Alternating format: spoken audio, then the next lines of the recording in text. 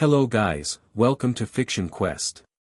So in this video, we will see, what if Harry was a dragon Animagus and burned the Hungarian Horntail into submission. If you enjoy these kinds of stories, don't forget to show us some love by hitting the like button and subscribing to the channel. Your support means the world to us. Now, let's start the story.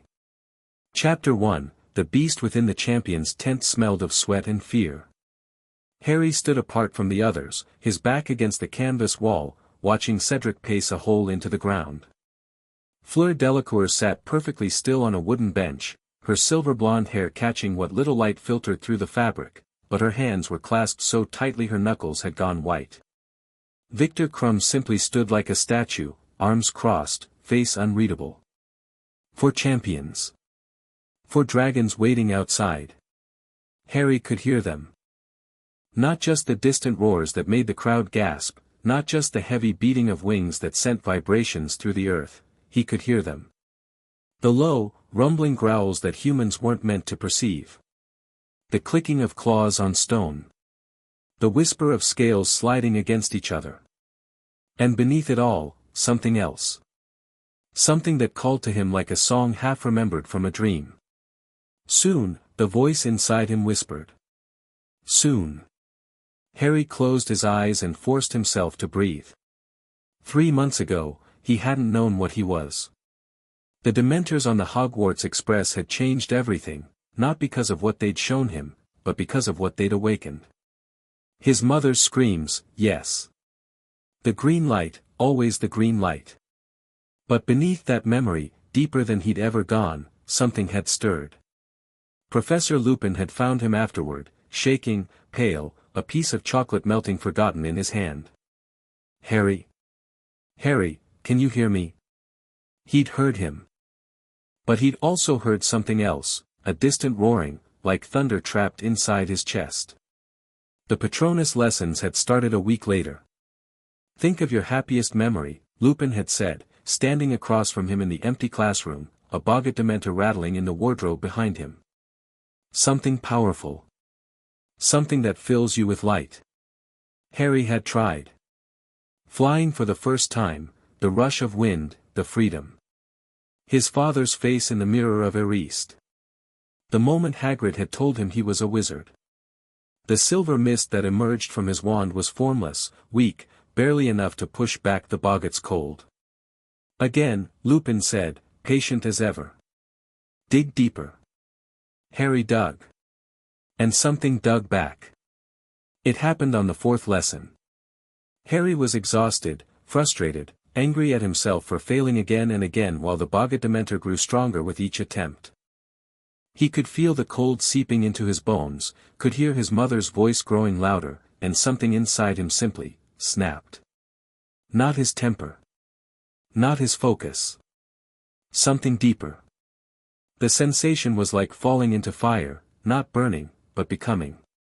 Heat surged through his veins, and for one impossible moment, Harry felt huge. His body stretched in directions that didn't exist, his senses expanded until he could taste the fierce sweat on Lupin's skin, could smell the magic crackling in the air, could see the Boggart for what it truly was, a pathetic, shapeless thing wearing terror like a costume. The wardrobe exploded. Not from a spell. Harry hadn't cast anything. But the Boggart was simply gone, banished by something that wasn't the Patronus charm, something older and wilder and infinitely more dangerous. Harry found himself on his hands and knees, gasping, smoke curling from his robes. Harry! Lupin rushed to his side. Harry, what? He looked up, and Lupin went very, very still. Your eyes, the professor whispered. There. Harry didn't need to see them to know. He could feel it, the fire behind them, the golden glow that shouldn't be there. It faded as he watched Lupin's face, bleeding away like embers dying in the dark. But it didn't disappear entirely. It never would again. Champions. Ludo Bagman's voice shattered Harry's reverie, booming through the tent with aggressive cheerfulness. Gather round, gather round. It's time to learn what you'll be facing. Harry pushed off from the wall and joined the others. Cedric had stopped pacing, his handsome face pale but determined. Fleur's mask of composure was flawless, though Harry could smell the adrenaline bleeding through her perfume. Victor simply unfolded his arms and stepped forward like a man walking toward an execution. Bagman held up a small purple bag that squirmed in his grip. "Inside this bag are your opponents," he said, grinning as if announcing a treat. "Each of you will select one, and that will determine both what you face and the order in which you face it. Your task is simple: retrieve the golden egg. The golden egg is essential, it holds the clue to the second task." He thrust the bag toward Fleur first. She reached in without hesitation, her face betraying nothing, and withdrew a tiny perfect model of a dragon. It was green, sleek, with a long number 2 hanging around its neck. The miniature creature snapped at her fingers, and she held it at arm's length with obvious distaste. "The common Welsh green," Bagman announced. "You'll face her second, Miss Delacour." Victor was next. His massive hand emerged holding a scarlet dragon that immediately tried to set his thumb on fire. He didn't flinch. "The Chinese fireball. Third for you, Mr. Crumb." Cedric drew the Swedish shortsnout, a bluish-gray model that actually looked almost docile compared to the others. He'd go first. Which meant Harry already knew what was waiting for him. The bag seemed lighter when Bagman extended it, almost eager. Harry reached inside, and the moment his fingers touched scales, heat flooded through him. "Yes," the voice whispered. "Her." He pulled out the Hungarian Horntail. It was the largest of the models, black as coal with bronze horns and eyes like molten gold. Its tail was a weapon unto itself, covered in spikes that looked sharp even at this size. The miniature dragon didn't snap at him or try to burn him. It simply looked at him, tilting its head like a bird studying something interesting. "The Hungarian Horntail," Bagman said, and for once his enthusiasm seemed forced. "The most dangerous of the 4. You'll go last, Mr. Potter." Harry stared at the tiny dragon, and the dragon stared back. Mother, something inside him recognized. Warrior. Queen. He tightened his fist around it, and the model didn't even try to bite. He'd told Sirius, eventually. 3 weeks after the incident with the boggart, when Harry could no longer pretend it had been a fluke. When the changes had become impossible to ignore. The fire in his chest that never quite went out. The way his temper flared hotter than it ever had before. The dreams of flying without a broom, of diving through clouds, of hunting. He'd snuck out to the Ollery at midnight and called Sirius through the mirror his godfather had given him. "Harry." Sirius's gaunt face had appeared in the glass, lined with worry. "What's wrong?" "You look, something's happening to me." Harry told him everything. The Dementor. The boggart. The fire in his eyes. The voice that sometimes whispered in a language he shouldn't understand but somehow did. Sirius had listened without interruption, his expression growing more complex with each revelation. When Harry finished, the silence stretched for nearly a minute. "I need to show you something," Harry finally said. "But you have to promise not to freak out." "Harry, I spent 12 years in Azkaban. I don't freak out anymore." Harry set the mirror down, propped against the stone wall, and stepped back. Then he let go. The transformation was still new enough to hurt, bones shifting, skin splitting only to reform as scales, his spine elongating as new muscles and tendons grew from nothing. His vision shattered into 1,000 new colors as his eyes changed, and for a moment the world was overwhelming, too much information flooding senses that shouldn't exist. But it only lasted a moment. When it ended, Harry was no longer standing in the Ollery. He was crouching, his massive bulk barely fitting in the circular tower, his wings folded tight against his sides, his tail curled around his legs to avoid knocking over owl perches. He was a Hungarian Horntail. Smaller than a full-grown adult, 15 feet at the shoulder rather than 40, but unmistakably, impossibly a dragon. Black scales with a bronze sheen. Yellow eyes with slit pupils. horns curving back from his skull like a crown. In the mirror, Sirius Black stared up at him with an expression Harry had never seen on anyone's face before. Not fear. Not disgust. Recognition. Bloody hell, Sirius breathed. You're an Animagus. Harry transformed back, the process faster and less painful than the initial shift. He collapsed against the wall, panting, his skin tingling where scales had been. A what? An Animagus. A wizard who can transform into an animal. Sirius laughed, but there was something wild in it. Your father was one. James. He could turn into a stag, that's why we called him Prongs. Peter was a rat. I'm a dog. We did it to keep Remus company during the full moon. Harry's heart clenched. My dad could do this? Not like that. Sirius shook his head, wonder and concern warring on his face. None of us could do that. Animagi become normal animals, Harry. Common creatures. Deer, dogs, rats, cats, I've never heard of anyone becoming a magical creature, let alone a dragon. But it's possible. Apparently. Sirius ran a hand through his matted hair. I need to do some research. There are books, dark books, old books, that might explain this. But Harry, you have to keep this secret. Do you understand? If the Ministry finds out, what would they do? Sirius's eyes went hard. I don't know. And that's what scares me. Unregistered animagi are illegal, but this is something else entirely. This is unprecedented. They might want to study you. They might want to contain you. Or they might just decide you're too dangerous to exist. Harry thought about the fire in his chest. The voice that whispered in ancient tongues. The hunger that sometimes woke him in the night, desperate for something he couldn't name. Okay, he said. I'll keep it secret. He'd meant it. For 3 months, he'd kept it secret. Cedric Diggory stepped out of the tent to face his dragon, and Harry listened to the crowd roar. The Swedish shortsnout was the calmest of the 4, but it was still a dragon, still 20 tons of muscle and fire and maternal rage. Harry closed his eyes and tracked the battle through sound alone, the thunder of wings, the crack of spells, the dragon's bellowing anger, and the crowd's alternating screams and cheers. 15 minutes. That's how long it took Cedric to get his egg. Fleur went next. The common Welsh green was smaller, faster, and apparently had a particular hatred for Vila.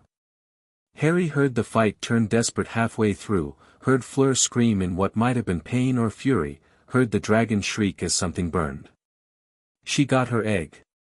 21 minutes, and her robes had been singed nearly to ash. Victor Crumb faced the Chinese fireball like he was walking into a Quidditch match, methodical, analytical, utterly without fear. He targeted the dragon's eyes with a precision curse, then snatched the egg while it was half-blind and furious. 12 minutes. The fastest yet. And then it was Harry's turn. The tent flap opened, and Ludo Bagman's voice echoed across the grounds, and now, our 4th and final champion, Harry Potter. Harry walked out into the sunlight, and the world exploded with sound. The arena was a natural bowl carved from stone, ringed by stands that held thousands of screaming spectators. Ministry officials sat in a raised box, their faces carefully neutral. The judges, Dumbledore, Maxime, Karkaroff, Crouch, and Bagman, watched from their own platform, quills ready to score. And in the center of the arena, surrounded by boulders and bare earth, sat the Hungarian Horntail. She was magnificent. 40 feet from nose to tail, black as the space between stars, her scales glittering with bronze highlights in the afternoon sun. Her wings were half-furled, leathery membranes stretched between razor-edged bones. Her tail lay coiled around a nest of eggs, and one golden egg that gleamed among them. She saw Harry the moment he emerged, and her massive head swung toward him with terrible grace. Their eyes met. And something shifted. You, the dragon seemed to say. What are you? Harry felt the answer burning in his chest, felt the transformation straining against his skin, felt 3 months of suppressed instinct howling to be free. The plan had been to summon his firebolt. To fly, to dodge, to snatch the egg and escape, quick, clean, smart. That's what Hermione had helped him practice. That's what Ron had grudgingly approved before they'd started speaking again yesterday. That plan had always been a lie. Harry had known, from the moment the goblet spat out his name, that this moment would come. The dragon inside him wouldn't allow anything else. He stopped walking. The crowd murmured, confused. Why wasn't he moving? Why wasn't he raising his wand? Harry dropped his wand. The murmur became a wave of shocked whispers. The Horntail cocked her head, equally confused. Prey didn't disarm itself. Prey didn't stand still. This small thing before her, was it surrendering? Was it sick? Then Harry spoke. Not in English. Not in any human language. The sound that emerged from his throat was raw and guttural, a combination of growls and clicks and rumbles that no human vocal cord should be capable of producing. It was the language of dragons, the tongue he shouldn't know, the words that came to him in dreams. I am not prey, he said. I am kin. The Horntail's eyes went wide. Then Harry let go. The pain of transformation had faded over the months of practice, but it would never disappear entirely. Bones didn't reshape themselves without consequence. Organs didn't restructure painlessly. The human body was not meant to become something else. Harry felt his spine stretch and split, felt new vertebrae grow between existing ones, felt his tail emerge like a new limb learning to exist. His arms lengthened and his fingers fused and membranes of scale-covered skin spread between them until they were wings, true wings, wings that could carry him to the clouds. His skull cracked and reformed, his jaw pushing forward into a muzzle full of teeth like daggers. His eyes shifted from green to gold, and the world became impossibly sharp. He could see individual faces in the crowd, could count the eggs in the nest, could track the Horntail's pulse through the veins in her neck. He grew. 15 feet. 20. 25. The transformation stopped when he reached 30 feet at the shoulder, smaller than the nesting mother, but not by much. Not enough to make him less of a threat. The arena had gone silent. 12,000 people had just watched Harry Potter turn into a dragon. For a moment, nobody moved. Not the judges, not the crowd, not the ministry officials scrambling for their wands. Even the Hungarian Horntail stood frozen, her primitive brain struggling to process what her eyes were showing her. Then she attacked. It wasn't a conscious decision, maternal instinct overwhelmed higher thought, and the Horntail launched herself forward with a shriek that shattered windows in the castle half a mile away. Her jaws opened wide enough to swallow a horse, fire already building in her throat. Harry met her in the middle of the arena. The collision shook the earth. Dragon fighting was nothing like wizard fighting. There were no spells, no incantations, no wands or words. There was only fire and fury, claw and fang, the primal mathematics of apex predators. The Horntail was bigger. She was older, stronger, more experienced. She had killed wizards before, had faced armies and armies, had survived for nearly a century in the most dangerous mountains of Eastern Europe. But Harry had something she didn't. He was both. The Horntail breathed fire, and Harry dodged, not the instinctive duck of a dragon, but the calculated barrel roll of a Quidditch player. She swung her tail at his skull, and he didn't just block, he predicted, twisted, let the spikes pass within inches of his eye before clamping his jaws around the tail and pulling. The mother dragon stumbled, surprised. No prey should have been able to do that. Harry wasn't prey. Submit, he roared in the dragon tongue. I will not harm your eggs. I seek only the false one. Submit. Never. She wheeled on him, her claws raking across his shoulder, and Harry felt scales part and blood flow. The pain was distant, filtered through the dragon's alien physiology, but it was real. He could die here. If she got her jaws around his throat, no transformation would save him. He couldn't let that happen. The next few minutes were chaos, a blur of flame and fury that later witnesses would struggle to describe. The two dragons circled and struck and retreated, neither gaining clear advantage. The Horntail was stronger, Harry was faster. She had reach, he had flexibility. Every advantage was matched by a counter. But Harry had one thing the mother did not. He could think. Dragon brains were old brains, built for hunting and hoarding and the simple logic of fire. They were intelligent, brilliant, even, in their own way, but they were not human intelligent. They didn't plan. They didn't strategize.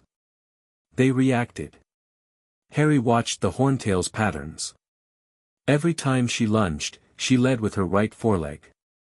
Every time she breathed fire, she telegraphed it with a slight lifting of her crest. Every time she defended her eggs, she positioned herself in the same protective stance. He counted. He calculated. He waited. And when the moment came, he moved. The Horntail lunged with her right foreleg, exactly as she always did. Harry wasn't there. He'd gone low and left, sliding under her strike with a grace that no dragon his size should possess, and before she could adjust, he slammed his shoulder into her forelimb with every ounce of strength he could muster. Bone cracked. The Horntail screamed, a sound of pain and rage that made the crowd cry out in sympathy, and collapsed onto her injured leg. Harry was on her in an instant, his jaws closing around her throat, not biting but holding. His weight bore her down, pinning her to the stone. "Yield," he commanded. She thrashed, her good forelimb raking his side, opening wounds that steamed in the cold air. Her tail battered his hindquarters, the spikes drawing blood with every strike. But he didn't let go. He couldn't let go. This was dominance. This was the dragon way. The first to release their grip was the loser, the prey, the lesser. Harry would not be lesser. Yield. The Horntail's struggles weakened. Her fire guttered out, smoke trailing from her nostrils instead of flame. Her eyes, those massive golden orbs so like his own, rolled up to meet his gaze. She was reading him, he realized. Seeing him. Not as a threat anymore, but as what he truly was. A dragon who was also human. A contradiction that shouldn't exist. But did. Why? She asked, and her voice in the dragon tongue was surprisingly complex, confused, hurting, but curious. Why do you wear human skin? Why do you fight for them? Because I am them, Harry answered. And I am you. I am both. A long pause. The arena was utterly silent, 12,000 people holding their breath. Then the Hungarian Horntail, mother of 6 eggs, terror of the Romanian reserves, slayer of 17 wizards, went limp beneath him. Take your golden stone, she rumbled. Leave my children. Harry released her throat and stepped back carefully, never turning his back on her. The mother dragon rose on her 3 good legs, her injured foreleg tucked against her chest, and watched him with something that might have been respect. Or might have been recognition. He padded toward the nest, his massive paws leaving craters in the stone. The eggs, the real eggs, warm and living, pulsed with heat that he could feel through his scales. One of them would hatch soon. A week, maybe 2. The baby inside was strong. The golden egg sat among them, cold and false, obviously wrong to dragon senses. How could anyone mistake it for real? Harry picked it up in his jaws, gentle as lifting a kitten, and turned back toward the arena entrance. The transformation back was faster than the one that began it, the dragon's body collapsing inward, scales melting into skin, wings folding into arms. Harry stumbled as human legs tried to remember how to balance, caught himself, stood. He was bleeding from a dozen wounds. His robes were gone, shredded in the transformation, leaving him in torn trousers and nothing else. His chest and arms were covered in scratches and burns that were already starting to heal faster than they should. The golden egg gleamed in his hand. Harry looked up at the silent crowd. "First task complete," he said. For 3 full seconds, nothing happened. Then Hermione's scream of "Harry" broke the spell, and the world exploded. The hospital wing was chaos. Madame Pomfrey had taken one look at Harry, at his wounds, at his eyes that still flickered gold, at the scales that kept appearing and disappearing on the backs of his hands, and had nearly fainted. She'd recovered quickly, professionalism overriding shock, and had started treating him with the kind of determined efficiency that came from years of handling Hogwarts emergencies. But she kept muttering under her breath. "Dragon. The boy turns into a dragon." As if the basilisk wasn't enough. As if the Dementors weren't enough. Harry lay on the cot, staring at the ceiling, trying to ignore the storm happening around him. Hermione was crying. Not sad tears, overwhelmed tears, relief tears, the kind that came when you'd been more terrified than you'd ever admit and then suddenly weren't. She'd grabbed his hand the moment she'd found him and hadn't let go, her grip tight enough to hurt. "You could have told me," she kept saying. "You could have, I would have helped, I could have researched." "I know," Harry said. "I'm sorry." Ron stood at the foot of the bed, pale and quiet. They'd reconciled the day before, after Ron had finally admitted that his jealousy was ridiculous and Harry had finally admitted that he'd been too proud to reach out. The apology had been awkward but genuine. But this was something else entirely. "Mate," Ron said, his voice cracking. "You're a dragon." "Yeah." "A Hungarian bloody Horntail." "Yeah." "That's." Ron trailed off, apparently unable to find words for what it was. "Wicked?" Harry offered. Ron's face split into a grin despite everything. "Completely mental, more like." "But yeah, okay, also pretty wicked." Hermione made a strangled sound that might have been a laugh or might have been a sob. "You two are impossible. Harry just transformed into a 40-foot magical creature and fought another dragon, and you're calling it wicked." 30 feet, Harry corrected. "She was 40. I was 30. "Oh, well, that makes it completely reasonable then." The hospital wing doors burst open before Harry could respond, and Dumbledore swept in with the kind of urgency that Harry had rarely seen from the usually unflappable headmaster. Behind him came McGonagall, Snape, and Mad-Eye Moody, their faces running a spectrum from astonishment to calculation to something Harry couldn't quite read. "Everyone out," Dumbledore said, his tone gentle but absolute. "I need to speak with Mr. Potter alone." "Professor, Hermione started. "Miss Granger." Dumbledore's blue eyes were kind but firm. "Please. This is not a request." Hermione shot Harry a look that promised extensive interrogation later, squeezed his hand once more, and let Ron lead her out. The teachers followed, except for Dumbledore, who conjured a comfortable chair and sat down beside Harry's bed with a heavy sigh. For a long moment, neither of them spoke. "How long have you known?" Harry finally asked. "Known?" Dumbledore's eyebrows rose. "I knew nothing, Harry. Suspected, perhaps, after certain incidents in your 3rd year that Professor Lupin reported to me. But this?" He gestured vaguely at Harry, at the scales still flickering on his skin. "This, I could not have imagined." "But you're not surprised." "I am extremely surprised." A faint smile crossed Dumbledore's face. "I am also, I confess, rather impressed. The magical theory alone, it should be impossible, Harry. Animagus transformations do not allow for magical creatures. The laws of transfiguration are quite explicit on this point." "Then how?" "I have 3 theories, none of which I find particularly satisfying." Dumbledore steepled his fingers. "The first is that your mother's sacrifice did more than protect you from Voldemort's curse. It fundamentally altered your magical nature, allowing for transformations that should be beyond human capability." Harry thought about this. "And the second?" "The second is that the fragment of Voldemort's soul that resides in your scar, Harry flinched at the casual mention, has somehow merged with or influenced your Animagus potential. Dragons are creatures of fire and fury, after all. It would not be entirely inconsistent. You think Voldemort made me this way? I think, Dumbledore said carefully, that your connection to Tom has consequences we do not fully understand. But no, I do not believe he made you anything. Whatever you are, Harry, you made yourself. The choices were always yours.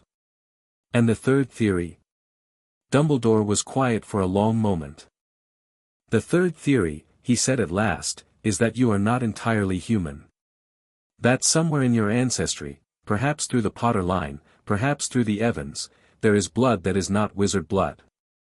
Blood that is older. Wilder. Harry stared at him. You think I'm part dragon? I think, Dumbledore said, that magic is stranger and deeper than any of us truly comprehend. And I think that today, you have proven yourself to be something that our world has not seen in a very, very long time. The weight of those words settled over Harry like a physical thing. What happens now? He asked. Now. Dumbledore rose from his chair. Now, I spend several exhausting hours convincing the Ministry that you are not a threat to public safety. Now, I field questions from the international magical community about what, precisely, Hogwarts has been hiding. Now, I remind several powerful people that Harry Potter is under my protection, and will remain so regardless of what forms he chooses to take. He paused at the door. And you, Harry, should rest. The second task is in February, and I suspect you will need your strength. Professor. Dumbledore turned back. Are you afraid of me? The question hung in the air, naked and honest. Harry hadn't meant to ask it, but the words had escaped anyway, dragged out by something deep and uncertain. Dumbledore's ancient eyes studied him for a long moment. No, he said finally. I am afraid for you. There is a significant difference. Then he was gone, and Harry was alone with the golden egg and the scales on his skin and the fire that still burned in his chest. Night fell over Hogwarts, and Harry couldn't sleep. Madame Pomfrey had healed his wounds, or rather, she'd helped them finish healing themselves, since his body seemed determined to knit itself back together with or without magical assistance. The scratches were already fading to silver scars. The burns had become patches of skin that gleamed faintly in the moonlight. Dragon skin, he realized. Underneath the human surface, something else was growing. He slipped out of the hospital wing at midnight, padding through silent corridors on bare feet. The castle seemed to recognize his mood, opening passages he hadn't asked for and closing doors behind him without a sound. Whether this was Hogwarts magic responding to him or just his imagination, he couldn't say. He ended up on the astronomy tower, because of course he did. The highest point in the castle, open to the sky, where the wind blew cold and clean and the stars burned bright enough to make him ache. Harry stood at the edge, looking out over the grounds, and let the dragon inside him breathe. It was getting harder to contain. Not dangerous, not yet, but present in a way it hadn't been before. Every transformation made it stronger. Every time he let it out, it became more real, more him. The line between Harry Potter the Wizard and Harry Potter the Dragon was blurring, and he wasn't sure which side he'd end up on when it finally disappeared. You're going to catch cold standing there like that. Harry spun, his hand going to a wand that wasn't there, fire already building in his chest. Fleur Delacour stood in the doorway to the tower, silver hair loose around her shoulders, wrapped in a cloak of midnight blue. Her face was unreadable in the starlight. Relax, she said, stepping onto the platform. I am not here to fight.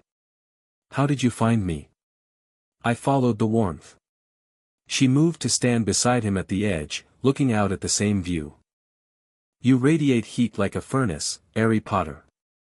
Avila can sense these things. Harry hadn't known that. Then again, he didn't know much about Vila. Congratulations on the first task, he said, because he couldn't think of anything else. Fleur laughed, a musical sound, but tinged with something bitter. Congratulations. I almost died. My robes caught fire. I tripped over a rock running away. She shook her head. Meanwhile, you turn into a dragon and make the most dangerous creature in the arena bow to you. She didn't bow. She submitted. It is the same thing. Fleur turned to look at him directly, her impossibly blue eyes searching his face. How? How what? How did you become that? She gestured at him, at all of him. I felt it when you changed.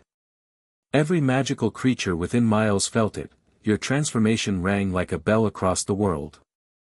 It was the most powerful thing I have ever experienced, and I do not understand how it is possible. Harry was quiet for a moment. I don't know, he admitted. I really don't. It started last year, after the Dementors. Something woke up inside me, and I can't make it go back to sleep. Do you want it to? The question caught him off guard. No, he said, and the truth of it surprised him. No, I don't think I do. Fleur nodded slowly. That is good. A gift like yours should not be wasted on fear. Is that what you do? With being a Vila? Part Vila, she corrected, but there was no heat in it. My grandmother was full-blooded. I am merely a quarter, enough for the allure but not the transformation. Though I suspect. She trailed off. What? Nothing. She shook her head. Speculation only. We Vila have our own legends about transformation, about becoming more than human. I always thought they were myths. And now? Her eyes met his, and for a moment Harry saw something in them, a hunger, a recognition, a kinship that went deeper than words. Now I think perhaps we are not as different as I believed, she said. The wind picked up, cold and sharp, and Harry felt his skin ripple with scales that rose and fell like goosebumps. Fleur watched, fascinated, and didn't look away. We should talk more, she said. Properly. Not as competitors, but as whatever we are. What are we? Fleur smiled, the first genuine smile he'd seen from her, without artifice or calculation. I don't know yet, she said.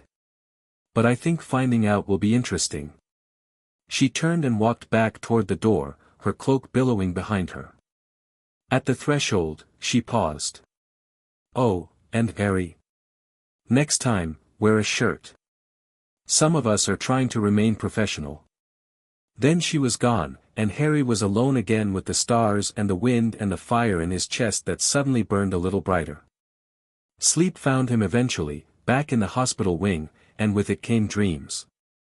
He was flying, not on a broom, but with wings that were part of him, great leather sails that caught the wind and carried him higher than he'd ever gone.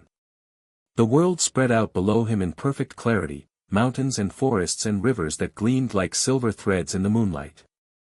He was hunting. Not for food, for something else. Something that called to him across impossible distances, a song of fire and ancient power that set his blood ablaze. Come, the voice sang. Come and see what you truly are. Harry flew toward it, faster and faster, the wind screaming past his scales, his wings beating a rhythm that matched his racing heart.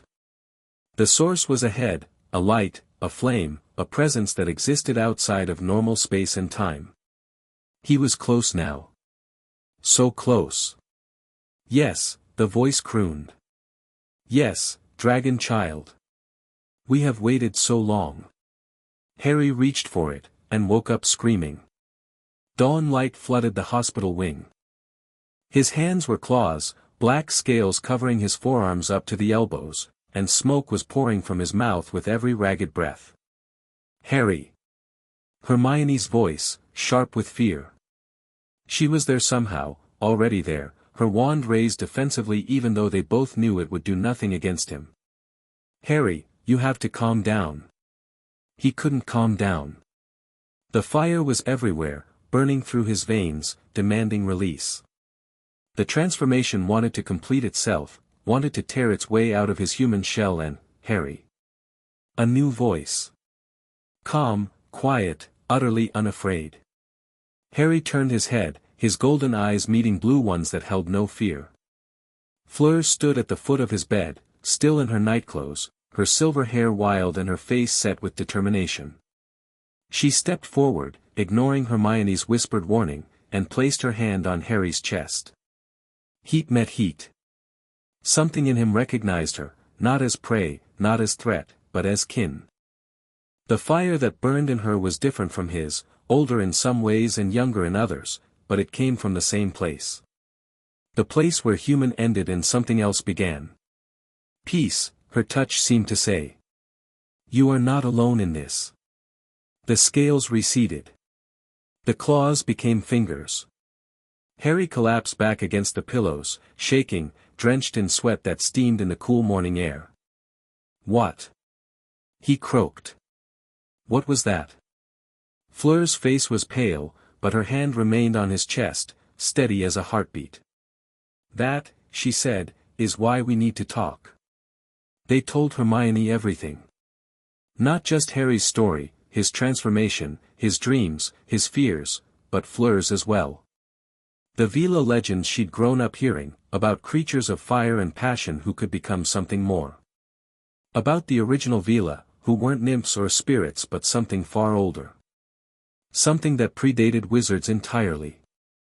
Dragons, Hermione breathed, her researcher's mind already racing. You're saying Veela were, evolved from dragons? Transformed, Fleur corrected. Not evolved. Long ago, according to the old stories, some dragons found a way to become human. Or nearly human. The change was permanent, they could not return to their true forms, but they retained some of their power. Their allure. Their fire. That's why you could calm him down, Hermione realized. You're related. Magically speaking. Distantly. Fleur's hand was still on Harry's arm, her touch warm and grounding. The connection is very faint. I did not even know it existed until I felt him transform. Harry absorbed this, his mind reeling. So I might be, what? A throwback? Some kind of ancestral regression? Perhaps. Fleur shrugged elegantly. Or perhaps you are something new. Something that has not existed before. There were dragon animagi, Hermione said suddenly.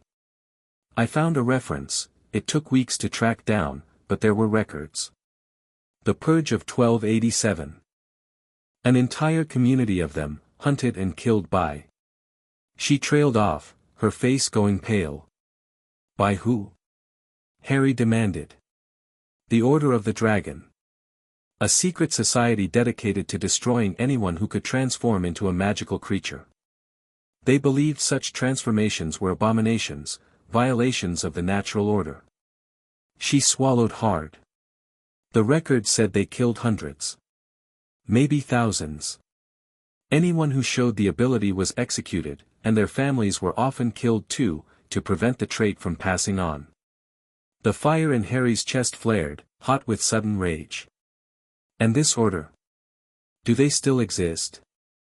I don't know. The records are centuries old, and most of them were destroyed. But Harry.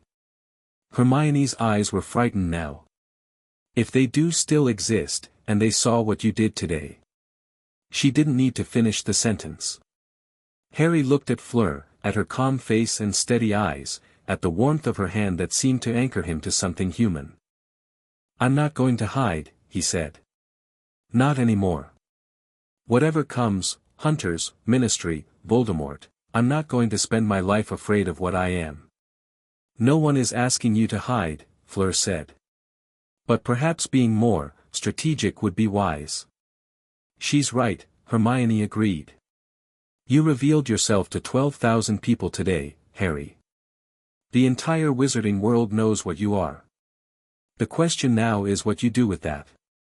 Harry thought about Dumbledore's words. About the Horntail's submission. About the dreams that called him towards something ancient and vast. I need to learn more, he said.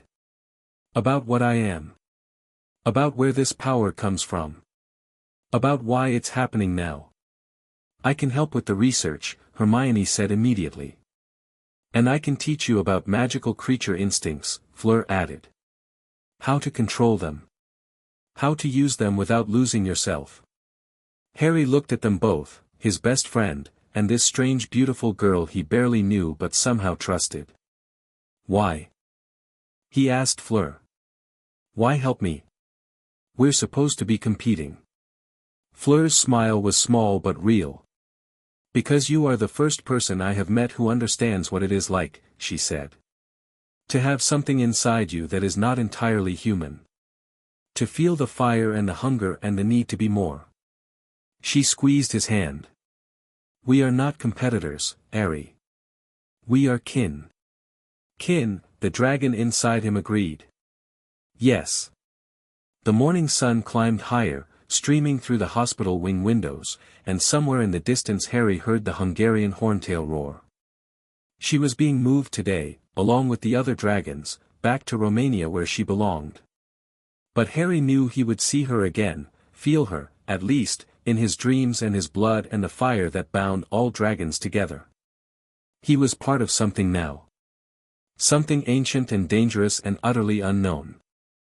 And despite everything, the fear, the uncertainty, the knowledge that powerful enemies were already moving against him, Harry felt something he hadn't felt in a long time. Hope. 3 days later, a letter arrived at breakfast. It wasn't delivered by Owl. It appeared directly on Harry's plate, materializing from thin air with a faint shimmer of heat. The envelope was black, sealed with wax the color of fresh blood, stamped with a symbol he didn't recognize, a dragon curled around a flame. Hermione went pale when she saw it. Don't, she whispered. Don't open it. But Harry was already breaking the seal. The parchment inside was old, ancient, really, yellowed and cracked but preserved by magic far beyond anything Hogwarts could teach. The handwriting was elegant but strange, shaped by a hand that wasn't quite human. Dragon child, it read. You have announced yourself to the world. How brave. How foolish. Know that you are not alone. Know that you are not the first. Know that we have watched your kind rise and fall for 3,000 years, and we will be watching long after the last of you has turned to ash. The Dragon Lords are coming for you. They cannot help themselves, it is what they were made for. But we offer you a choice, stand with us, and survive. Stand against us, and burn. The council convenes at the winter solstice. You are invited to present yourself for judgment. Come willingly, and you will be heard. Refuse, and we will come for you ourselves. There are powers older than your teachers know, dragon child. We are one of them. With anticipation, Vraction the Unburnt first among equals Lord of the Dragon Council. Harry read the letter twice, then passed it to Hermione, who read it with a face like carved stone. This changes things, she said quietly. Yeah. Harry looked out the window, where the sky was gray with coming winter. It really does. Somewhere in the distance, thunder rolled, or maybe it was wings. The game had changed. The players had revealed themselves. And Harry Potter, the boy who lived, the dragon who chose to be human, was standing at the center of a board he hadn't known existed. He smiled. Let them come. Chapter 1 and Chapter 2, Fire Meets Fire. The Great Hall had never been quieter. 3 days since the first task, and the whispers still followed Harry everywhere he went. Students parted before him in corridors like water around a stone. Professors watched him with expressions that ranged from fascination to barely concealed fear. Even the ghosts gave him a wider berth than usual, nearly headless Nick nodding respectfully whenever they crossed paths instead of stopping for his usual rambling conversations. Harry hated it. He sat at the Gryffindor table, pushing eggs around his plate, trying to ignore the weight of 1,000 stares. Hermione was beside him, her nose buried in yet another ancient tome she'd somehow convinced Madame Pants to let her borrow from the restricted section. Ron sat across from them, steadily working his way through a mountain of sausages with the kind of determined normalcy that Harry appreciated more than he could say. You're not eating, Hermione observed without looking up from her book. Not hungry. You're always hungry. You ate an entire roast chicken by yourself last night. That was true. His appetite had changed along with everything else. He ate more now, craved meat in a way he never had before, and sometimes caught himself eyeing the livestock in Hagrid's paddock with uncomfortable interest. Just tired, he said. Ron snorted. Tired of being famous, you mean? Welcome to the club, mate. Population, you. This is different. Course it is. Before, everyone thought you were a celebrity. Now they think you're a monster. Ron said it casually, like he was discussing Quidditch scores, but his eyes were sharp. Which is stupid, by the way. You're the same Harry who couldn't figure out how to tie his dress robes yesterday. Those buttons were confusing. They were regular buttons. Abnormally small buttons. Hermione made an exasperated sound. Could you two focus? I think I've found something important. She turned the book toward them, revealing a page covered in spidery handwriting and faded illustrations. The drawing showed a figure mid-transformation, half human, half dragon, caught in the moment between forms. This is from Aldrich Blackwood's personal journal, Hermione said. He was the last known dragon Animagus before the Purge. According to his notes, the transformation wasn't just physical, it fundamentally changed the way he perceived magic. Harry leaned in, interested despite himself. Changed how? He describes it as, seeing the threads. Hermione traced a passage with her finger. Magic is not a force but a fabric, woven through all things. In my dragon form, I can see each individual strand, can pluck them like a harpist plucks strings. What wizards call spells are merely crude manipulations of this fabric. What dragons do is something else entirely. That's actually accurate, Harry said slowly. When I'm transformed, I can see something. Colors that don't have names. Patterns in the air. The magical spectrum, Hermione breathed. There's a theory, highly controversial, that wizards only perceive a fraction of magical energy. Like how humans can only see a small portion of the light spectrum. If dragons can see the full spectrum, then they see magic as it really is, Ron finished. Bloody hell. No wonder they're so powerful. Harry thought about the Horntail, about the way she'd looked at him with those ancient golden eyes. She hadn't just seen a challenger, she'd seen him, seen through the human shell to whatever fire burned beneath. There's more, Hermione said, turning pages. Blackwood writes about something called the primordial flame.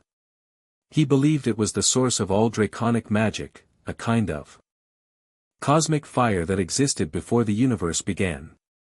Dragons aren't just magical creatures, they're fragments of this original flame given form. And dragon animagi? He theorized that certain humans have a connection to this flame. Something in their blood, their soul, that resonates with it. When they transform, they're not just changing shape, they're tapping into something fundamental. She looked up at Harry, her brown eyes intense. You're not just a wizard who can become a dragon, Harry.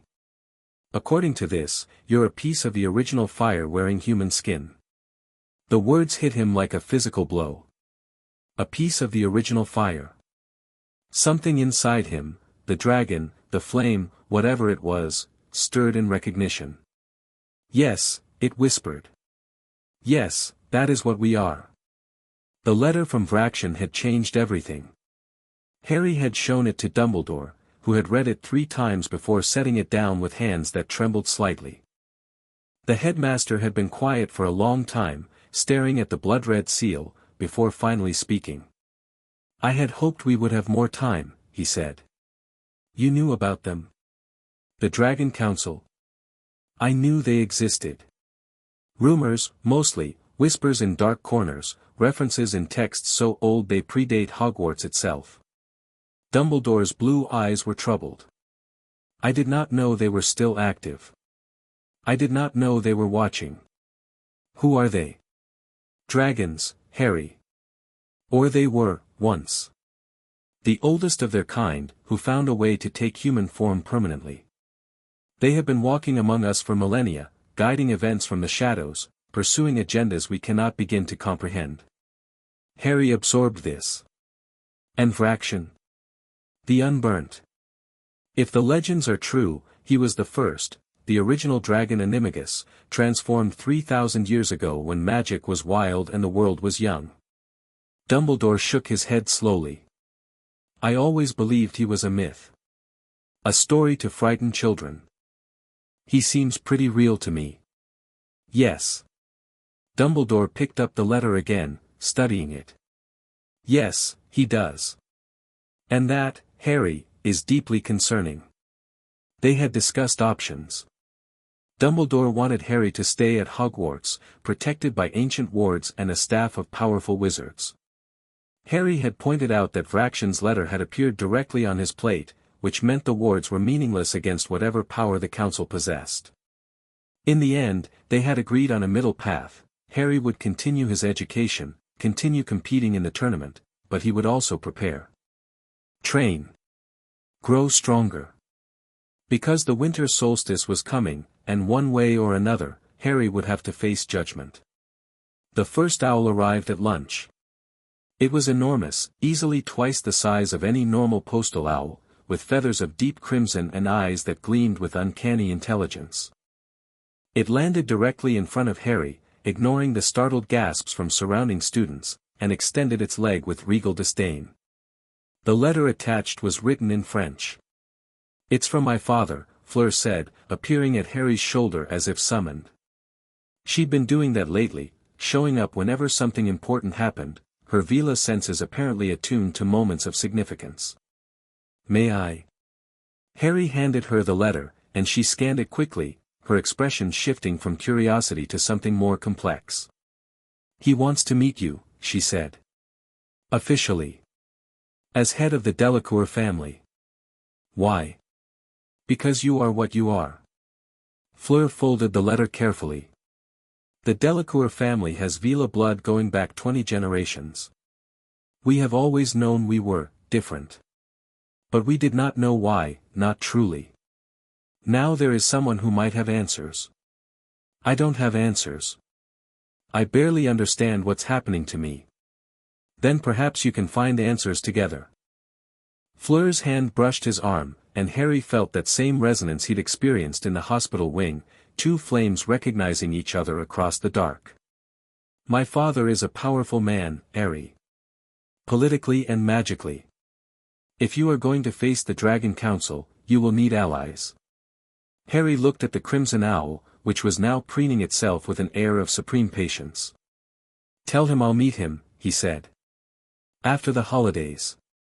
Fleur smiled, that rare genuine smile that transformed her face from merely beautiful to something luminous. He will be pleased. And Harry? She leaned closer, her breath warm against his ear. My family is not the only one who will be reaching out. What you did in that arena, it woke something. People who have been hiding for centuries are starting to emerge. The world is changing, and you are at the center of it. She walked away before he could respond, leaving Harry with the distinct impression that his life was about to become significantly more complicated. He was right. By dinner, 17 more letters had arrived. Some were from old wizarding families, offering alliances and marriages and political arrangements. Some were from researchers, begging for interviews and magical samples. Some were threats, crude and angry, warning him that freaks wouldn't be tolerated. And 3 were from people like him. Not dragon animagi, that was apparently still unique, but others with magical creature blood. A wizard in Scotland whose grandmother had been a Selkie. A witch in Brazil whose family had intermarried with local spirits for generations. A man in Japan who claimed his bloodline included something called a tenio. All of them had felt Harry's transformation. All of them had recognized something in it. We are not alone, the letters said in different words. We thought we were the last, but we are not alone. Harry read each one carefully, then handed them to Hermione for analysis. She was building a file, tracking patterns, trying to understand the scope of what Harry's revelation had uncovered. "There are more of us than anyone thought," she said that night, surrounded by parchment in the Gryffindor common room. "Hidden, scattered, terrified of exposure. But they're all connected somehow, all these different bloodlines, all these different creatures. They share something. The primordial flame," Harry guessed. "Maybe. Or maybe something even older." Hermione pushed her bushy hair out of her face. "I need more books. The Hogwarts library is good, but it's designed for wizard education, not, whatever this is. I need access to older collections. Private libraries. Maybe even, the Delacour family," Harry said. "Fleur mentioned they have records going back 20 generations." Hermione's eyes lit up. "That would be perfect. Do you think she'd let me? I'll ask." He did ask, the next morning, and Fleur agreed immediately. More than agreed, she seemed genuinely pleased by the request, as if Hermione's academic interest validated something important. "My mother will be delighted," she said. "She has always wished for someone to properly study our history. Most researchers are more interested in other aspects of Vila culture." Her tone made clear what aspects she meant. "Hermione's not like that," Harry said. "No." Fleur looked across the great hall to where Hermione sat, already buried in another book. "No, she is not. She sees us as people, not creatures. That is rarer than you might think." There was something in her voice, a note of old pain, carefully buried, that made Harry want to reach out. To comfort her. The dragon inside him stirred, protective instincts rising. He pushed them down. "Not now. Not yet. The second task is in February," he said instead. "Have you figured out the clue yet?" Fleur's expression shifted to one of frustration. "The egg screams when I open it. Nothing but noise." "Same. Hermione thinks it might be encoded somehow, a different language or frequency." "Murmish," Fleur said suddenly. "Of course. Murmish sounds like screaming to human ears, but underwater." They looked at each other, the same realization dawning. "The lake," Harry said. "The lake," Fleur agreed. "We need to listen underwater." It was the first time they'd worked together as partners rather than competitors. Harry found he liked it. He found he liked her, in ways that went beyond the strange kinship of their shared fire. That was probably going to be a problem. The Dragon Lords made their first move on a Tuesday. Harry was walking back from care of magical creatures. Hagrid had been teaching them about fire crabs, which Harry had found oddly soothing, when he felt it. A wrongness in the air, like a discordant note in a familiar song. He stopped. The corridor was empty, which was strange. This time of day, there should have been students everywhere, rushing between classes, gossiping in corners. But the hallway stretched before him, silent and abandoned. "I know you're there," Harry said. For a moment, nothing. Then a man stepped out of the shadows, literally stepped out, as if the darkness had been a doorway. He was tall and thin, dressed in robes of deep gray, with a face that might have been handsome if not for the cold calculation in his eyes. On his wrist, barely visible beneath his sleeve, was a brand. A dragon, curled around a flame. The same symbol from Vraction's letter. "Harry Potter," the man said. "The dragon child. You're shorter than I expected. And you're more dramatic. Stepping out of shadows. Really?"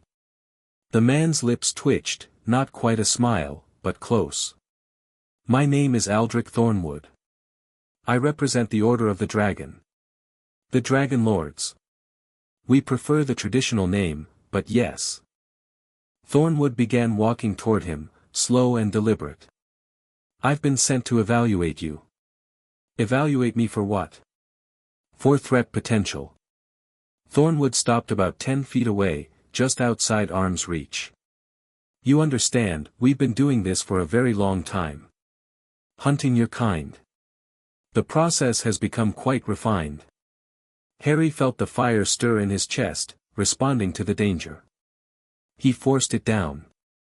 Your order killed hundreds of people in 1287.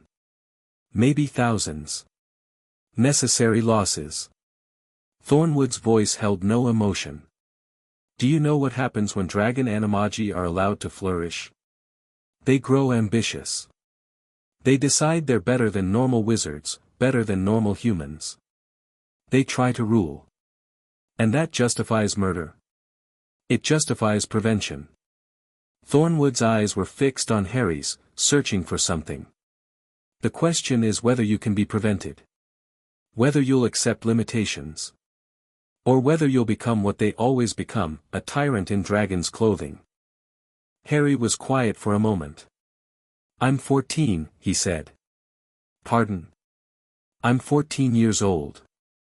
3 months ago, I didn't even know what I was. Now I've got ancient secret societies sending scouts to evaluate my threat potential, and you're talking about whether I'll become a tyrant. Harry shook his head. I just want to survive the tournament and maybe pass my OWLS. That's it. Thornwood studied him with an expression Harry couldn't read. You're either remarkably naive, he said, or remarkably good at deception. Maybe I'm just honest. No one in your position is just honest. You have power, Mr. Potter. Power attracts more power. It's like gravity, the larger you become, the more things fall into your orbit. Thornwood reached into his robes, and Harry tensed, but all he withdrew was a card. He held it out between 2 fingers. When you're ready to discuss terms, contact me. The Order has resources. Knowledge. We could be very useful to someone in your situation. I thought you hunted people like me. We hunt threats. Thornwood's smile was thin as a knife blade. We also recruit assets. The choice of which category you fall into is, for the moment, still yours. He stepped backward into the shadows and vanished. Harry stood alone in the corridor, the card still extended toward empty air. After a long moment, he took it. The card was black, with silver lettering that seemed to shift when he looked at it directly. Aldrich Thornwood, it read. Acquisitions. Harry tucked it into his pocket and continued toward Gryffindor Tower. The dragon inside him rumbled with something that might have been laughter. They think they can control us, it seemed to say. How amusing. That night, Harry told the others everything. They met in the room of requirement. Hermione had discovered it while researching the castle's secrets, and it had become their unofficial headquarters. Tonight, the room had provided a comfortable sitting area with overstuffed chairs, a roaring fireplace, and walls lined with books that seemed directly relevant to their current situation. Ron was furious. They just approached you. In the middle of the school. He was pacing, his ears red with anger. Where were the professors? Where were the wards? The wards didn't stop Fraction's letter either, Hermione pointed out. Whatever magic these organizations use, it's beyond normal protection. That's not comforting. It's not meant to be. Harry sat in one of the chairs, Fleur beside him. She'd insisted on being included after Harry had told her about Thornwood, arguing that if there were threats moving against him, she needed to know. He hadn't had the heart to refuse. What concerns me, Fleur said, is that they know who you are but revealed themselves anyway. Either they are confident they can control you, or they are confident they can destroy you if necessary. Maybe both, Harry said. Probably both. She turned to look at him directly. What did your instincts tell you? When you faced him? Harry considered. That he was dangerous. But not hostile. Not yet. He was genuinely evaluating me, trying to figure out what I was going to become. And what are you going to become? The question hung in the air. I don't know, Harry admitted. 3 months ago, I was just Harry. Orphan, Quidditch player, guy who keeps almost dying. Now I'm. He shook his head. I don't have a word for what I am. Maybe that's the point, Hermione said quietly. She'd been uncharacteristically silent, turning Thornwood's card over and over in her hands. Maybe you get to decide. No one's ever been what you are before, you said. Dumbledore confirmed that. There's no precedent. No model to follow. Or to avoid, Ron added. Those old dragon animagi, the ones who became tyrants, you're not them. You're Harry. What if that's not enough? Then we'll help you. Ron's voice was firm. That's what we're here for, mate. Not to worship you or be scared of you or any of that rubbish. Just to help you figure things out, same as always. Harry felt something loosen in his chest. Thanks, he said. Don't mention it. Ron grinned. Besides, if you do go evil, Hermione probably has a plan to stop you already. I have 3 plans, Hermione said absently, still studying the card. For if we can get the goblins involved. See? Nothing to worry about. Fleur laughed, a genuine sound, warm and surprised. You are strange people, she said. I think I like you. Welcome to the team, Ron said. Meetings are whenever, snacks are bring your own, and the password is, Malfoy is a git. That's not, Hermione started. It should be. They spent the rest of the night planning. Hermione would continue her research, focusing on the Dragonlord's history and the magic they used. Ron would work on mapping the castle's hidden passages and potential escape routes. Fleur would reach out to her family's contacts in France, seeking information about the Dragon Council. And Harry would train. He needed to be stronger. Faster. More in control of his transformations. The winter solstice was less than 2 months away, and whatever was coming, Council, Dragon Lords, Voldemort, he needed to be ready. The fire in his chest burned in agreement. Training started the next morning. Harry woke before dawn, slipping out of Gryffindor Tower while his roommates still slept. The castle was quiet at this hour, only the occasional ghost or wandering portrait to note his passage. He made his way to the Forbidden Forest. Technically, it was off-limits.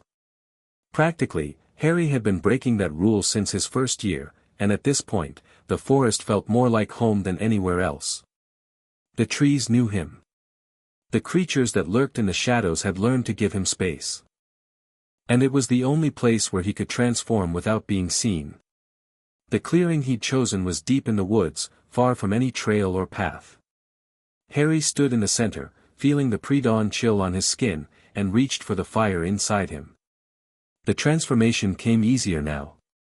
His body knew the shape it wanted to take, and shifting into it was becoming as natural as breathing.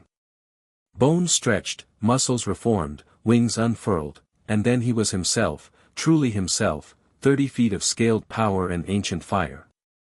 He spent the first hour just existing in this form. Feeling the way his senses expanded, the way magic became visible as a tapestry of light and shadow woven through everything.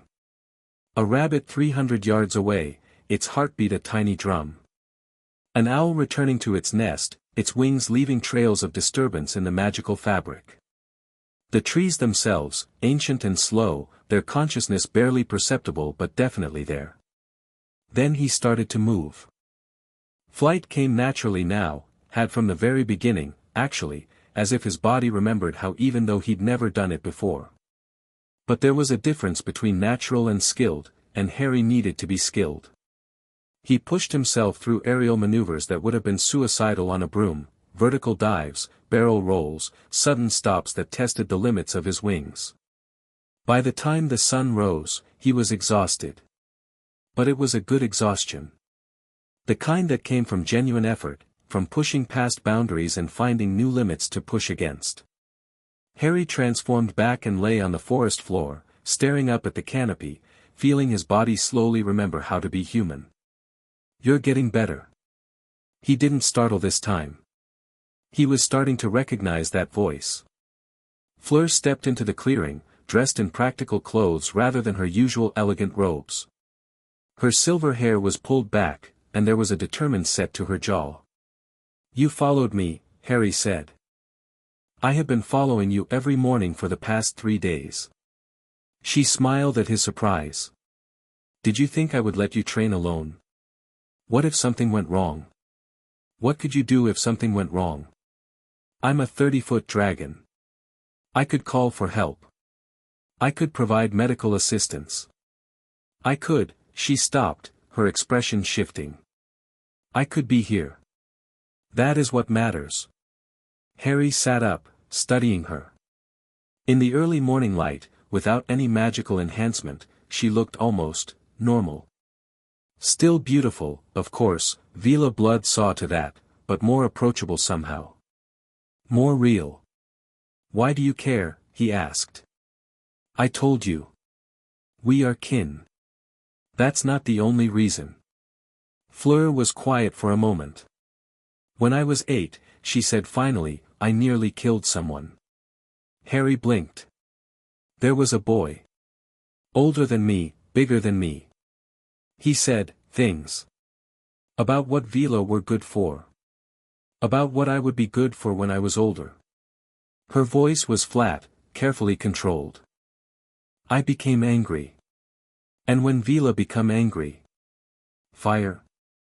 Fire. She nodded. Not physical flames, not at that age, but the allure can become something else. Something that burns from the inside. The boy spent 3 months in St. Mungo's.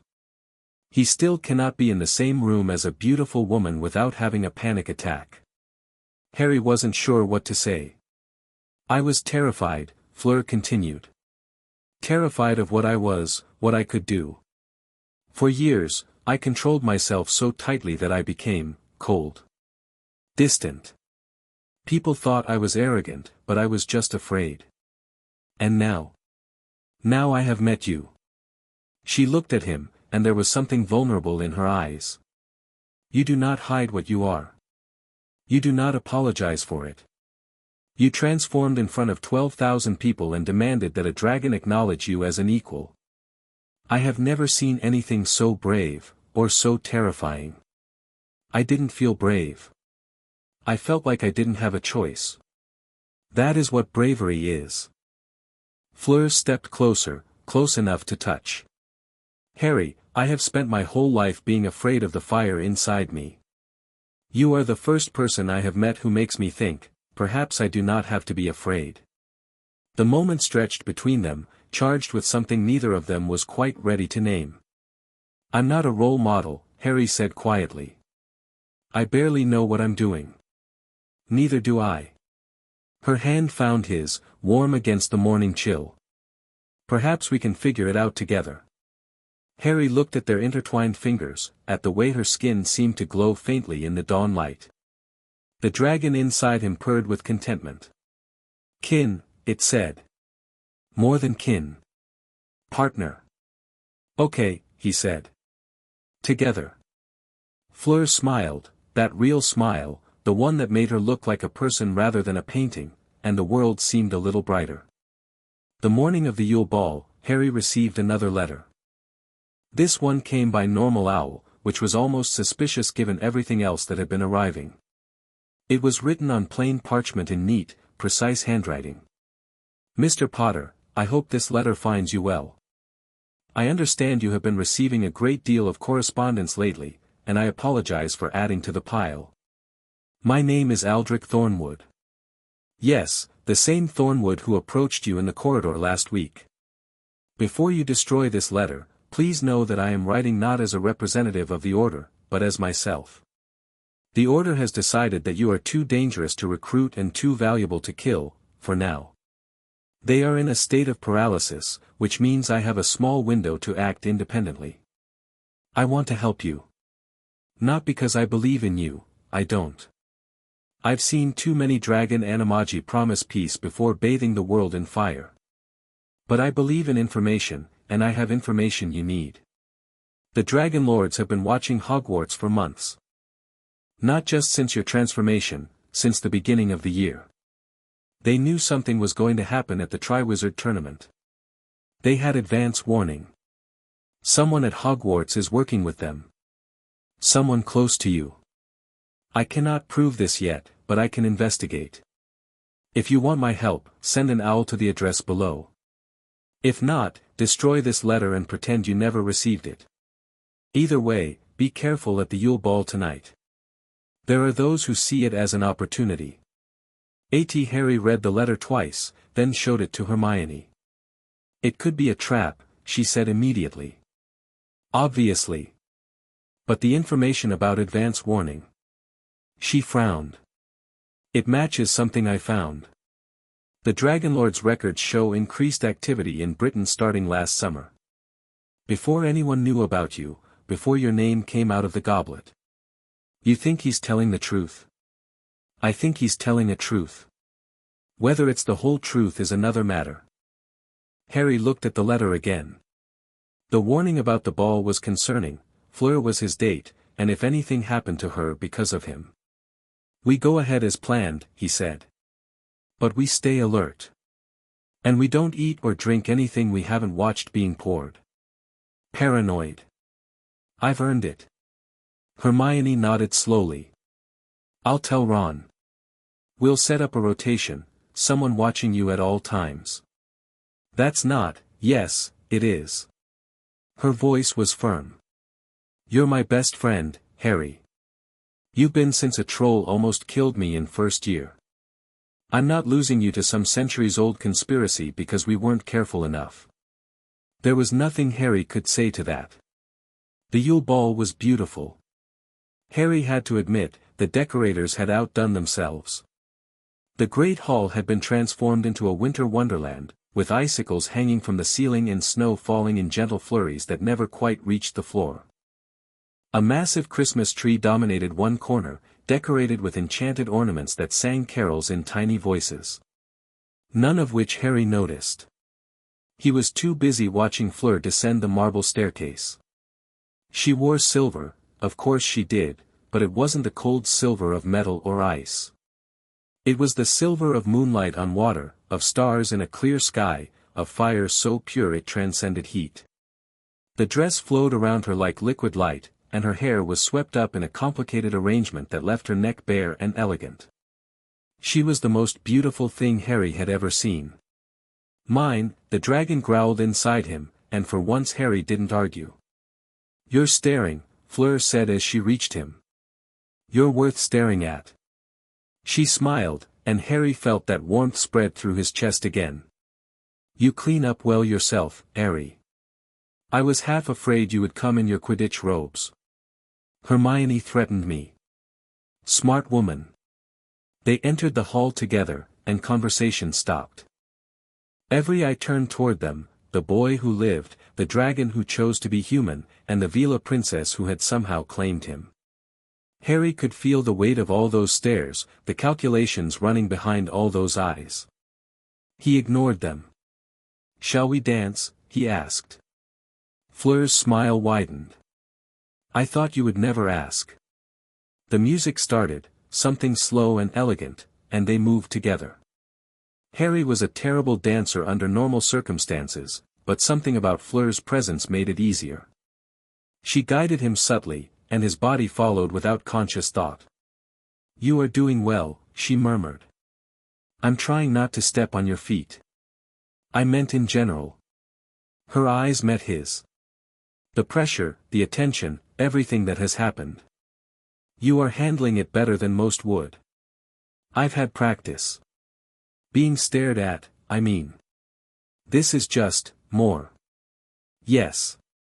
Her hand tightened on his shoulder. It is more. And it will become more still. You know this, yes. I know. And you are not afraid? Harry considered the question seriously. I'm terrified, he admitted. Every day, I wake up wondering if this is the day everything falls apart. The day I lose control, or the Dragonlords come for me, or Voldemort finally makes his move. Then how do you keep going? Because the alternative is giving up. And I can't do that. He pulled her slightly closer. Because there are people I care about who would be hurt if I failed. Because there's a girl with silver hair who makes me feel like I might actually be able to do this. Fleur's breath caught. You are too young to say things like that, she said, but her voice was soft. I'm too young for a lot of things. Doesn't seem to stop them from happening. The song ended, and they stood in the center of the floor, neither willing to let go. After the tournament, Fleur said quietly. When this is over, when we are no longer competitors, we should talk. Properly. I'd like that. Good. She leaned in, her lips brushing his cheek, and Harry felt the fire inside him surge. Now, let us go get drinks. I am thirsty. The assassination attempt came at midnight. Harry had been careful all evening, watching his glass, checking his food, keeping Fleur within arm's reach. But even paranoia has limits, and he couldn't stay alert forever. The poison was in a glass of champagne that a house elf pressed into his hand during a moment of distraction. Harry raised it to his lips, and Fleur knocked it away. The glass shattered against the floor, and where the champagne splashed, the stone hissed. Acid. Not just poison, something designed to eat through him from the inside out. How did you? Harry started. I felt it. Fleur's face was pale but determined. Something wrong in the magic. Come, we need to. The lights went out. Not the candles or the enchanted icicles, all of them, simultaneously, plunging the great hall into absolute darkness. Screams echoed from somewhere, and Harry felt the crowd pressing in on all sides. Threat, the dragon snarled. Enemies. Fight. He grabbed Fleur's hand and pulled her close, feeling the transformation strain against his skin. Not now, if he changed in this crowd, people would die. Harry. Ron's voice, somewhere to his left. Where are you? Here. Stay back. Something moved in the darkness. Something that wasn't human. Harry felt it before he saw it, a coldness, a wrongness, the same discordance he'd sensed when Thornwood appeared. But stronger. More focused. The lights came back on. Standing in the center of the great hall, surrounded by terrified students, were three figures in gray robes. Dragon Lords. Each carried a weapon that gleamed with enchantment, swords, not wands, designed to kill rather than subdue. Harry Potter, the lead figure said, and Harry recognized the voice from the corridor. Thornwood. The Order of the Dragon has passed judgment. I thought you wanted to help me. I did. I do.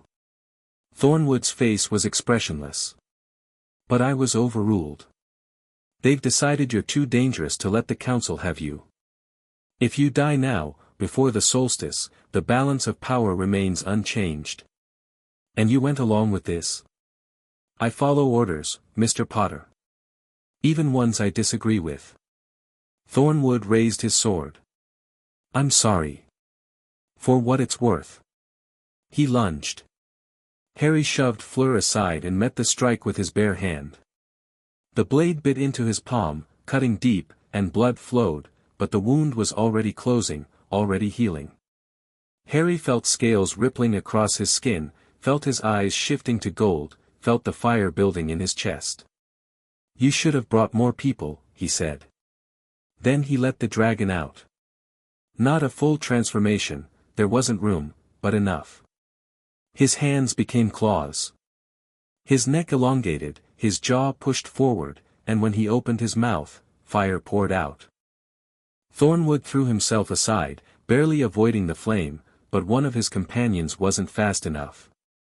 The man screamed as his robes caught fire, and his screams cut off abruptly as Dumbledore's spell took him down.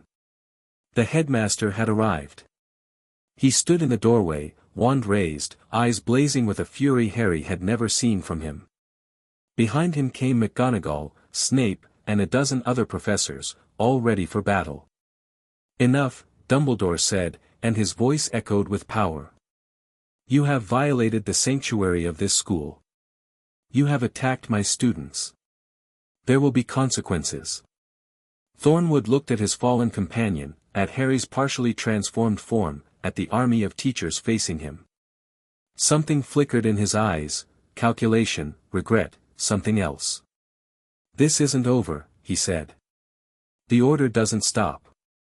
We never stop." He threw something at the ground, a small sphere that exploded into blinding light, and when Harry could see again, the Dragon Lords were gone. The aftermath was chaos. Students crying, teachers trying to restore order, ministry officials appearing from nowhere to ask questions that no one could answer. Harry stood in the middle of it all, his hand healed but still tingling, his eyes still flickering between green and gold. Fleur had found him immediately, throwing her arms around him, not caring who saw. "You could have died," she said into his shoulder. "So could you. I am not the one they were trying to kill. No. You're just the one who saved me." Harry pulled back enough to look at her face, at the tears tracking down her cheeks. "Thank you. Do not thank me." Her hands cupped his face, fierce and desperate. "Just survive. Whatever happens, whatever they throw at us, survive. I will if you will." She kissed him. It wasn't gentle or careful or any of the things first kisses were supposed to be. It was fire meeting fire, desperation and relief and something deeper that neither of them was ready to name. When they finally broke apart, the whole great hall was staring. Harry didn't care. "Together," he said. "Together," Fleur agreed. Across the hall, Hermione watched with an expression caught between worry and hope. Ron stood beside her, his face pale but determined. Cedric Diggory was helping calm younger students, Victor Crumb was checking on his Durmstrang companions, and the professors were beginning to restore order. The Yule Ball had become something else entirely.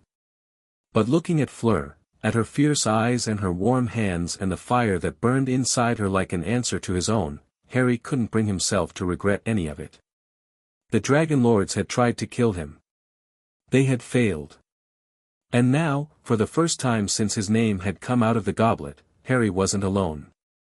That night, after the chaos had settled and the students had been sent to bed, Harry met with Dumbledore in the headmaster's office.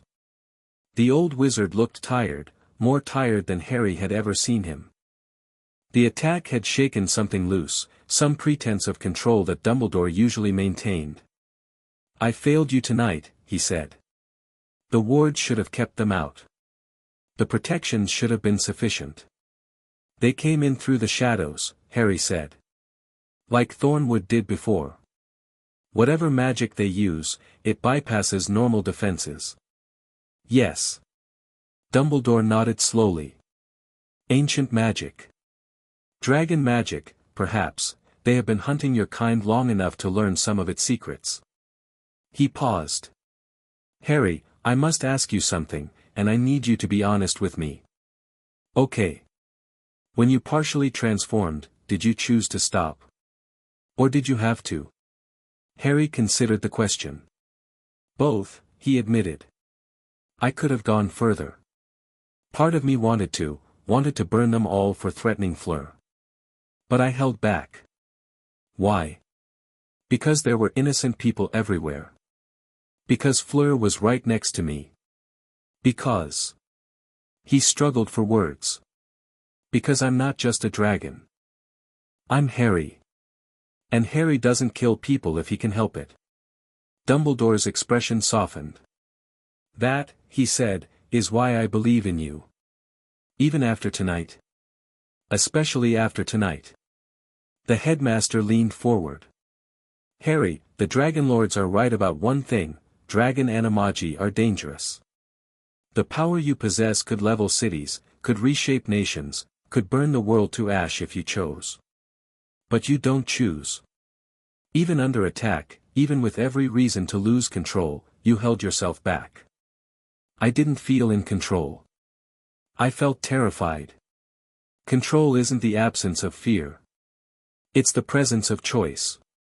Dumbledore smiled faintly. "You had a choice tonight. You made the right one. That matters more than you know." Harry sat with that for a moment. "What happens now?" he asked.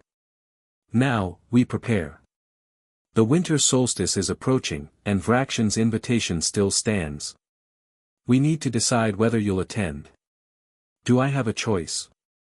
There is always a choice. Dumbledore's eyes were grave. But some choices carry heavier consequences than others. If you refuse the council's summons, they may see it as a declaration of war. If you accept, you walk into their power, under their rules. And if I go on my own terms? Dumbledore blinked. Explain. Vrakshan invited me to present myself for judgment. But he didn't say I had to come alone. He didn't say I had to play by his rules. Harry felt the dragon stirring inside him, approving of this line of thought. What if I show up with allies? With information? With power they don't expect? That would be bold. I'm a dragon. Harry smiled without humor. Bold is what we do. The next few weeks were a blur of preparation. Harry trained harder than ever, pushing his transformations to their limits. He learned to shift partially at will, claws without wings, scales without size, fire without form. Fleur taught him about magical creature instincts, about the fine line between power and control. Hermione buried herself in research, compiling everything she could find about the Dragon Council and its members. And then, 2 days before the solstice, Aldrich Thornwood appeared again. He was waiting in the room of requirement when Harry arrived for his morning practice. The Dragon Lord looked different, haggard, his grey robes torn, a fresh scar running down his left cheek. Before you attack me, he said quickly, I'm not here for the order. You tried to kill me. I followed orders. There's a difference. Thornwood's voice was bitter. A difference I should have recognized sooner. Harry didn't relax. What do you want? To defect. Thornwood pulled something from his robes, a bundle of documents, thick with seals and annotations. The orders files on the Dragon Council. Their plans, their weaknesses, their history with your kind. Everything I could steal before they realized I was leaving. Why? Because you were right. Thornwood met his eyes. In the corridor, when you said you just wanted to survive. I believed you. And at the ball, when you could have killed us all, you didn't. The dragon Animagi I've hunted before, they weren't like you. Maybe they would have been, if you'd given them a chance. Maybe. Thornwood's face twisted. But I can't change the past. I can only try to do better now. He held out the documents. Take these. Use them. And when you face the council, remember that not all dragon lords are your enemies. Harry took the files, still wary. How do I know this isn't a trap? You don't. But I've spent 300 years hunting monsters. Thornwood smiled grimly. I'd like to try hunting something else for a change. The winter solstice arrived on a night of absolute cold. Harry stood at the edge of the forbidden forest, wrapped in his warmest cloak, feeling the fire inside him burning brighter than ever. Behind him stood his allies, Fleur, her silver hair gleaming in the moonlight. Hermione and Ron, armed with research and contingency plans. Victor Crumb and Cedric Diggory, who had insisted on coming despite the danger. And Aldrich Thornwood, still uncertain but present. You know where we're going? Harry asked. The Dragon Council meets in a place outside normal space, Thornwood said. An ancient cave system in the Carpathian Mountains, folded into a pocket dimension. The entrance only appears on the solstice. How do we get there? The same way dragons have traveled for millennia. Thornwood looked at Harry. You fly. Harry took a deep breath. Everyone ready? Nods all around. Fleur squeezed his hand. Together, she reminded him. Together, he agreed. Then Harry transformed. The change was easier than ever, his body flowing into its true shape like water into a vessel.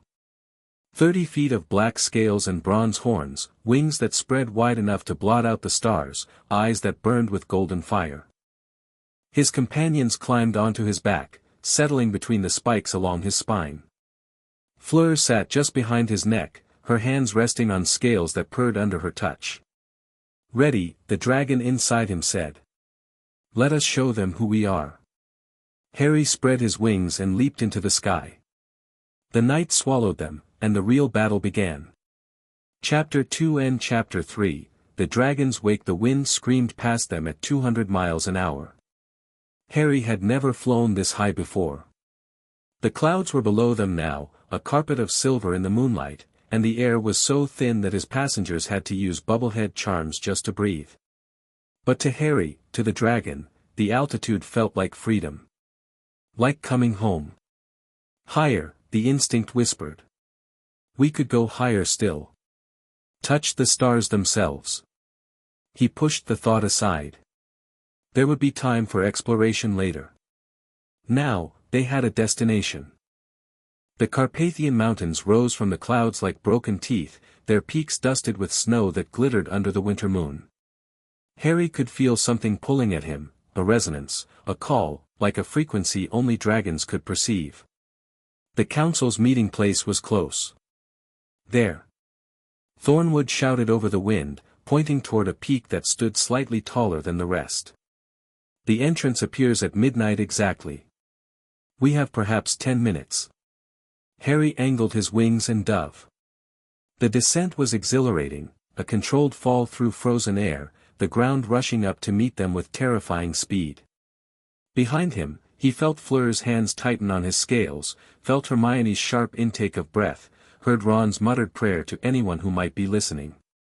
He pulled up at the last moment, his wingtips brushing snow from the mountainside, and landed on a ledge that shouldn't have been able to support his weight. Magic hummed through the stone beneath his claws, old magic, dragon magic, the kind that predated wands and words. His passengers dismounted on shaky legs. "That," Ron said, his face pale green, "was the most terrifying thing I've ever experienced. And I've faced acromantulas." "You did well," Victor said, clapping him on the shoulder. "For first dragon flight." "There shouldn't be a first dragon flight. Dragons aren't meant to be transportation." Harry transformed back, the shift leaving him slightly dizzy but otherwise fine. "Sorry. I'll fly slower on the way back." "You'll fly differently on the way back, or I'm walking." Fleur was studying the cliff face, her wand casting faint light across the stone. "I can feel it," she murmured. "The fold in space. It's like a door that hasn't been opened yet." "The entrance appears at midnight," Thornwood repeated. He was checking his weapons, a sword and 2 wands, all enchanted with magic Harry didn't recognize. "We'll have a narrow window. Once we're inside, the portal closes behind us. There's no leaving until the council permits it." "Comforting," Hermione muttered. Harry moved to stand beside Fleur, reaching out with senses that went beyond the physical. She was right, there was something here, a thinness in reality, like a scar that hadn't quite healed. "When we go in," he said quietly, "stay close to me. Whatever happens, don't let them separate us. I had no intention of letting you face this alone. I know. But this is going to be dangerous in ways we can't predict. The council has existed for 3,000 years. They've seen dragon animagi come and go. They have no reason to fear me. Perhaps." Fleur's hand found his, their fingers interlacing. "But they have never faced you and me together. They do not know what we can do." Harry wasn't sure they knew what they could do. But he appreciated the confidence. The moon reached its zenith. Midnight. The cliff face rippled. It was the only word that fit, stone becoming liquid for just a moment, flowing like water disturbed by a dropped pebble. Where solid rock had been, there was now an opening, a cavern mouth that breathed warm air into the frozen night, lit from within by a red-gold glow that could only be fire. "Now," Thornwood said. "Quickly." They ran. The portal swallowed them, and the mountain disappeared. The Dragon Council's chamber was vast beyond comprehension. Harry stepped out of the entrance and stopped dead, his mind struggling to process what his eyes were showing him. The space before him stretched for what had to be miles, a cavern so immense that weather systems could have formed inside it. Stalactites the size of castle towers hung from a ceiling lost in shadow. Rivers of molten rock flowed through channels carved into the floor, providing the ruddy light that suffused everything. And there were dragons. Hundreds of them. Maybe thousands. They perched on ledges and outcroppings throughout the cavern, their scales gleaming in the firelight, red and gold and silver and black, every color Harry could imagine and some he couldn't. Most were enormous, dwarfing the Hungarian Horntail he'd faced in the tournament. A few were smaller, closer to Harry's size when transformed. All of them were watching. Bloody hell, Ron whispered. There are that many. These are only the ones who chose to attend, Thornwood said grimly. There are more throughout the world. Hidden. Waiting. For what? For someone worth following. The crowd of dragons parted as Harry and his companions walked forward, creating a path toward the center of the chamber. There, on a raised platform of black stone, sat 5 figures that were unmistakably different from the rest. The ancients. They had taken human form, or something close to it. 5 people sat on thrones carved from solidified lava, each radiating a presence that made Harry's skin crawl with equal parts fear and recognition. Vrakshan the Unburnt sat in the center, and Harry knew him instantly. He was tall and lean, with silver hair that fell past his shoulders and eyes that burned like molten gold. His features were sharp, almost cruel, but there was an intelligence in his gaze that went beyond mere wisdom. This was a being who had watched civilizations rise and fall for 3 millennia. Who had shaped history from the shadows. Who remembered a time when dragons ruled the skies and humans cowered in caves. To his right sat a woman of impossible beauty, ice-white skin, hair like frozen starlight, eyes the pale blue of glaciers. Seraphix, Harry guessed. The ice dragon. Beyond her was a figure shrouded in darkness, barely visible even in the firelight. Morvain, the shadow dragon. His presence was a void, an absence of light and warmth that made Harry want to look away. On Vrakshan's left sat a woman with sea-green skin and hair that moved like underwater currents. Thalassa, dragon of the depths. Her eyes were black as the ocean floor, and when she smiled, her teeth were sharp as coral. And finally, at the end, sat the oldest of them all. Ignatius, the firstborn, the eternal flame. He was small compared to the others, a wizened old man with skin like cracked lava and eyes that held the heat of creation itself. Harry stopped at the base of the platform and met Vrakshan's gaze. You came, the ancient said. His voice echoed through the cavern, not with volume but with presence. I wasn't certain you would. You invited me. I summoned you. There is a difference. Vrakshan's eyes moved across Harry's companions, lingering on each in turn. And you brought allies. Interesting. I bring my family, Harry said. The word surprised him, but it felt right. Where I go, they go. Family. Vrakshan's lips curved into something that might have been a smile. A human concept. Sentimental. Limiting. Maybe. But it's kept me alive this long. A ripple of sound moved through the watching dragons, rumbles and growls that might have been laughter or might have been threat. Harry couldn't tell. We shall see. Vrakshan rose from his throne, and despite his human size, his presence filled the chamber. Harry Potter, called the dragon child. You stand before the Council of Fire, oldest authority of dragonkind. You have been summoned to answer for your existence. I wasn't aware existing was a crime. It is not, yet. But your kind has a history. Vrakshan began to descend the platform, each step deliberate. Dragon animagi are not natural. They are not born, they are made, whether by accident or design. And those who are made often believe they are entitled to what natural dragons possess. I don't want anything from you. No. Vrakshin stopped a few feet away, studying Harry with those ancient eyes. Then why did you come? It was a test. Harry recognized it, the kind of question that had no right answer, only revealing ones. Whatever he said would be analyzed, interpreted, judged. So he told the truth. I came because you asked. Because the Dragon Lords are hunting me and I need to understand why. Because there's something waking up inside me that I don't understand, and you might have answers. He took a breath. And because I'm tired of being afraid of what I am. The cavern went silent. Vrakshin stared at him for a long moment, his expression unreadable. Then, slowly, he began to laugh. It wasn't human laughter, too deep, too resonant, with harmonics that vibrated in Harry's bones. But it wasn't cruel either. It was surprised. Genuine. 3,000 years, Vrakshin said when the laughter faded. 3,000 years, and you are the first of your kind to stand before this council and speak truth. The others came with demands, with threats, with elaborate plans for dominion. You come with honesty. It's all I have. It is more than you know.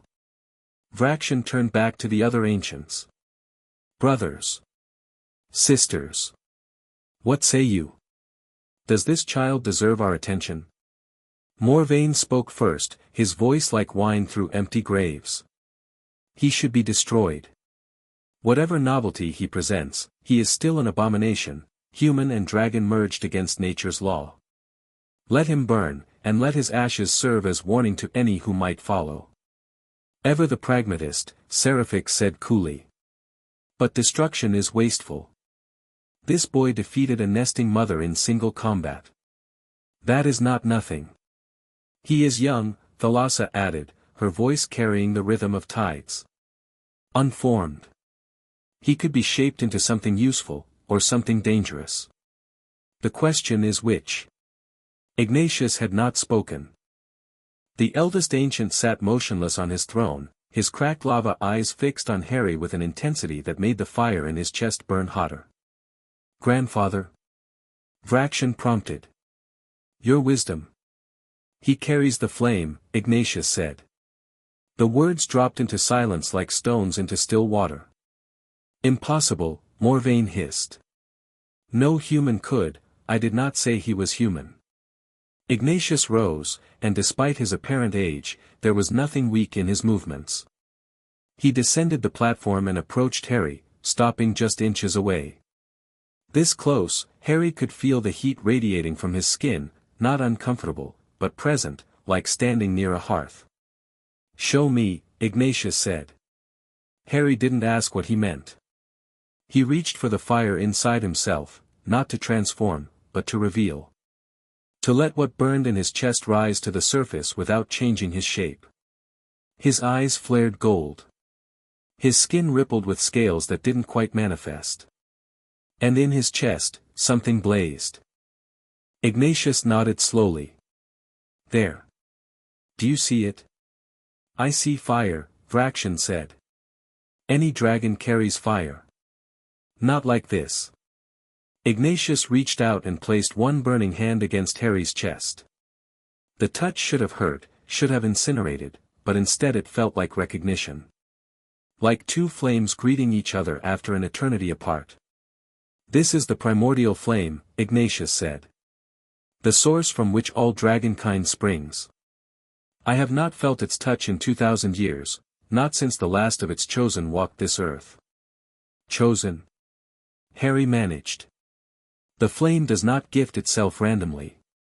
It chooses vessels, beings capable of carrying its power without being consumed. Dragons are born with fragments of it, but the full flame? Ignatius shook his head. That is reserved for those who will shape the future of our kind. I didn't ask for this. No.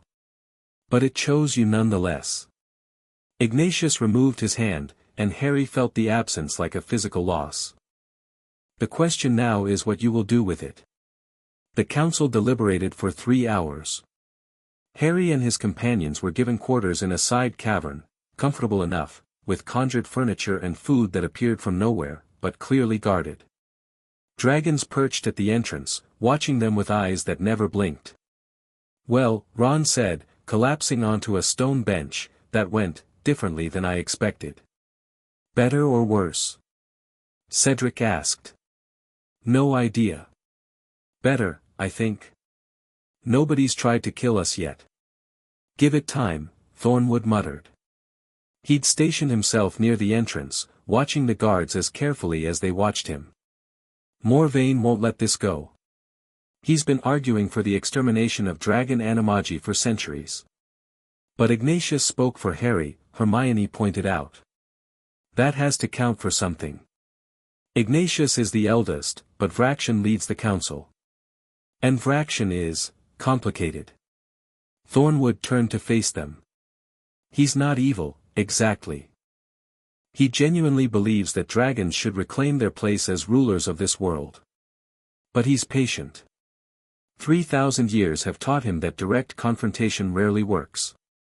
So he manipulates," Fleur said. "He guides. He influences. He plants seeds and waits centuries for them to bloom." Thornwood's expression was grim. "If he decides Harry could be useful to his plans, he'll try to recruit him. If he decides Harry is a threat to those plans, he'll try to destroy me," Harry finished. "Eventually. But probably not today. Today, you've intrigued him. That's bought you time." Harry stood at the cavern's edge, staring out at the vast chamber beyond. Thousands of dragons, all watching, all waiting. And somewhere among them, 5 beings older than most civilizations, deciding his fate. Fleur came to stand beside him, her shoulder brushing his. "What are you thinking?" she asked. "That I'm tired of people deciding what I should be." Harry's voice was quiet but firm. "The wizarding world wanted a hero. Voldemort wants me dead. The Dragon Lords want to hunt me. And now the Council wants to judge me, shape me, control me." He turned to meet her eyes. "I didn't choose any of this. But I'm done letting other people choose for me. What do you want to do?" "I want to show them what I am. Not what they expect, not what they fear, what I actually am. A human who became a dragon. A dragon who chooses to be human. Both and neither. That may anger them. Probably. But I'd rather be honest and hated than false and tolerated." Fleur studied his face for a long moment, then smiled, that real smile, the one that transformed her from beautiful to radiant. "I knew there was a reason I chose you," she said. "Chose me? Did you think I attended the Yule Ball with you by accident? That I happened to follow you to the forest every morning? That I kissed you in front of 1,000 witnesses on a whim?" She laughed at his expression. "I am Vila, Harry. We do not do anything by accident. I saw what you were the moment you transformed in that arena, and I decided then that I would stand beside you." "Why?" "Because you are the first person I have ever met who understands what it is like to be more than human." Her hand found his, their fingers intertwining. "And because, when I look at you, I see the future I want. Not the one my family planned for me. Not the one my blood demands. The one I choose." Harry felt the fire in his chest surge, felt his dragon nature responding to her words with something that went beyond instinct. "Mate," it whispered. "Partner. Equal. I choose you too," he said. The words felt inadequate, too small for what they meant. But Fleur seemed to understand. She leaned into him, her head resting against his shoulder, and they stood together watching the dragons circle in the distance. Whatever the council decided, they would face it together. The summons came at midnight. A dragon appeared at their quarters, smaller than most, with copper scales and intelligent eyes, and announced that the council had reached a decision. Harry and his companions followed it through winding passages carved from living rock, past chambers where dragons nested and fed and argued in rumbling voices. The main chamber was different now. The watching dragons had formed a loose circle around the central platform, creating an arena of sorts. The five ancients stood at its edge, no longer seated but alert, ready. And in the center of the arena stood Vraction. "Harry Potter," he called out, his voice echoing across the cavern. "The council has deliberated. We have heard testimony, examined evidence, consulted prophecy. And we have reached a verdict." Harry stepped forward, leaving his companions at the arena's edge. Fleur's hand tightened on his for a moment before releasing him. "What verdict?" Harry asked. "You are unique," Vraction said. "Not just a dragon Animagus, but a carrier of the primordial flame.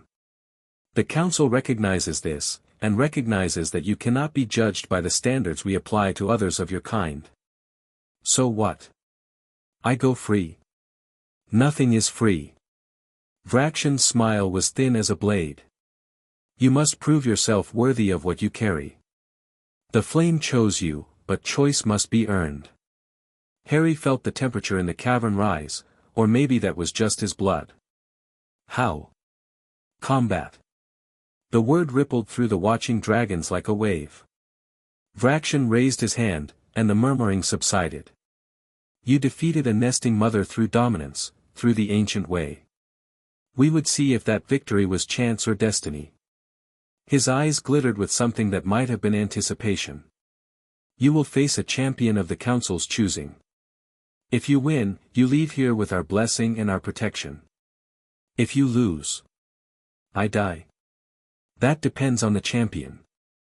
Vraction gestured, and a figure stepped from the ranks of watching dragons. Harry's breath caught. She was beautiful, more beautiful than Fleur, more beautiful than anyone he'd ever seen. Her human form was perfection incarnate, with hair like spun gold and eyes like liquid amber and a body that seemed to have been designed by artists obsessed with ideals. But beneath the beauty, Harry's dragon senses saw something else. Power. Ancient, terrible power, coiled like a serpent and waiting to strike. "Seraphix," he said. "Indeed." The ice dragon smiled, and frost crept across the floor at her feet. "I volunteered for this honor. It has been centuries since I faced a worthy opponent. I'm not sure I'm worthy. Then this will be brief." She began to shift, her human form dissolving like snow in spring. "Show me what you are, dragon child. Show me if the flame chose wisely." Harry felt the transformation calling to him, felt his other form straining against his skin. He let it free. The change was faster than ever, almost instantaneous, his body flowing into dragon shape like water finding its level. 30 feet of black scales and bronze horns, wings spreading wide enough to cast shadows across the arena floor. Seraphix completed her transformation a moment later, and Harry understood why the council called her ancient. She was enormous.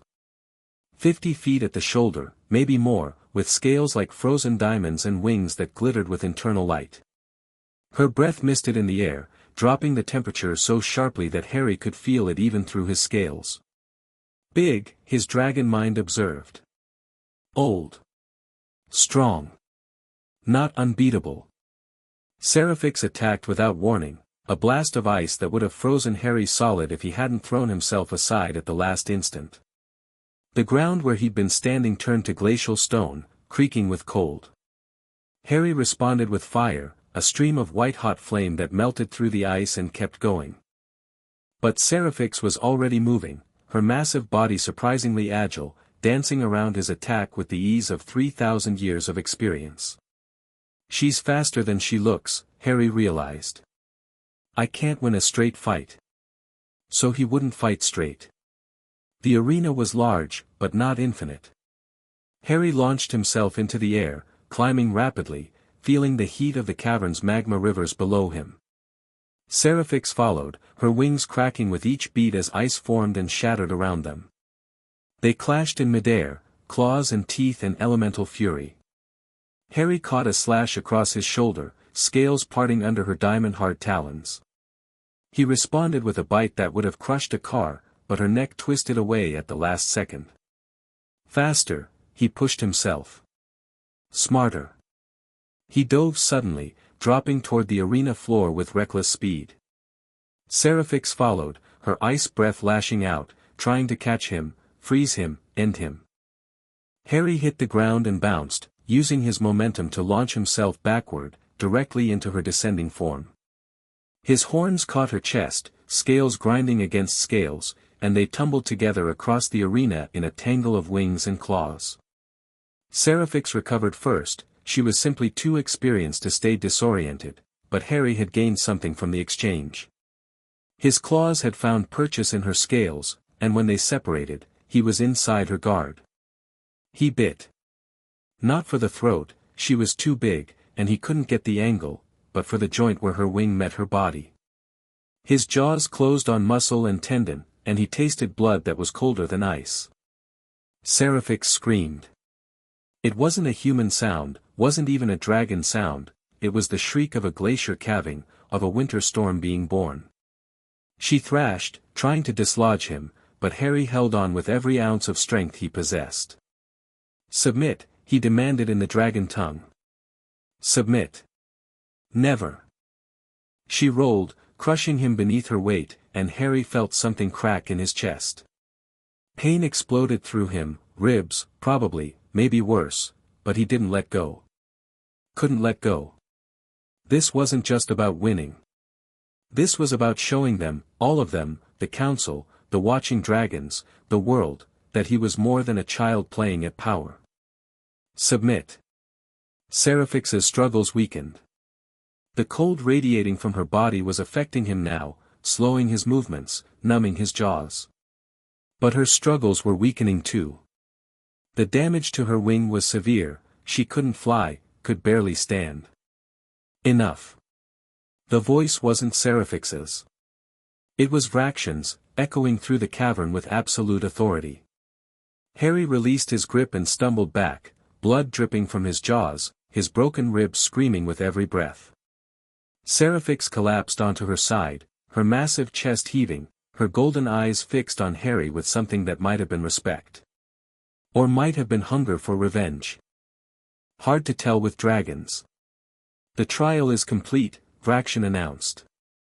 "The dragon child has proven himself." Harry transformed back, the shift agonizing with his injuries. He fell to his knees, clutching his side, and felt Fleur's arms wrap around him moments later. "You idiot," she whispered.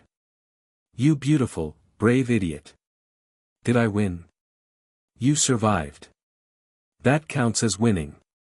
She pulled back enough to look at his face. "Your ribs are broken. Several of them. You need healing." After. Harry forced himself to his feet, swaying but standing. He faced Vraxion, who had descended to the arena floor and was approaching with measured steps. "Impressive," the ancient said. "You lasted longer than I expected. And you showed intelligence, you knew you couldn't overpower Seraphix, so you fought to disable rather than destroy." "I didn't want to kill her."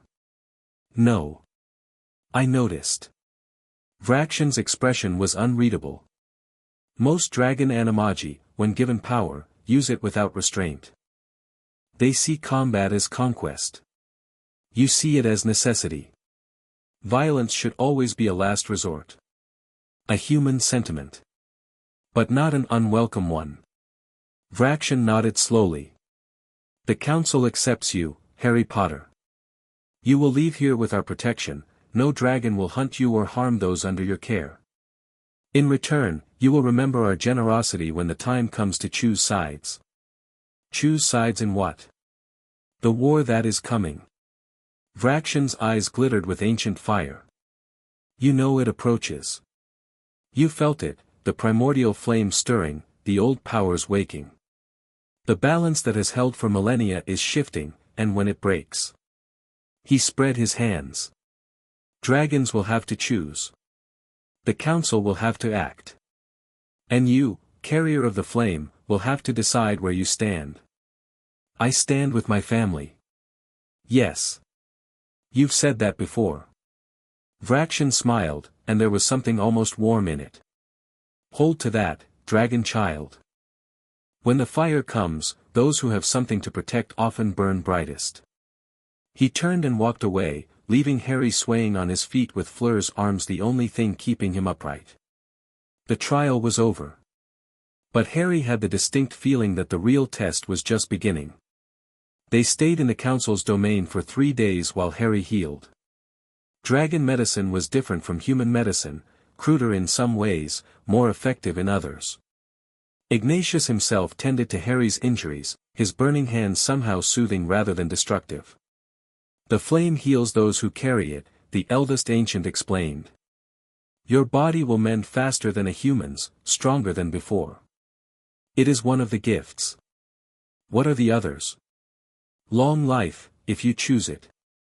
Power that grows with age. A connection to dragonkind that transcends language. Ignatius paused. And a burden that few can bear. What burden? The flame demands use. It wants to burn, to transform, to create and destroy. Those who carry it must find purpose, or be consumed by their own power. His cracked lava eyes were grave. I have seen it happen.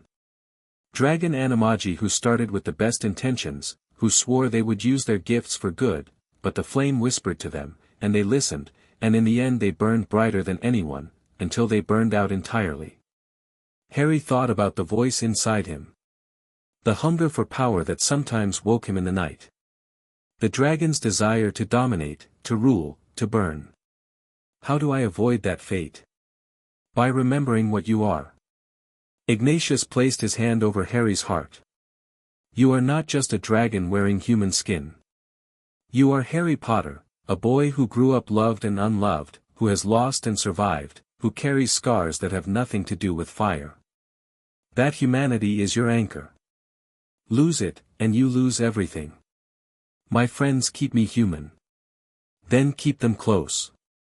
Closer than your power, closer than your pride. Ignatius rose.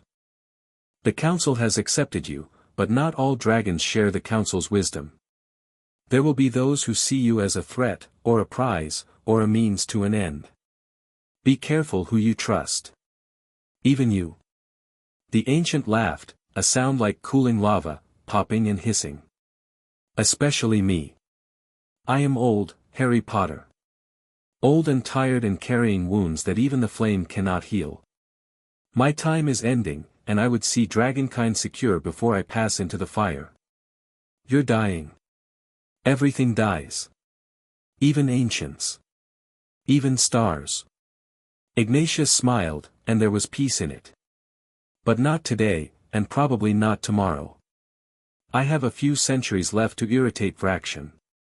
He left Harry alone with his thoughts and his healing body and the fire that burned eternal in his chest.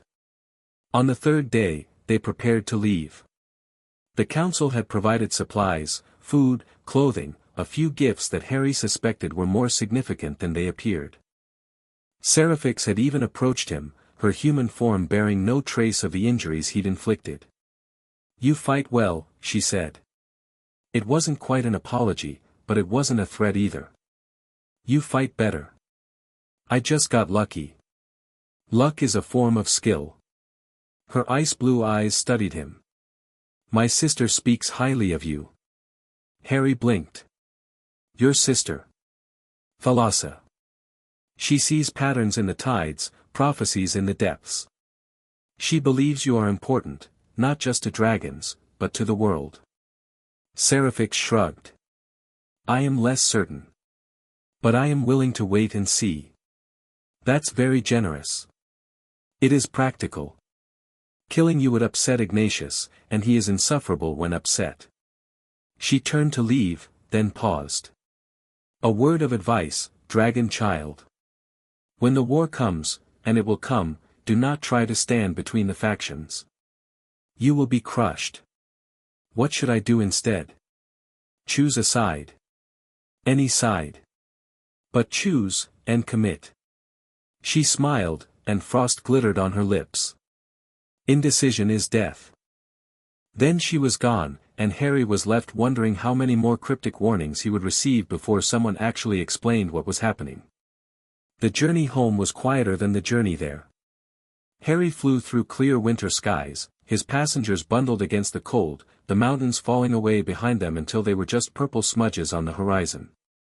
The full moon hung overhead, so bright it seemed like they could reach out and touch it. Fleur sat behind his neck again, her hands warm against his scales. "What are you thinking?" she asked. Harry considered the question. "That I have more enemies than I realized. That I have more allies than I expected. That nothing about my life is ever going to be simple again." Was it ever simple? No. But I used to be able to pretend. He banked slightly, catching a thermal that carried them higher. Now I'm a dragon who carries the primordial flame, apparently. I've been accepted by the council and warned by 3 different ancients that war is coming. And I still have to face the second task of the tournament in less than a month.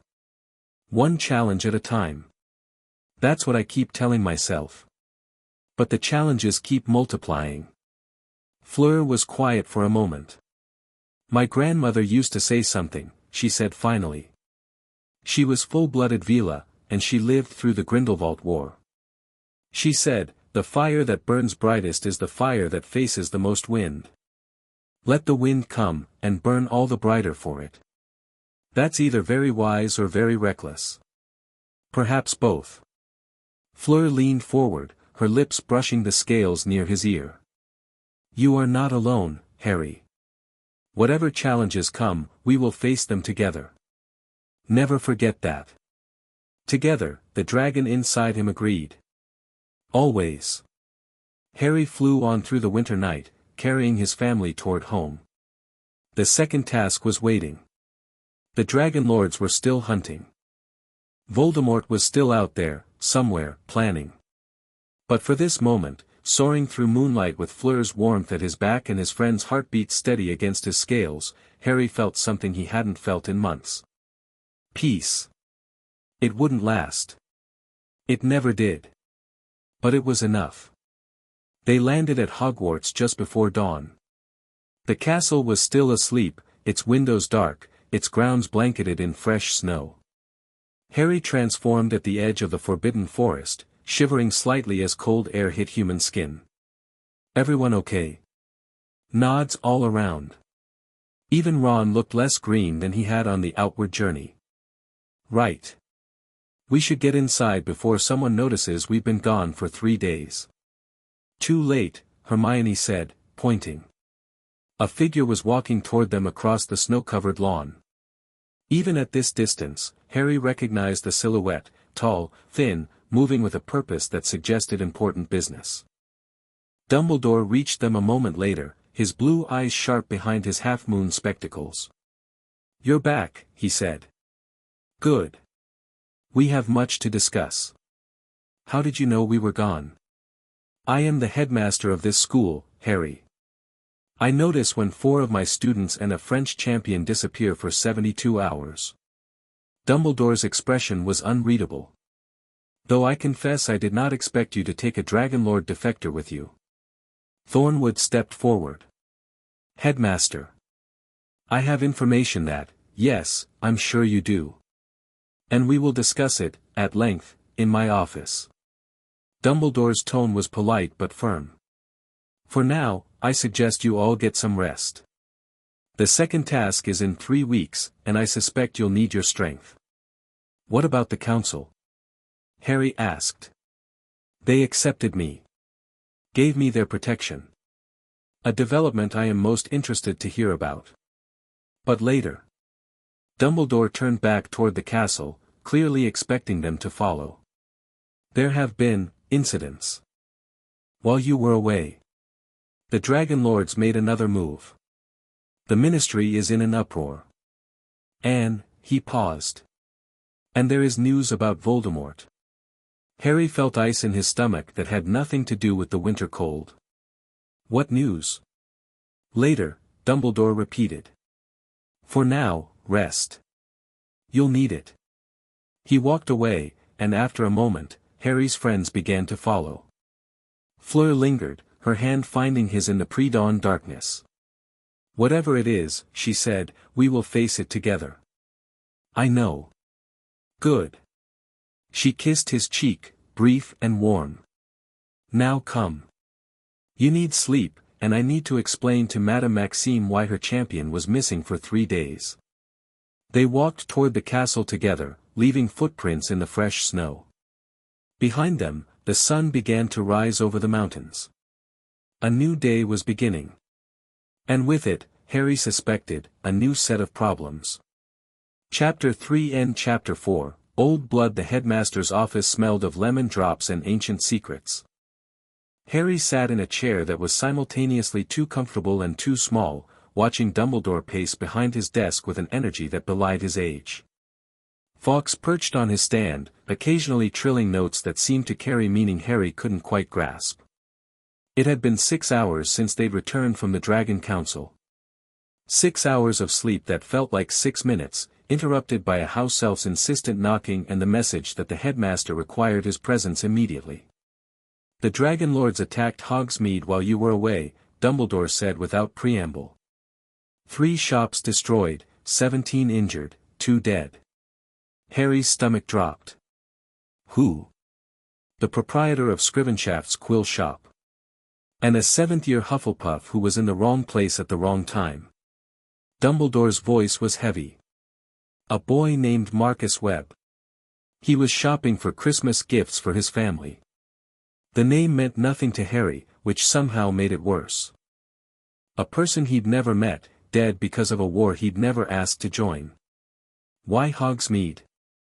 Why not attack the school directly? A message, I suspect.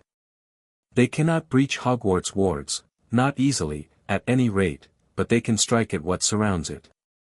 They want you to know that nowhere is truly safe. Dumbledore finally stopped pacing, sinking into his chair with visible weariness. They also want the wizarding public to fear you. Every attack they make, they leave your name behind. Pamphlets claiming you are a monster. Warnings that anyone who shelters you will suffer. That's insane. I've never hurt anyone who didn't attack me first. Truth rarely matters in propaganda. Dumbledore's eyes were grave. The Dragon Lords have been shaping public opinion for centuries. They know how to turn a population against someone. Harry thought about the stares that followed him everywhere now. The whispers. The students who crossed to the other side of corridors when they saw him coming. What about Voldemort? You said there was news. Ah. Yes. Dumbledore reached into his desk and withdrew a photograph, magical, moving, showing a dark clearing in what looked like a forest. Figures in black robes stood in a circle around something Harry couldn't quite make out. This was taken 3 nights ago by an Order operative. The Death Eaters are gathering, Harry. More openly than they have in years. And according to our intelligence, they are attempting a ritual. What kind of ritual? We're not certain. But it involves blood magic, ancient texts, and, Dumbledore paused. And they have been seeking dragon components. Scales, blood, bones. Items that are extraordinarily rare and extraordinarily controlled. The implication hit Harry like a physical blow. They're trying to give Voldemort dragon power. That is one possibility. Another is that they're attempting to create some kind of weapon against you specifically. Dumbledore shook his head. Without more information, we cannot know. But the timing is concerning. Your revelation at the first task, the Dragon Council's acceptance of you, and now this accelerated activity from Voldemort's followers, these things are connected. You think he's afraid of me. I think Tom Riddle fears nothing. But he respects power, and he has seen yours. Dumbledore leaned forward. Harry, the protection I can offer you is limited. The Council's protection may be more substantial, but it comes with its own complications. You are becoming a figure of significance in multiple worlds, wizarding, draconic, and whatever lies between. That significance makes you both valuable and vulnerable. What? I want you to be careful. I want you to train, to prepare, to build alliances where you can. Dumbledore's eyes softened slightly. And I want you to remember that you are still a student. Still young. Still deserving of a life beyond war and politics. I haven't felt young in a long time. I know. And I am sorry for it. The headmaster rose, signaling the end of the meeting. The second task is in 3 weeks. Focus on that for now. Let me handle the Dragon Lords and the Death Eaters, at least for the moment. And if they attack again? Dumbledore's expression hardened. Then they will learn that Hogwarts is not as defenseless as they believe. Hermione had commandeered an entire section of the library. When Harry arrived, she was surrounded by towering stacks of books, scrolls, and loose parchment covered in her cramped handwriting. Ron sat nearby, looking overwhelmed, while Fleur examined a particularly ancient tome with careful hands. "You're awake," Hermione said without looking up. "Good. I found something." "You found approximately 7,000 somethings," Ron muttered. "Most of which make no sense." "They make perfect sense if you understand the underlying theoretical framework. Which I don't. Which is why I'm explaining it." Hermione finally looked at Harry, her eyes bright with the particular excitement she got when unraveling a mystery. "The Dragon Lords. I've been researching their history, their methods, their magical techniques. And I think I know why they're so effective against dragon animagi." She pulled out a scroll and spread it across the table. It showed a diagram, complex, interconnected circles surrounding a central figure that was half human, half dragon. "They don't just hunt your kind," Hermione said. "They harvest them." Harry felt his scales ripple under his skin. Harvest? The magic that allows dragon animagi to transform is incredibly valuable. When a dragon animagus dies, if the death is handled correctly, that magic can be extracted and stored. She pointed to annotations around the diagram. The Dragon Lords have been doing this for centuries. Building up a reserve of transformation magic that they use to power their own abilities. That's how they step through shadows, Fleur realized. That's how they bypass wards. They're using stolen dragon magic. Exactly. But it gets worse. Hermione pulled out another document, this one clearly from Thornwood's stolen files. They're not just using the magic for transportation and stealth. They're trying to create artificial dragon animagi. Soldiers who can transform on command, controlled through magical bonds. "That's impossible," Harry said. "Transformation isn't something you can force." "Not yet. But they've been working on it for 300 years. And according to this," she tapped the document. "They're getting close." Harry stared at the diagram, at the clinical annotations describing how to vivisect a dragon animagus while keeping them alive long enough to extract maximum magical essence. "They did this to others like me. Many others. The Purge of 1287 wasn't just about killing threats, it was about collecting resources." Hermione's voice was grim. "Every dragon animagus they've ever killed has contributed to their power. They're walking around wearing the stolen magic of your predecessors." The fire in Harry's chest flared, hot and angry. He felt his vision tinge gold, felt claws trying to form at his fingertips. Fleur's hand closed over his, warm and grounding. "Breathe," she murmured. "Stay with us." Harry forced himself to calm down. The dragon retreated, still angry but contained. "Does Thornwood know about this?" he asked. "He knew some of it. Not all." Hermione gathered the documents. "He's been helping me fill in the gaps. Whatever else he is, he seems genuinely horrified by what the Order has done in his name." "Where is he now?" "Dumbledore has him in protective custody. He's cooperating, but the headmaster wants to verify everything he says before trusting him fully." Smart. Harry didn't fully trust Thornwood either, couldn't, given their history, but the information he provided was proving valuable. "What about the second task?" Ron asked. "We know it involves the lake, but we still don't know what we're supposed to actually do." "The egg," Fleur said. "We need to listen to it underwater. Harry and I discussed this before the ball. Have you done it yet? There hasn't exactly been time. Harry thought about the golden egg sitting in his trunk, untouched since the first task. I'll do it tonight. The prefect's bathroom should work. I can come with you, Fleur offered. That's probably not appropriate. I am not suggesting anything inappropriate. Her eyes sparkled with amusement.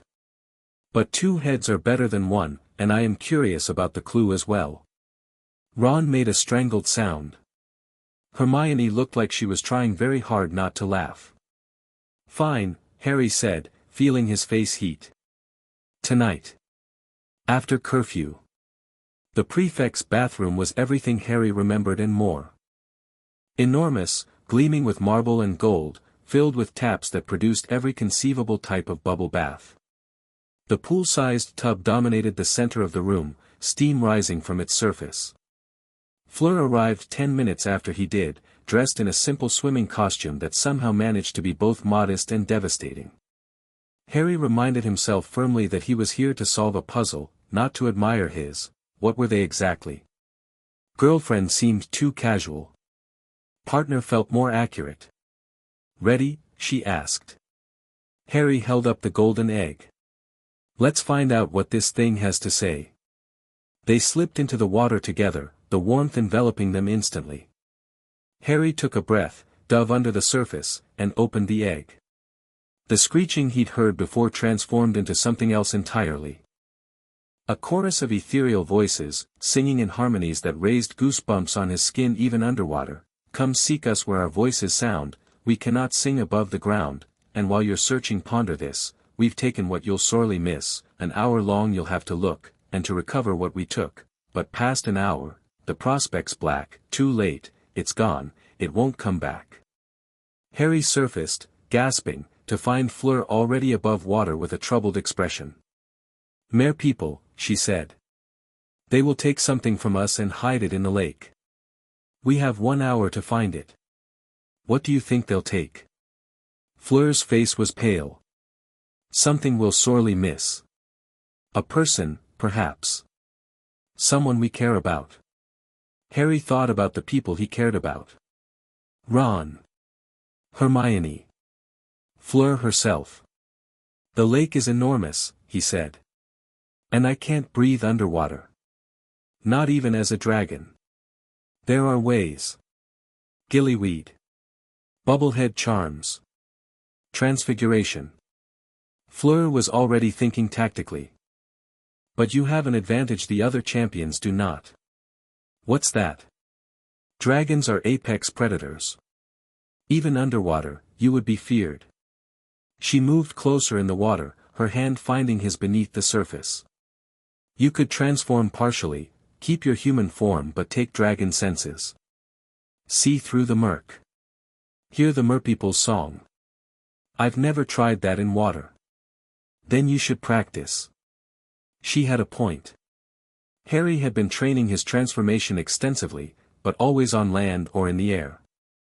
Water was an entirely different environment. There's something else, he said. Something I've been thinking about since the council. What? Ignatius said the flame heals me. Makes me stronger, faster to recover. Harry met her eyes. But it also demands use. The more I transform, the more I want to transform. And I've been transforming a lot lately. You are worried about losing control? I'm worried about losing myself. The human part. He looked at his hands beneath the water, ordinary hands, no scales, no claws. When I'm a dragon, everything is simpler. Clearer. Threats are dealt with, problems are solved, and there's this, peace that I don't feel as a human. What if I start preferring that? What if I stop wanting to change back? Fleur was quiet for a long moment. My grandmother faced something similar, she finally said. The Vila allure, it can be addictive. When you know you can make anyone desire you, it becomes tempting to use that power constantly. She told me that the key was remembering what she wanted for herself, not what she could make others want. What did she want? A family. A home. A life that was hers and not defined by her nature. Fleur squeezed his hand. What do you want, Harry? Not what you're supposed to want, or what others expect of you. What do you want? The question hit harder than Harry expected. What did he want?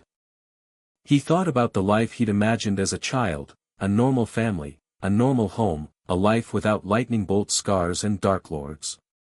That dream felt impossibly distant now, like something from another world.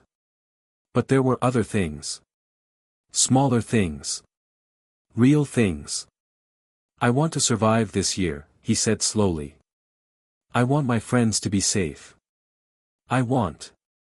He hesitated. I want to see what we could be. You and me. Without all the chaos. Fleur smiled, that real smile, the one that made her look human rather than divine. Then we must ensure you survive, she said. And perhaps, when this is over, we can find out together. She kissed him, soft and warm in the steaming water, and Harry felt the fire in his chest burn with something that wasn't hunger or rage. Something better. The next 3 weeks passed in a blur of training and preparation. Harry spent hours in the lake, practicing partial transformations that let him breathe underwater while maintaining human form. It was difficult, water fought against fire, and his dragon nature rebelled at the cold and the dark, but gradually he found a balance. Gills that filtered the water. Eyes that could see through murk. Skin that regulated temperature. Not quite human. Not quite dragon. Something in between. Hermione threw herself into research with characteristic intensity, uncovering everything she could about Mermish culture, lake geography, and the specific challenges of underwater magic. She created detailed maps of the lake based on historical records, marking likely locations where hostages might be held. Ron took on a different role, intelligence gathering among the students. He had a talent for making people talk, for picking up rumors and whispers that others missed. Within days, he had a network of informants throughout Hogwarts, feeding him information about everything from teacher movements to suspicious visitors. The Dragon Lords have people inside the castle, he reported during one of their evening meetings. At least 3, maybe more. They're posing as ministry officials here to observe the tournament. Can you identify them? Harry asked. Working on it. But they're careful. Never use their real names, never stay in one place too long. Keep watching. If we can figure out who they are, we might be able to feed them false information. Ron grinned. Already thinking about that. Hermione's helping me work out a system. They were becoming a team, Harry realized. A real team, with complementary skills and shared purpose. It felt good, felt right, in a way that transcended the danger they faced. Fleur trained with him daily, her Vila instincts meshing surprisingly well with his dragon nature. She taught him about predatory patience, about reading body language, about the subtle art of intimidation without violence. In return, he helped her push past her fear of her own power, helped her embrace the fire inside her rather than suppressing it.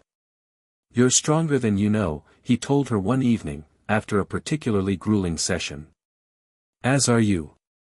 She wiped sweat from her brow. But strength means nothing without control. The second task will test both. Are you worried? About the task itself? No. She met his eyes. About what they might take from me? Yes. Harry understood. The clue had been clear, we've taken what you'll sorely miss. For him, that could be Ron, or Hermione, or Fleur herself. The thought of any of them at the bottom of the lake, helpless, waiting. We'll get them back, he said. Whatever it takes. I know. Fleur's hand found his. That's what worries me. Victor Crumb found Harry 2 days before the task. The Durmstrang champion had been keeping his distance since the council visit, processing, Harry suspected, everything he'd learned about the magical world beneath the surface. But now he approached with purpose, his heavy brow furrowed in thought. Can we speak? Alone? Harry nodded, and they walked to a secluded corner of the castle grounds. The snow had melted somewhat, leaving patches of brown grass visible beneath the white. "I have been watching you," Victor said without preamble.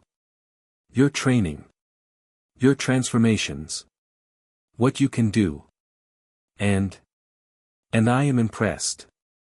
But also concerned." Victor's dark eyes were intense. "You are becoming something new, Harry. Something the world has not seen. Do you understand what that means? I'm getting lectures about it from everyone, so yeah, I'm starting to. This is not a lecture. This is a warning, perhaps. Or an offer." Victor paused, gathering his thoughts. "In my country, there are old stories about men who became beasts. Werewolves, vampires, things with no names in English. Most of these stories end badly. The beast consumes the man, and what remains is neither. You think that'll happen to me? I think it could happen to anyone with your power. But you have something most of them did not, you have people who see you as you are. Not as a monster, not as a weapon, but as Harry." Victor's expression softened slightly. "That girl, Fleur. She looks at you like you are the most important thing in the world. Hold on to that. I'm trying. Try harder.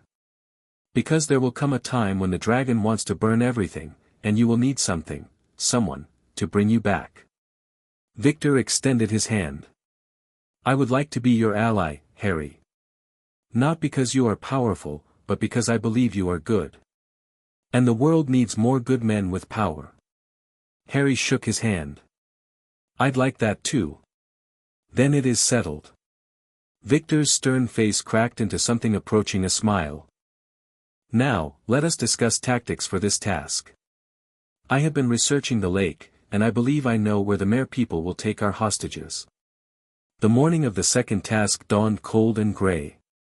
Harry stood at the edge of the lake, wearing swimming clothes beneath his robes, feeling the familiar fire burning in his chest. Beside him, Fleur looked composed but pale. Victor stood apart, his face set in determined lines. Cedric was stretching, preparing his body for the ordeal ahead. The stands were packed with spectators, bundled against the February chill. Ministry officials watched from a raised platform, their expressions ranging from curious to suspicious. Harry spotted Dumbledore among the judges, his blue eyes meeting Harry's with a slight nod of encouragement. "Welcome to the second task." Ludo Bagman's voice boomed across the lake. "Last night, something was stolen from each of our champions, something they will sorely miss. These treasures now lie on the bottom of the Black Lake, and our champions have 1 hour to retrieve them." Harry scanned the crowd, looking for Ron and Hermione. They weren't there. His stomach dropped. They took Ron, he realized. Or Hermione. Or both. Beside him, Fleur had gone rigid. "Gabrielle," she whispered. "They have my sister.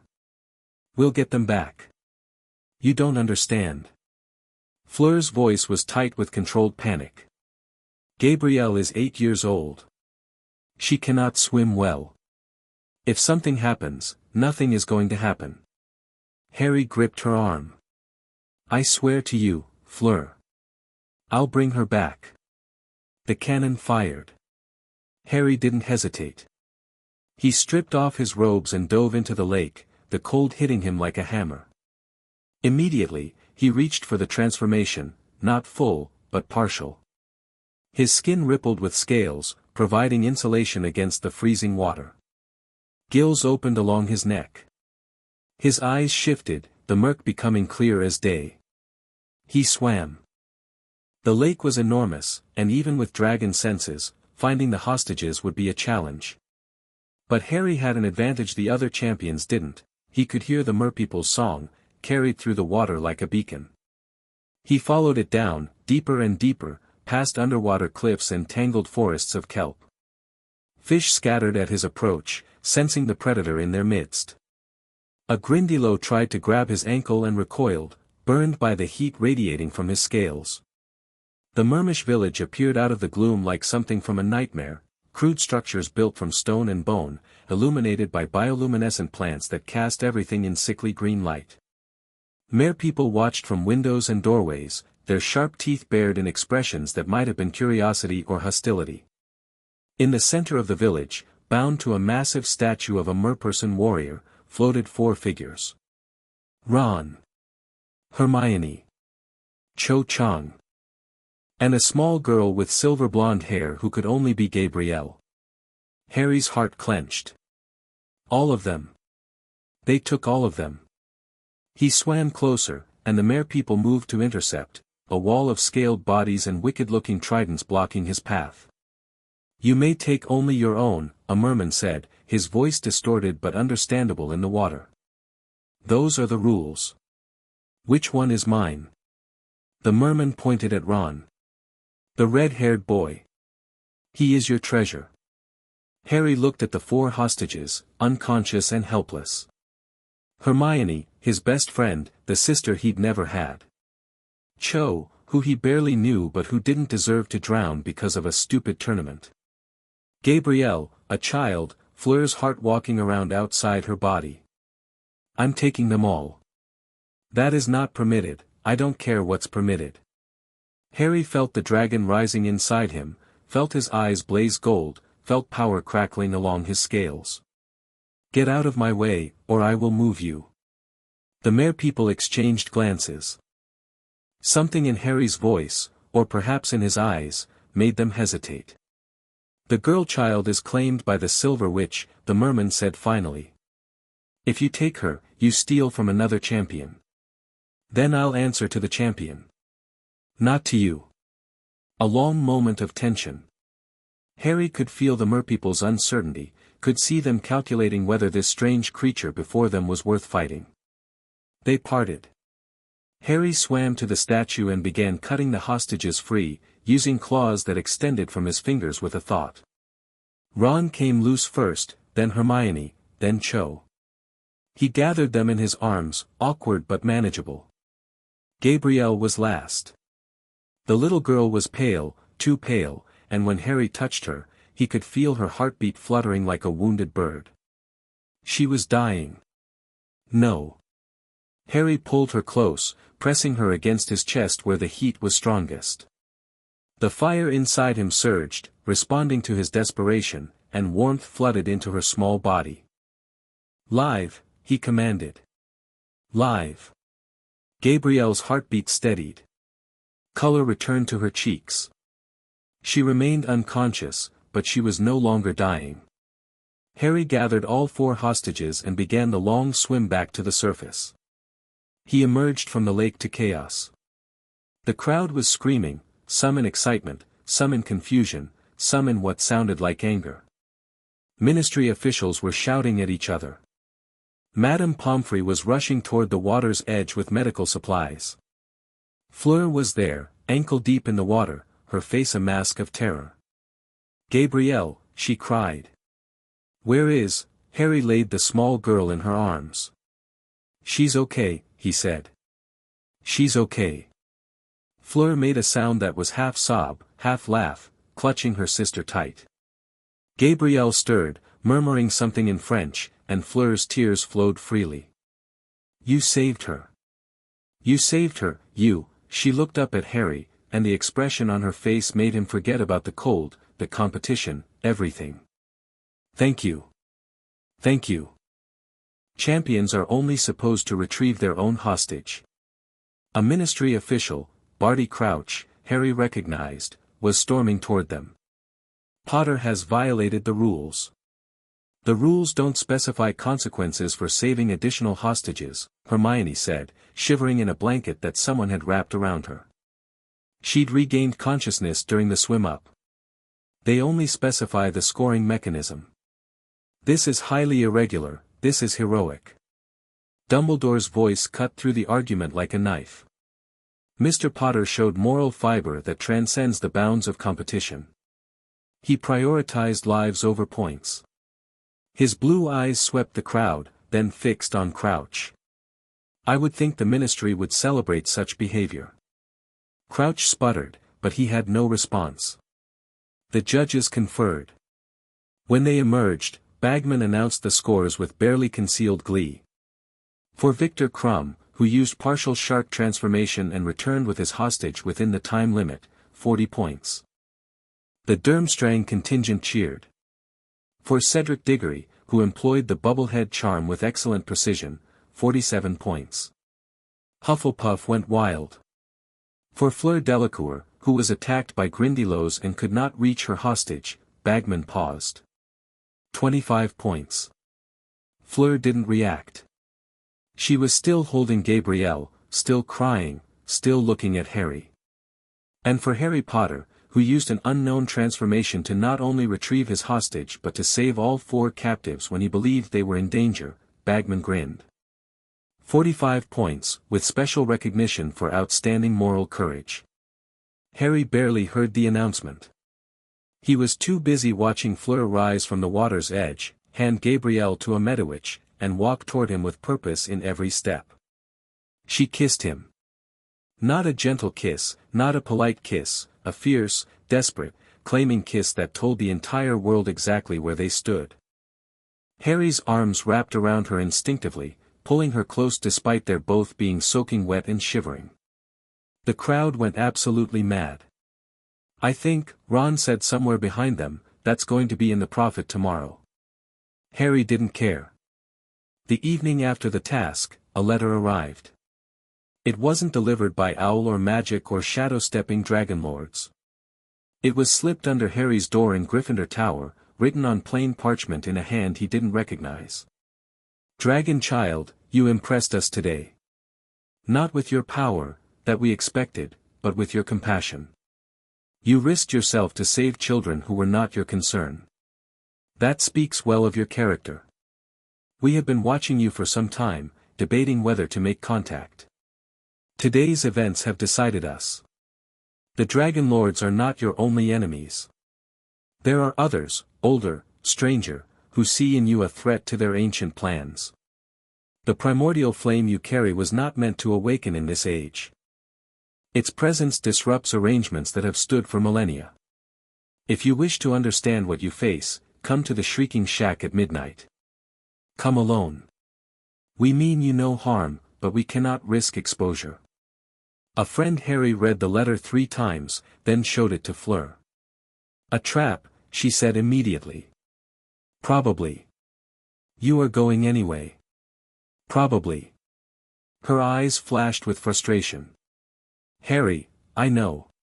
But they mentioned the primordial flame specifically. That's not common knowledge. Even the council doesn't fully understand what I carry." He folded the letter carefully. "This could be important.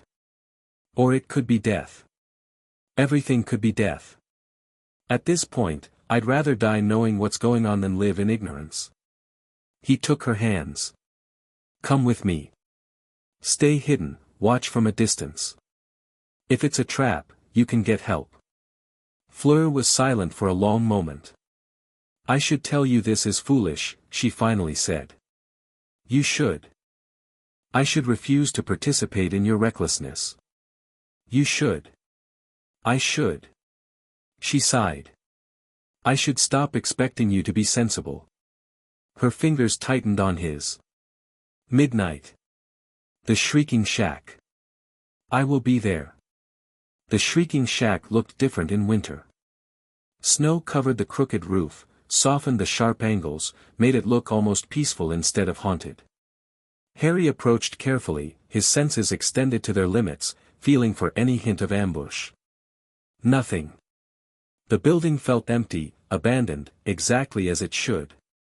He entered through the gap in the boards, climbing familiar stairs to the room where he'd learned the truth about Sirius and Pettigrew. The floorboards creaked beneath his feet, and dust motes danced in the moonlight streaming through broken windows. A figure sat in the corner. It was a woman, old, ancient even, with skin like parchment and eyes that glowed faintly green in the darkness. She wore robes of deep forest colors, and when she moved, Harry heard the rustle of leaves despite the winter outside. "Harry Potter," she said, and her voice was like wine through ancient branches. The dragon child. The flame bearer. The unexpected variable. Who are you? I am many things, and none of them would mean much to you. She rose, and despite her apparent age, her movements were fluid, graceful. I am what your kind calls a dryad, though that word captures only a fraction of what I am. I am old, Harry Potter. Old as the forests that covered this land before humans came. Old as the magic that still sleeps beneath these stones. What do you want? To warn you. Her green eyes were intense. The primordial flame you carry, it is not just dragon magic. It is something older. Something that predates the division between creature and wizard, between magical and mundane. It is the fire of creation itself. Harry felt the flames in his chest stir, responding to her words. I know this already. You know the words. You do not understand what they mean. The dryad moved closer, and Harry smelled pine and earth and the sharp tang of sap. When the world was young, there was no difference between humans and dragons, between Vila and mermaids, between any of the beings that now exist separately. All was one, united by the flame. The differentiation came later, a great sundering that split the original whole into countless fragments. Why are you telling me this? Because the flame in you is trying to reunite those fragments. Every transformation you undergo, every being you connect with, your Vila partner, your human friends, even the dragons you have met, you are drawing them back together. Her voice dropped to a whisper. There are those who do not wish this reunification to occur. They have benefited from the sundering for too long. They will try to stop you. The Dragon Lords. They are tools. Puppets. The real enemies are older and far more dangerous. She reached out and touched his chest, her fingers cold as winter bark. The flame knows what it needs to do. Your task is to survive long enough to let it work. How do I do that? By trusting those who love you. By not facing your enemies alone. Her eyes met his, ancient wisdom gleaming in their depths. And by accepting that you cannot control what you have become. The flame will burn, Harry Potter. The only choice you have is what it burns for. She stepped back, and shadows began to swirl around her. Wait, Harry started. We will meet again. When the time is right. Her voice was already fading, becoming part of the wind. Remember what I have told you. And remember, even in the darkest winter, spring is already preparing to return. Then she was gone, and Harry stood alone in the ruined room, Fleur's warmth appearing at his side as she emerged from her hiding place. What was that? She asked. I'm not sure. Harry stared at the space where the dryad had been. But I think we just got another piece of the puzzle. The puzzle of what you are. The puzzle of everything. He turned to face her. She said the flame wants to reunite what was sundered. That I'm drawing people together. Fleur's hand found his. I could have told you that. Since you transformed at the first task, people have been drawn to you. Not just me, Victor, Cedric, even that Dragon Lord defector. You are becoming a center of gravity. Is that good or bad? That depends entirely on what you do with it. They walked back to the castle together, hand in hand, while the winter wind whispered secrets neither of them could quite understand. The next morning, Harry received word that Charlie Weasley was coming to Hogwarts. The dragon handler had sent an urgent message to Dumbledore, requesting permission to meet with Harry immediately. The headmaster had agreed, and Charlie arrived before lunch, windswept, travel-worn, and clearly carrying heavy news. The dragons are restless, he said without preamble. All of them, everywhere. The handlers in Romania, China, New Zealand, everyone's reporting the same thing. Increased aggression, strange vocalizations, patterns of movement that don't make sense. When did it start? Harry asked. Immediately after your transformation at the first task. The Horntail you faced? She's been different ever since. Calmer, actually, the only dragon in the reserve who isn't acting strange. Like she's waiting for something. She submitted to me. She more than submitted. Charlie's eyes were intense. She bonded with you, Harry. Dragon handlers have studied these creatures for centuries, and we've never seen anything like it. There's a magical connection between you and that Horntail now, something that wasn't there before. Harry thought about the dreams he'd been having. Flying over mountains, hunting through forests, circling a nest of eggs that somehow felt like his. I've been dreaming about her. She's been dreaming about you too, I'd bet. Charlie ran a hand through his red hair. Look, I don't know what you are or what's happening to you. But the dragons know. They feel it. And whatever you're becoming, it's changing the fundamental rules of how dragonkind operates. Is that dangerous? For you? Probably. For the rest of us? Charlie shrugged. Depends on what happens next. If the dragons decide you're a threat, if they try to eliminate the disruption. They'd come for me. They might. Or they might decide you're something else entirely, a leader, a unifier, something they've been waiting for. Charlie leaned forward. That Horntail, Harry. She's not just calmer. She's protective. The other dragons in the reserve, they've started deferring to her. Like she's claiming authority she didn't have before. Because she beat me in a fight? Because you beat her and let her live. In dragon culture, that matters. A lot. Charlie stood. I'm going to stick around for a while, if Dumbledore allows it. I want to study what's happening, document it. This is unprecedented, Harry. Whatever you are, whatever you're becoming, it's going to change everything we thought we knew about dragons. After he left, Harry sat alone in the quiet, thinking about what the Dryad had said. The flame will burn. The only choice you have is what it burns for. The fire in his chest pulsed in agreement. That night, Harry had a new dream. He was flying over mountains he'd never seen, through skies that blazed with colors that didn't exist in the waking world. Below him, dragons filled the valleys like a living sea, thousands of them, perhaps millions, scales gleaming in an impossible sunset. They were waiting for something. For someone. Harry descended, and as he dropped through the clouds, the dragons turned to watch. Golden eyes, amber eyes, emerald and sapphire and every color between, all fixed on him, all burning with expectation. Let us, they seemed to say. Unite us. Become what you were meant to be. He landed in the center of their gathering, and the dragons parted to reveal a single figure waiting for him. Not a dragon, a human, or something that wore human shape. Vrakshan the Unburnt. You see it now, Vrakshan said. The truth of what the flame offers. Not just power, purpose. A chance to reunite what was broken, to restore what was lost. Is this real? Real enough. The flame connects all dragons, Harry. And through you, it speaks to us all. Vrakshan spread his arms. Join us. Let us. Together, we could remake this world. And if I refuse? Vrakshan's smile was ancient and cold. Then you burn alone. The flame will not be denied forever.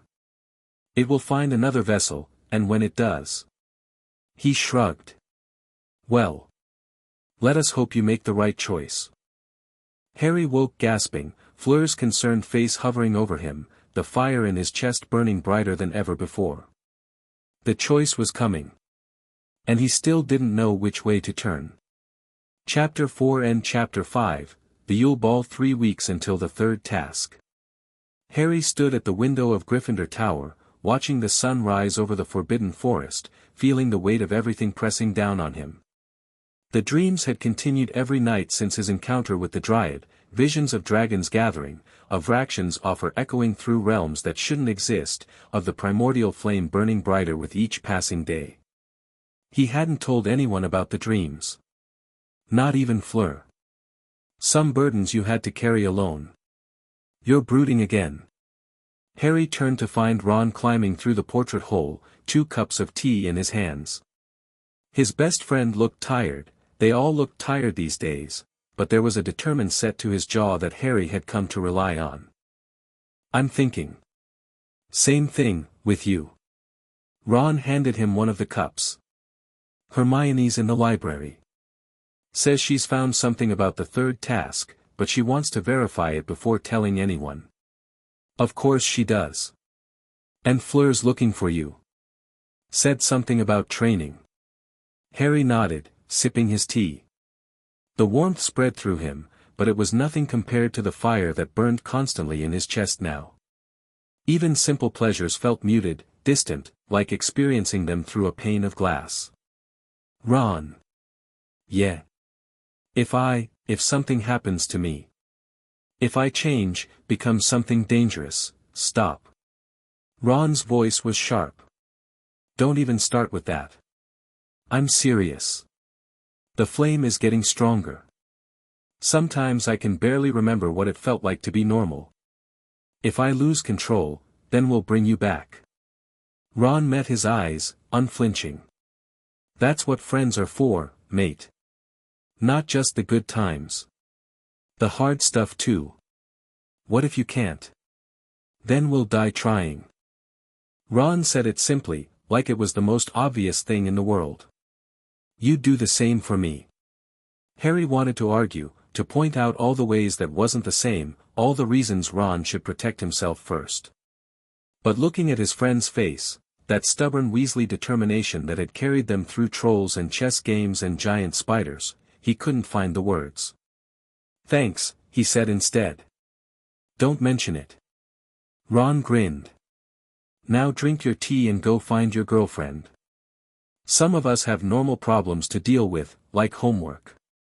Fleur was waiting in the room of requirement, which had configured itself into a training space that combined elements of forest, lake, and open sky. She stood in the center, her silver hair loose around her shoulders, wearing the practical clothes she'd adopted for their sessions. You're late, she said. I was brooding. I know. I could feel it from across the castle. She moved toward him, her hand rising to rest against his chest. The flame is stronger today. It's stronger every day. Yes. Her blue eyes searched his face. That worries you. Shouldn't it worry you too? Perhaps. But I have learned that worrying about things I cannot control is wasteful. She stepped back, assuming a combat stance. Today, we practice something new. Partial transformation while maintaining emotional equilibrium. We've done that before. Not like this. Fleur's eyes began to glow, and Harry felt her Vila allure surge, not seductive, but aggressive, pressing against his mind like a physical force. I am going to attack your control. You are going to resist while holding a transformation. That sounds dangerous. Yes. Necessary. Also yes. She struck without warning, a blast of Vila fire that crashed against Harry's mental shields like a wave against a cliff. The 3rd task will test you in ways we cannot predict. You must be able to maintain control under pressure. Harry felt the dragon rising in response to the attack, instinct screaming at him to transform, to burn, to dominate. He forced it down, channeling the energy into a partial shift instead. Scales rippled across his arms. His eyes flared gold. But he remained human-shaped, human-sized. Good. Fleur pressed harder, her allure battering at his defenses. Now move. Fight. Show me you can act while holding this balance. They sparred for an hour, Fleur attacking with Vila fire and Harry defending with dragon instinct. It was exhausting, maintaining partial transformation while fighting took concentration he hadn't known he possessed. But gradually, he found a rhythm. A balance point where the dragon and the human worked together instead of struggling for dominance. When they finally stopped, both of them were breathing hard, sweat dripping despite the room's temperature control. Better, Fleur said. Much better. It felt different. Like I wasn't fighting myself anymore. That is the goal. She moved close again, her hand finding his. The dragon is not your enemy, Harry. It is part of you. The more you accept that, the stronger you become. Ignatius said something similar. That I needed to find balance. The ancient was wise. Fleur smiled. Though I prefer my teaching methods to his. Your methods involve hitting me with Vila fire. And yet here you are, still standing. Her smile widened. I must not be hitting hard enough. Harry laughed, a real laugh, surprising himself with how good it felt. Fleur's eyes softened at the sound. There, she said. That is what I wanted to see. The human, not just the dragon. You're good at reminding me. That is my purpose. Among others. She leaned up and kissed him, brief but warm. Now. Shower, change, and meet me in the Great Hall. We have a meeting with your Dragonlord defector. Thornwood had been given quarters in a secured section of the castle, warded by Dumbledore himself and monitored constantly by portraits loyal to the headmaster. When Harry and Fleur arrived, they found him pacing like a caged animal. Finally, Thornwood said. I've been waiting for hours. We were training. Training won't help you against what's coming. Thornwood stopped pacing and fixed Harry with an intense stare. I've made contact with some of my former colleagues. The ones who share my concerns about the Order's direction. You have allies inside the Dragonlords? A few. Enough to gather intelligence, at least. Thornwood pulled out a map and spread it on the table. The Order is planning something big. Something connected to the third task. Harry studied the map. It showed Hogwarts and its grounds, with various locations marked in red ink. The Quidditch pitch, where the third task would take place, was circled multiple times. They're going to attack during the task. Worse. They're going to use the task. Thornwood pointed to the pitch. The maze that's being grown there, it's not just hedges. The magical plants they're using have been seeded with ancient magic, dormant for now but capable of being activated. If someone with the right knowledge triggered that magic during the task, the maze becomes a weapon. The maze becomes a trap. Specifically, a trap designed to contain and harvest dragon animagi. Thornwood's face was grim. They've been planning this for months, Harry. Since before your name came out of the goblet. Someone inside Hogwarts has been helping them prepare. The room went cold. We already knew there was a spy, Fleur said. Your people in the Ministry. This is different. Those are observers, watchers. What I'm talking about is someone with actual access.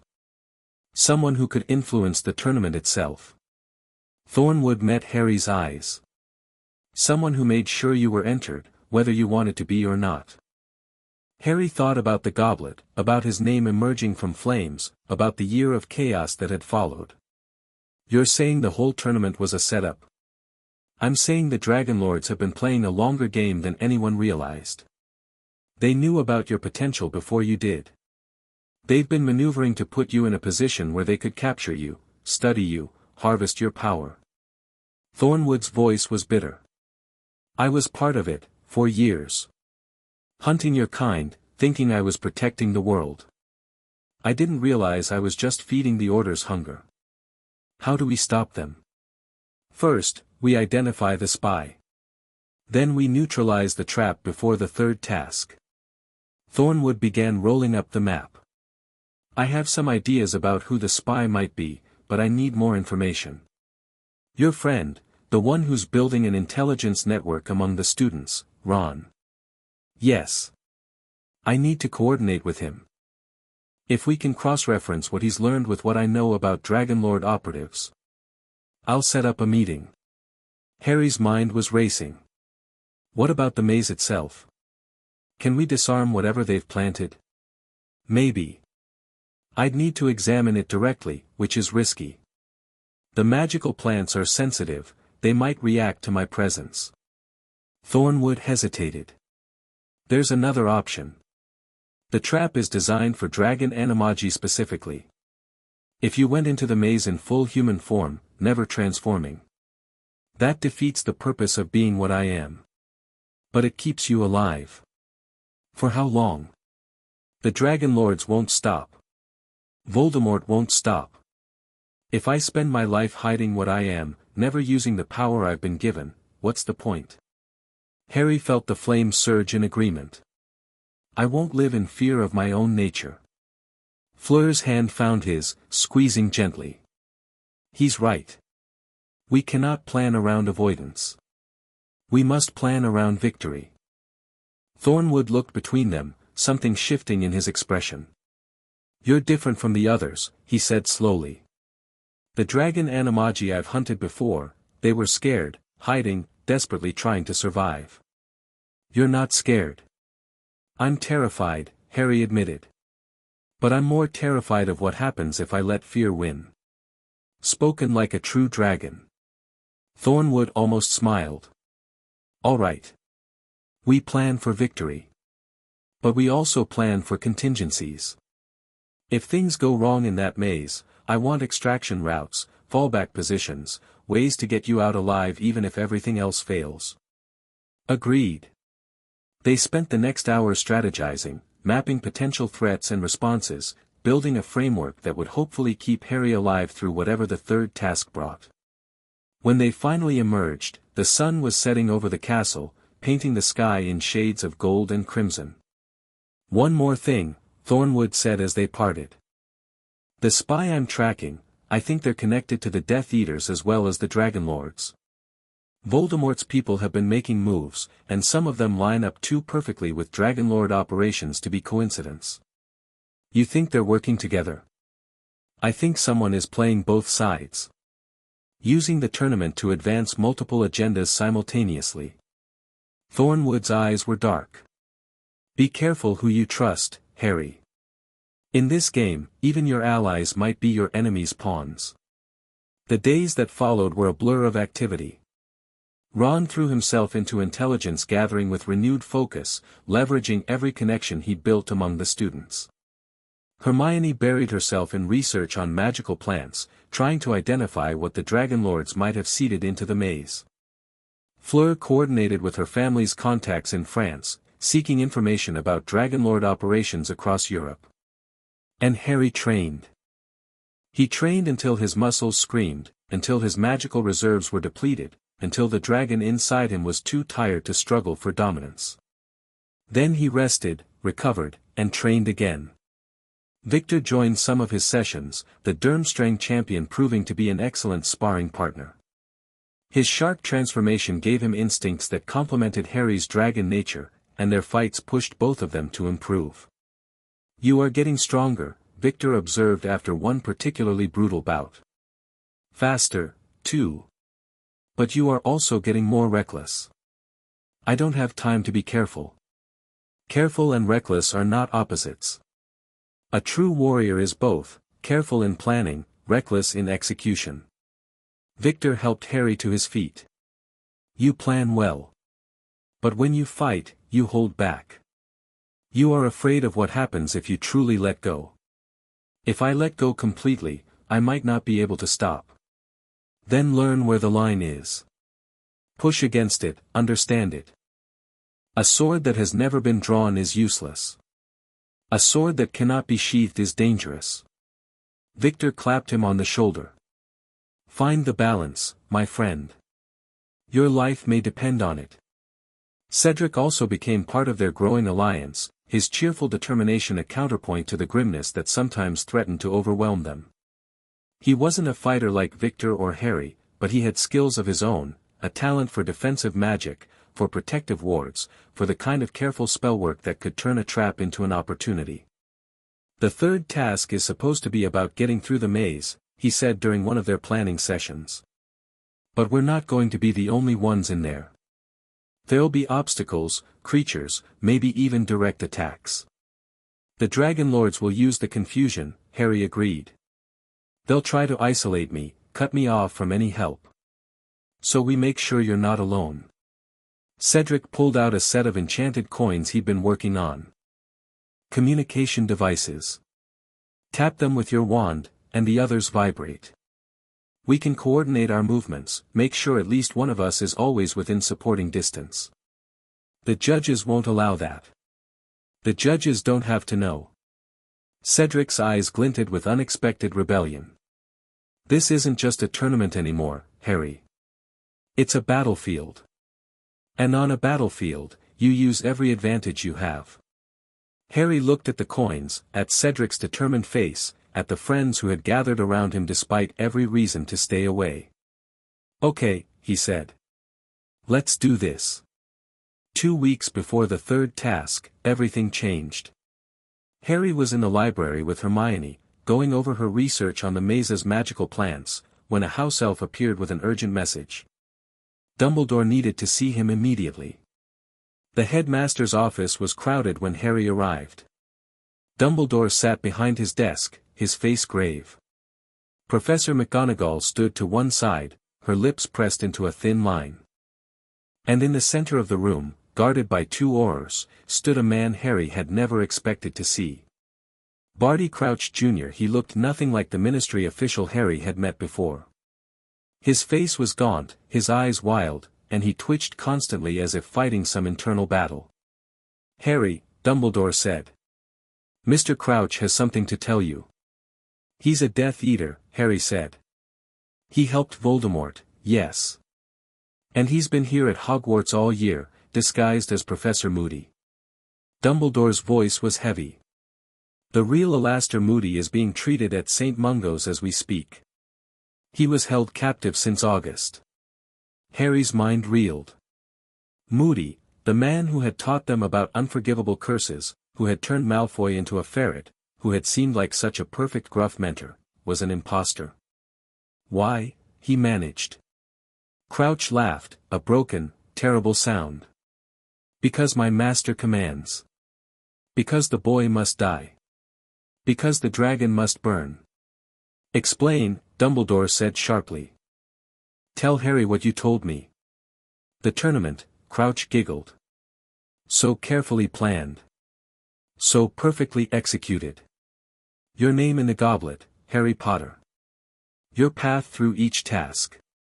All leading to the third, where the cup would take you straight to my master. The Triwizard Cup is a portkey. To a graveyard where the Dark Lord waits. Where your blood will resurrect him fully, where your power will be claimed for his glory. Crouch's eyes rolled. But the plan changed. When you transformed, when you showed what you truly were, my master became interested. Dragon blood. Dragon power. So much more valuable than mere prophecy fulfillment. Harry felt the flame surge in his chest, responding to the threat. How did he know? About what I am? The Dragon Lords told him. Oh yes, Crouch's grin was horrible. They've been talking, your enemies. Making deals. The Dark Lord offers them the dragon Animagus they've always wanted, and they offer him the power to defeat death itself. Voldemort is working with the Dragon Lords. Working with. Manipulating. Being manipulated by. Does it matter? The end result is the same. Crouch lunged forward, restrained by the Aurors. You're going to burn, Potter. One way or another, you're going to burn. Dumbledore gestured, and the Aurors dragged Crouch from the room. When the door closed behind them, the headmaster slumped in his chair, looking every one of his considerable years. I should have seen it, he said. The signs were there, Alastor's behavior was off, his methods extreme even for him. But I was so focused on protecting you from external threats that I missed the one living in our midst. What do we do now? We change the plan. The third task cannot proceed as scheduled, the cup must be examined, the maze must be searched, the entire tournament must be re-evaluated. Dumbledore straightened. I'm convening an emergency meeting of the judges and the ministry. You should prepare for the possibility that the task will be cancelled. They won't cancel it. The political pressure alone will have to be managed. Your life is more important than political convenience. Dumbledore's eyes met his. I have failed you too many times already, Harry. I will not fail you in this. The emergency meeting lasted 12 hours. In the end, a compromise was reached. The third task would proceed, but with significant modifications. The cup would be examined by independent cursebreakers. The maze would be swept by Aurors. Additional security would be stationed throughout the grounds. And Harry would be given something he'd never had before, official protection. The Ministry has agreed to provide an escort, Dumbledore informed him the next morning. 3 Aurors, hand-picked by Director Bones herself. They'll be with you from the moment the task begins until the moment it ends. Won't that count as cheating? The rules specify that champions must navigate the maze alone. They say nothing about what happens before entering or after exiting. A ghost of Dumbledore's usual twinkle appeared. Besides, given the circumstances, I believe all parties agree that your survival takes precedence over competitive purity. It wasn't much comfort, but it was something. The days until the third task counted down like a ticking bomb. Harry trained, planned, worried, trained some more. His friends gathered around him like a protective wall, their presence a constant reminder of what he was fighting for. The night before the task, Fleur came to him. They met in the room of requirement, which had configured itself into something like a forest glade, peaceful, green, far removed from the tension that gripped the castle. She stood in the center, silver hair loose, eyes shimmering with something that might have been tears. I am afraid, she said without preamble. So am I. No. I am afraid for you. She moved toward him, her hands finding his. Tomorrow, you walk into a trap designed specifically to destroy you. Even with all our preparations, all our allies, there is so much that could go wrong. I know. And yet you're calm. Not calm. Resigned, maybe. Harry pulled her closer. Fleur, I've been in danger my whole life. Since I was a baby, people have wanted me dead. At some point, you just accept it. Not that you're going to die, but that death is always possible.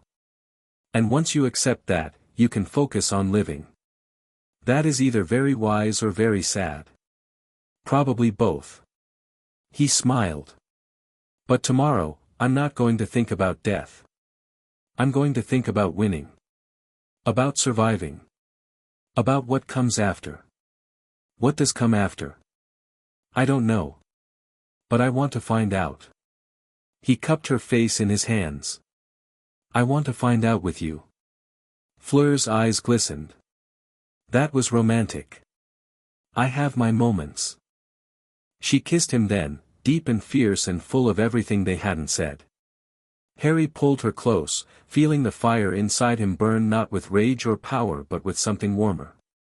Something human. They held each other for a long time, two creatures of fire finding comfort in shared warmth. Whatever happens tomorrow, Fleur whispered, I am proud to stand beside you. Whatever happens tomorrow, Harry replied, I'm grateful you chose to. They stayed together until dawn, talking and not talking, being present with each other in a way that needed no words. When the sun rose on the morning of the third task, Harry felt ready. Not confident, never that. But ready. The maze waited. The stands were packed by the time Harry emerged onto the Quidditch pitch. Thousands of spectators filled the seats, their cheers and jeers creating a wall of sound that pressed against him from all sides. Ministry officials watched from elevated boxes. Reporters scribbled frantically. And in the judges' section, Dumbledore sat with an expression of carefully masked concern. The maze dominated the center of the pitch, 20-foot hedges grown into a complex labyrinth that seemed to shift and breathe in the afternoon light. Harry could feel the magic embedded in those plants, dormant for now but humming with potential energy. Thornwood had been right. This place was a trap. But Harry was done being prey. His escort of Aurors flanked him as he approached the starting position. Kingsley Shacklebolt, a tall dark-skinned man with a commanding presence. Nymphadora Tonks, whose hair kept shifting colors as she scanned for threats. And a scarred veteran named Dawlish, who hadn't spoken a word but moved with the coiled readiness of a lifelong fighter. "Remember," Kingsley murmured. "First sign of trouble, you signal. We'll be right outside the maze perimeter." "Understood." "And Potter?" Kingsley's dark eyes met his. "Whatever you are, whatever you can do, don't hold back. If it comes to survival, you do what you have to do." It was the first time an authority figure had explicitly given him permission to use his dragon nature. Harry nodded, something loosening in his chest. The other champions gathered at their own starting points. Victor's face was set in determined lines. Cedric looked nervous but focused. Fleur met Harry's eyes across the pitch, and something passed between them, a promise, a reassurance, a reminder of everything they'd said the night before. Together, her gaze seemed to say, "Even apart, we are together. Champions." Bagman's voice boomed. "You will enter the maze in order of current standings. Mr. Potter and Mr. Crumb are tied for first, so they will enter simultaneously. Mr. Diggory and Miss Delacour will follow at intervals." Harry positioned himself at the maze entrance. The hedges loomed above him, their leaves rustling in a wind that didn't touch anything else. "On my signal," Bagman called. 3, 2, 1. The cannon fired. Harry plunged into the maze. Darkness swallowed him instantly. Not the natural darkness of night, but something deeper, magical shadow that seemed to drink the light from his wand. Harry pushed forward anyway, his dragon senses extending outward, mapping the path ahead through sound and smell and the faint tremors of magic. The maze shifted around him. Hedges that had been open moments before closed silently. Paths that shouldn't exist opened up like invitations. The trap was already working, trying to disorient him, separate him from any chance of help. Harry ignored it. He moved with purpose, not following the maze's suggestions but carving his own path. He encountered his first obstacle within minutes, a blast-ended scrut, its shell gleaming in the magical darkness, fire spurting from its rear end as it charged. Harry didn't even slow down. He transformed just enough to breathe fire of his own, overwhelming the creature's flames, driving it back into a side passage with a roar that echoed through the hedges. The maze shuddered in response. Harry felt the dormant magic inside its plants stir, awakened by his transformation. "They're monitoring," he realized. "Every time I use dragon power, they know exactly where I am. Let them know. Let them come." He pressed on, navigating by instinct more than strategy. The maze tried to confuse him, presenting false paths and dead ends, but his dragon senses cut through the illusions. He could feel the cup somewhere ahead, its magic a beacon pulling him forward. He could also feel something else. Something wrong. The hedges on either side of him began to glow. Not with light, but with runes, ancient symbols that burned into the leaves with cold green fire. Harry recognized some of them from Thornwood's warnings. Containment runes. Harvesting runes. The trap was springing. He ran.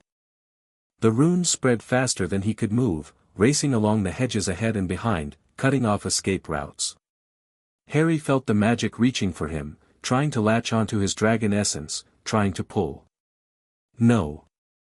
The flame inside him surged in response, burning hot and bright, pushing back against the invasive magic.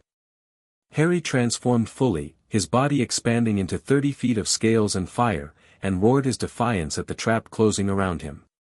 The runes flickered. And then they shattered. The explosion of magical feedback ripped through the maze, tearing hedges apart, sending debris flying in all directions. Harry rode the shockwave in dragon form, using his wings to control his trajectory, landing in a newly created clearing at the heart of the labyrinth. The Triwizard Cup stood before him on a pedestal of white marble. Between him and the cup stood Voldemort. Not Voldemort as Harry remembered him from the back of Quirrell's head, not a wraith, not a parasite. This was something between, a twisted humanoid form that seemed barely able to hold itself together. Red eyes blazed from a face that was more snake than man, and dark robes billowed around a body that flickered like a bad memory. "Harry Potter," Voldemort rasped. "The dragon child. The flame bearer. How fortunate that you came to me. The Portkey plan failed. Plans change. Opportunities arise." Voldemort raised a wand that looked like it was made of bone. When the maze fell apart, the protections fell with it. I seized my chance. You're not strong enough to face me. Not like this. Not to destroy you, no. But to delay you. Voldemort smiled, a horrible expression on that inhuman face. Long enough for my allies to arrive. The sound of tearing fabric filled the air, and shadows began to coalesce around the clearing. Dragon Lords. 5 of them, emerging from darkness itself, their weapons gleaming with enchanted malice. You see. Voldemort stepped back, letting his allies take the fore. We have common interests, the Order and I. You are too dangerous to exist. Your power threatens everything we have built. My power threatens your control. That's not the same thing. Isn't it? Voldemort's red eyes glittered. The primordial flame you carry, do you understand what it represents? It's the power to reshape reality itself. To remake the world according to the will of whoever wields it. Did you think we would let such power remain in the hands of a child? Harry felt the flame pulse inside him, responding to the truth in Voldemort's words. The Dryad had tried to tell him. Ignatius had warned him. The power he carried was bigger than he'd understood. But power was only power. What mattered was choice. You can't have it, Harry said. Any of you. Then you'll die. The Dragon Lords attacked. They moved like shadows, their weapons trailing dark fire. Harry met them with dragon fire of his own, 30 feet of scaled fury crashing into their formation. Steel met scales. Magic clashed with magic. The clearing became a storm of violence and flame. Harry fought like he'd never fought before. Not defensively, not cautiously, but with everything he had. Claws raked through enchanted armor. Teeth crushed weapons that had tasted dragon blood for centuries. Fire poured from his maw in streams that turned stone to slag. But there were 5 of them, and they were ancient, experienced, honed by generations of hunting his kind. They began to wear him down. Cuts accumulated on his scales. Burns that his fire couldn't heal fast enough. His wings were torn, limiting his mobility. One eye was nearly blinded by a glancing blow. And Voldemort stood at the edge of the clearing, watching, waiting, conserving his strength for the killing blow. This is it, Harry thought. This is where I die. The flame inside him surged in response, not acceptance, but refusal. Raw, primal, absolute refusal to end here. No. Power exploded outward. Not fire, not magic, not anything Harry had felt before. This was the primordial flame itself, awakened by his desperation, unleashed by his will to survive. It poured through him like a river through a broken dam, burning away limitations, burning away fear, burning away everything that wasn't pure and essential. The Dragon Lords screamed. Their enchanted armor, their stolen dragon magic, their centuries of accumulated power, all of it burned away in an instant. 5 warriors who had killed hundreds of Harry's kind reduced to ash in the space of a heartbeat. Voldemort's eyes widened. Impossible, Harry turned to face him, and the dark wizard flinched. Because Harry wasn't a dragon anymore. He was something else, something more. A form of pure flame given shape, burning with colors that existed outside the normal spectrum. Not human. Not dragon. Something that the flame had been waiting millennia to create. Leave, Harry said, and his voice echoed with harmonics that vibrated in the soul. Leave, and never return. This is your only warning. Voldemort, for all his ambition, was not stupid. He recognized absolute power when he saw it. He ran. The shadows swallowed his fleeing form, and Harry was alone in the clearing with the cup and the ashes of his enemies. The flame receded slowly, reluctantly, leaving Harry standing in his normal human body, trembling with exhaustion. He had no idea what had just happened, no idea what he had become, even briefly, but he was alive. He was alive. He grabbed the cup with shaking hands. The portkey activated. Not to the graveyard, that magic had been disrupted by the maze's collapse, but back to the edge of the pitch. Harry appeared in a flash of light, collapsing to his knees, the cup falling from his nerveless fingers. Chaos erupted around him. Screaming spectators, rushing oars, the sounds of spells being cast at threats that had already vanished. But none of it reached Harry through the fog of exhaustion that wrapped around him. Fleur was there first. She caught him before he could collapse completely, her arms wrapping around him, her voice a constant stream of French and English mixed together. "You're alive, thank God you're alive, Voldemort," Harry managed. He was there. "And Dragon Lords?" Later. Tell us later." Fleur pulled back to look at his face, her eyes wet with tears. "You're hurt. I won." Harry tried to laugh, but it came out as a cough. "I won the bloody tournament." "You won more than that." Dumbledore's voice, cutting through the chaos. The headmaster knelt beside them, his face a complex mixture of relief and concern. The magical backlash from whatever happened in that maze was felt across the country. "Harry. What did you do?" "I don't know. The flame just activated. Burned everything."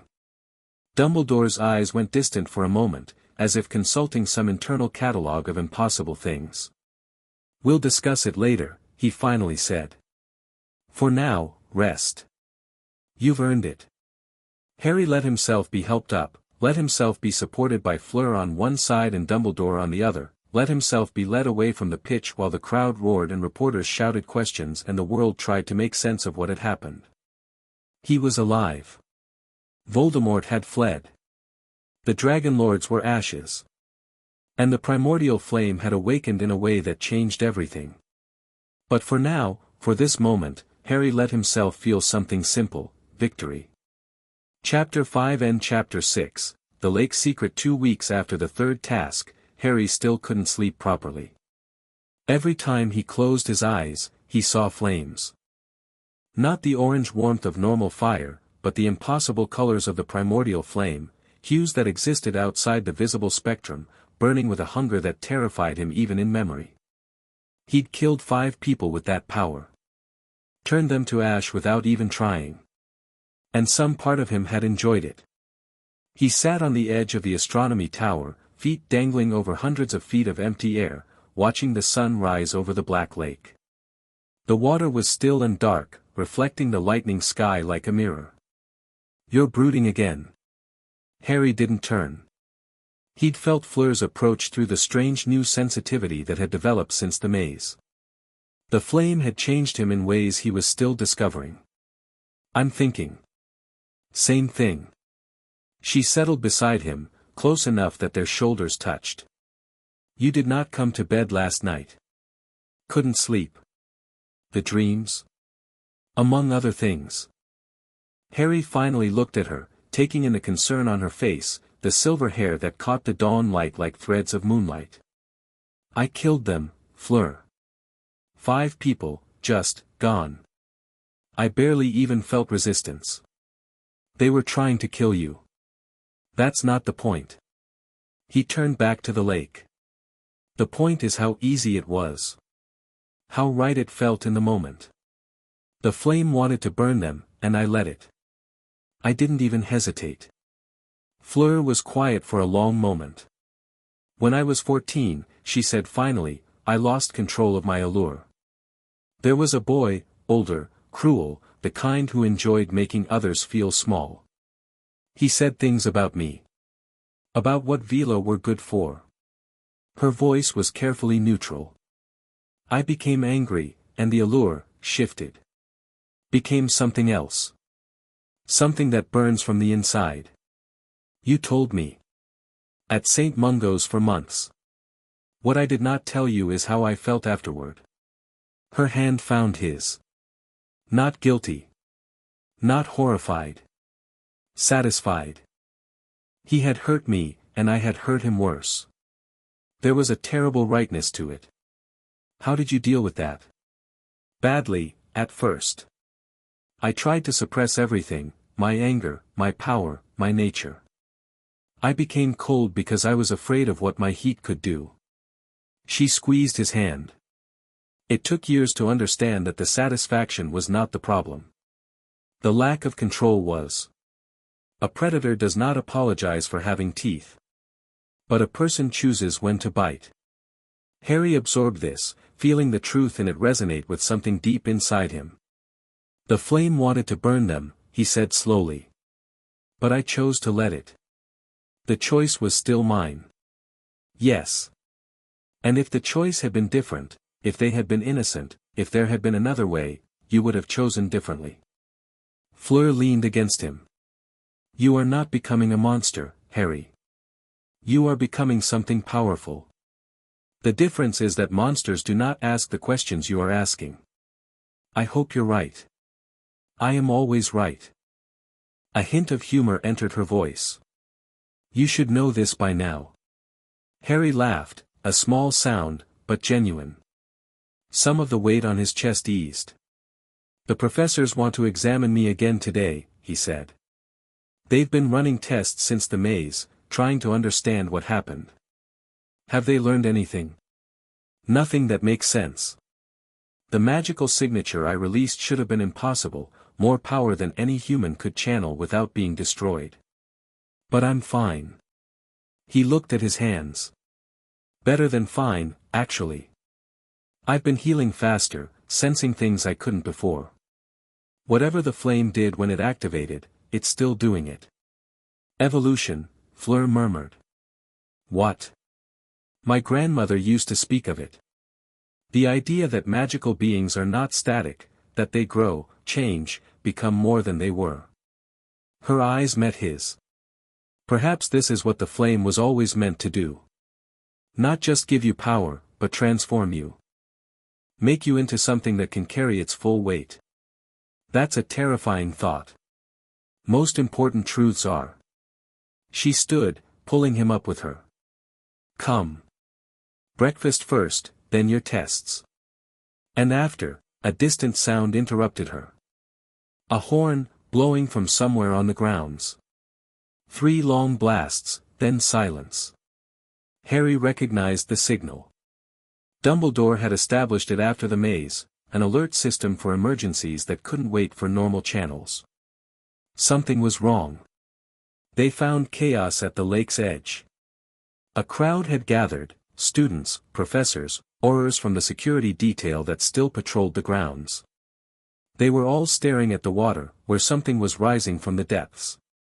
No. Not something. Someone. A figure broke the surface, swimming toward shore with steady strokes.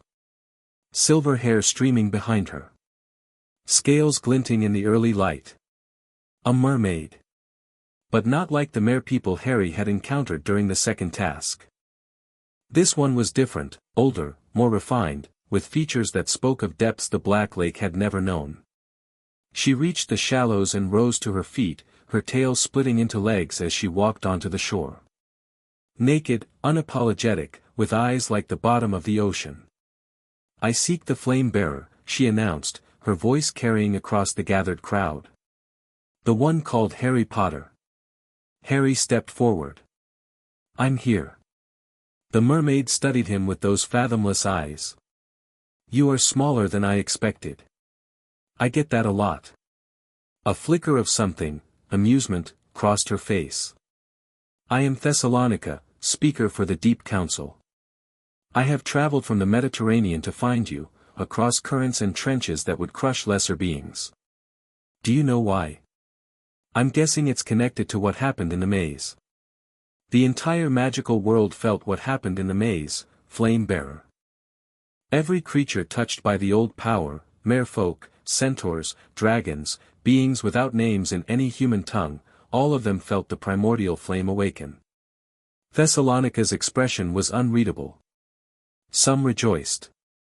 Some fled in terror. And some came to see for themselves. See what? Whether you are what the prophecies foretold. Or merely another pretender who will burn out and fade. She stepped closer, close enough that Harry could smell the salt and depth on her skin. The Deep Council wishes to meet you, Harry Potter. We wish to judge you as the Dragon Council judged you. And we wish to make you an offer. What kind of offer? Alliance. Knowledge. Access to powers that have been hidden since the Sundering. Her eyes bored into his. The deep places remember what was, before the world was divided. We remember unity. And some of us believe that unity could come again, if the right flame lit the way. Harry felt the flame stir inside him, responding to her words. The same stirring he'd felt when Ignatius spoke of the primordial power. The same resonance he'd experienced with Fleur, with the dragons, with every being of magical heritage he'd encountered. The Dryad told me something similar, he said. That the flame was trying to reunite what was broken. The forest knows truth, in its slow way. Thessalonica nodded. But the deep knows more. We have watched the surface world for eons, Harry Potter. We have seen empires rise and fall, seen magic wax and wane, seen countless bearers of power promise change and deliver only ashes. And yet you're here. And yet I am here. Something softened in her expression, not warmth, exactly, but a kind of respect. Because what you released in that maze was not destruction. It was creation. The flame you carry is different from any we have seen before. It does not merely burn, it transforms. And transformation is what this world needs. Dumbledore stepped forward, his face carefully neutral. Thessalonica. I have read of your kind, but never expected to meet one. The deep merfolk were thought to be myths. Many things are thought to be myths, Albus Dumbledore. Including, until recently, dragons who wear human skin. Thessalonica's attention shifted to the headmaster. I remember when you were young, wizard. When you sought the deathly hallows and nearly destroyed yourself in the seeking. You have grown wise since then. Wiser than most who walk the surface. Dumbledore inclined his head. I have tried. Try harder. The boy will need guidance that your kind can barely comprehend. Thessalonica turned back to Harry. The Deep Council meets at the next full moon. You will find a way to reach us, the flame will guide you. Come alone or with companions, as you choose. But come. And if I don't? Then you will face what is coming without our help. Her eyes darkened. And what is coming, Harry Potter, is worse than anything your world has seen in 1,000 years. The sundering was not natural. It was imposed, by beings who benefited from a fractured world. They have noticed your awakening. They are moving against you even now. Who? The Dragon Lords? Voldemort? Puppets? Tools? The true enemy has no name in any tongue you know. But they are ancient and patient, and they will not allow the reunification to proceed. Thessalonica began walking back toward the water. Full moon, flame bearer. Do not be late. She dove into the lake without a splash and vanished into the depths. The meeting in Dumbledore's office lasted 3 hours. Everyone was there, McGonagall, Snape, Fleur, Hermione, Ron, Thornwood, even Victor and Cedric. They dissected Thessalonica's words from every angle, debating meanings and implications while Harry sat in silence, feeling the flame pulse in his chest. The Deep Council is real, Thornwood said, consulting notes he'd brought from his Dragonlord files. We have references going back millennia. They're older than the Dragon Council, older than most organized magical societies. If they're extending an invitation. It could be a trap, Snape interjected, his voice sharp. The merfolk have no love for surface dwellers. This could be an elaborate scheme to lure Potter into an environment where he's helpless. Dragons can't breathe underwater, Victor agreed. Even with partial transformation. The Deep Council would have absolute advantage in their realm. Which is why I'll have to adapt. Harry spoke for the first time in nearly an hour, and everyone turned to look at him. The flame is changing me. I felt it during the second task. I could extend gills, modify my senses. If I push harder, I might be able to go deeper. That's insanely dangerous, Hermione said. The pressure at serious depth would crush a normal human. Even with magical protection, I'm not normal anymore. Harry met her eyes. You've seen the test results, Hermione. My body is becoming something else. Something that might be able to survive where humans can't. Or something that might die trying. Everything I do might kill me. That hasn't stopped me yet. The room fell silent. Dumbledore, who had been listening with steepled fingers, finally spoke. Thessalonica mentioned beings who imposed the sundering. Beings who benefit from a fractured world. His blue eyes were troubled. In all my research, all my years of study, I have found only hints of such entities. Shadows at the edges of history, gaps in the record where knowledge should be. The Dragon Lords know something, Thornwood said. The Order's oldest texts reference the architects, entities responsible for the current order of magical reality. But the references are vague, almost afraid. Like even writing about them was dangerous. Could these architects be what we're really fighting? Ron asked. Not Voldemort, not the Dragon Lords, but something behind them? Perhaps. Or perhaps Thessalonica is exaggerating to increase her leverage. Dumbledore shook his head. We simply don't have enough information. Then I get more information. Harry stood, his chair scraping against the stone floor. I'll meet with the Deep Council. I'll learn what they know. And if there really are architects behind everything we've faced. Then what? Snape demanded. You'll challenge beings who have shaped reality itself. If I have to. Harry felt the flame pulse in agreement. The primordial power didn't choose me so I could hide from threats.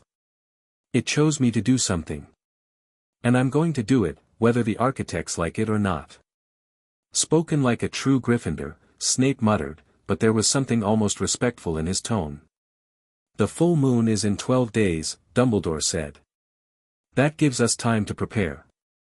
Hermione, I want you researching everything we have on the Deep Council and deep-sea magical survival. Victor, Cedric, coordinate with the Auror detail on security. If Harry goes into the lake, I want people ready to respond if things go wrong. What about me? Fleur asked.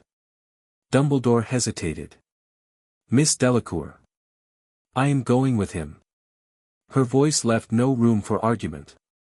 The Vila were part of the original unity. If this Deep Council wants to judge Harry, they should judge me as well.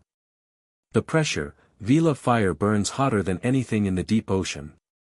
I will adapt, or I will die trying.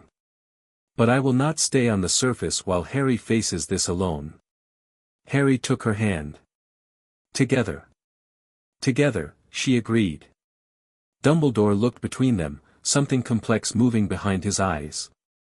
Finally, he nodded. Very well. Together, then. But please, both of you, try not to die. The world has invested rather a lot in your continued existence. The 12 days passed faster than Harry expected. He spent most of them in the lake, pushing his transformations deeper than he'd ever attempted. The Black Lake was deep, deeper than most people realized, and its cold darkness became his classroom. Day 1, he reached 50 feet. The pressure was uncomfortable, but manageable. Day 3, he hit 100 feet and nearly passed out. His dragon lungs, designed for mountain altitudes, struggled with the crushing weight of water. Day 5, he cracked the problem. Not by resisting the pressure, but by accepting it, letting the flame reshape his body to accommodate the environment. His scales thickened, his chest cavity compressed, his blood chemistry shifted in ways that no human healer could explain. By day 10, he was diving to 300 feet and feeling more comfortable than he did on land. "It's incredible," Hermione said, studying the results of her latest scan. "Your bone density has increased by 40%. Your muscle tissue has changed composition to resist pressure damage. Your eyes have developed a secondary membrane for underwater vision." She shook her head in wonder. "You're not transforming into a dragon anymore, Harry. You're transforming into something new. Something that doesn't have a name." "The Flame's vision," Harry said. "That's what Thessalonica called it. Not just dragon or human, but both and neither. Something that can exist anywhere. That's theoretically impossible. So am I." Fleur's adaptation was different but equally remarkable. Her Vila fire, instead of being quenched by the water, seemed to intensify under pressure. She surrounded herself with a cocoon of heat that held back the cold and the crushing depth alike. "The deep places have fire too," she explained. "Volcanic vents, magma chambers, the molten heart of the earth. My flame recognizes them. Calls to them. You're becoming an underwater Vila. I am becoming me." She smiled. "Fully, finally, completely. Whatever limits I thought I had, they were illusions. I was always capable of this. I just never had a reason to try." They dove together on day 11, reaching depths that should have killed them both. The Black Lake's bottom was strange and ancient, filled with ruins that predated Hogwarts, predated wizards, predated anything Harry had learned about in history of magic. "This was a city once," Fleur whispered, her voice carried by the water despite the depth. "Look at the architecture. Those aren't wizard buildings." Harry studied the collapsed structures, the worn statues, the symbols carved into stone that had somehow survived millennia of submersion. She was right, these weren't human designs. The proportions were wrong, the aesthetic alien. "Who built this? Perhaps the Deep Council will tell us." Fleur took his hand. "Are you ready for tomorrow?" "No." Harry smiled. "But I'll go anyway." The full moon rose over a Hogwarts wrapped in tension. Half the staff had gathered at the lake's edge, along with Aurors, Order members, and representatives from 3 different magical governments. Dumbledore had tried to keep the expedition quiet, but word had spread. Everyone wanted to see what would happen when the flame bearer descended into the deep. Harry stood at the water's edge with Fleur, both of them dressed in simple garments that would survive transformation. The communication coin Cedric had created hung around his neck on an enchanted chain. "Remember," Dumbledore said quietly. "If anything goes wrong, I know. But it won't." Harry met the headmaster's eyes. "The flame didn't bring me this far to die in a lake. Whatever's waiting down there, I'll handle it. And if you can't, then the world will have to find another hope." Harry smiled grimly. "But let's not plan for that, yeah." Dumbledore nodded slowly. "Good luck, Harry. To both of you." Harry turned to Fleur. "Ready?" "Always." They walked into the water together, feeling its cold embrace, letting it rise past their knees, their waists, their chests. At neck depth, they paused and transformed, Harry's scales rippling across his skin, Fleur's fire igniting in a corona of light. Then they dove down through the dark water. Past the Merpeople's village, where curious faces watched them descend. Past the ancient ruins Fleur had found. Down into depths where no light reached, where pressure built until it seemed like the water itself wanted them gone. The flame guided them. Harry felt it like a compass in his chest, pulling him towards something vast and ancient. Fleur's fire burned beside him, a beacon in the absolute darkness. They swam for what felt like hours. And then, suddenly, the water changed.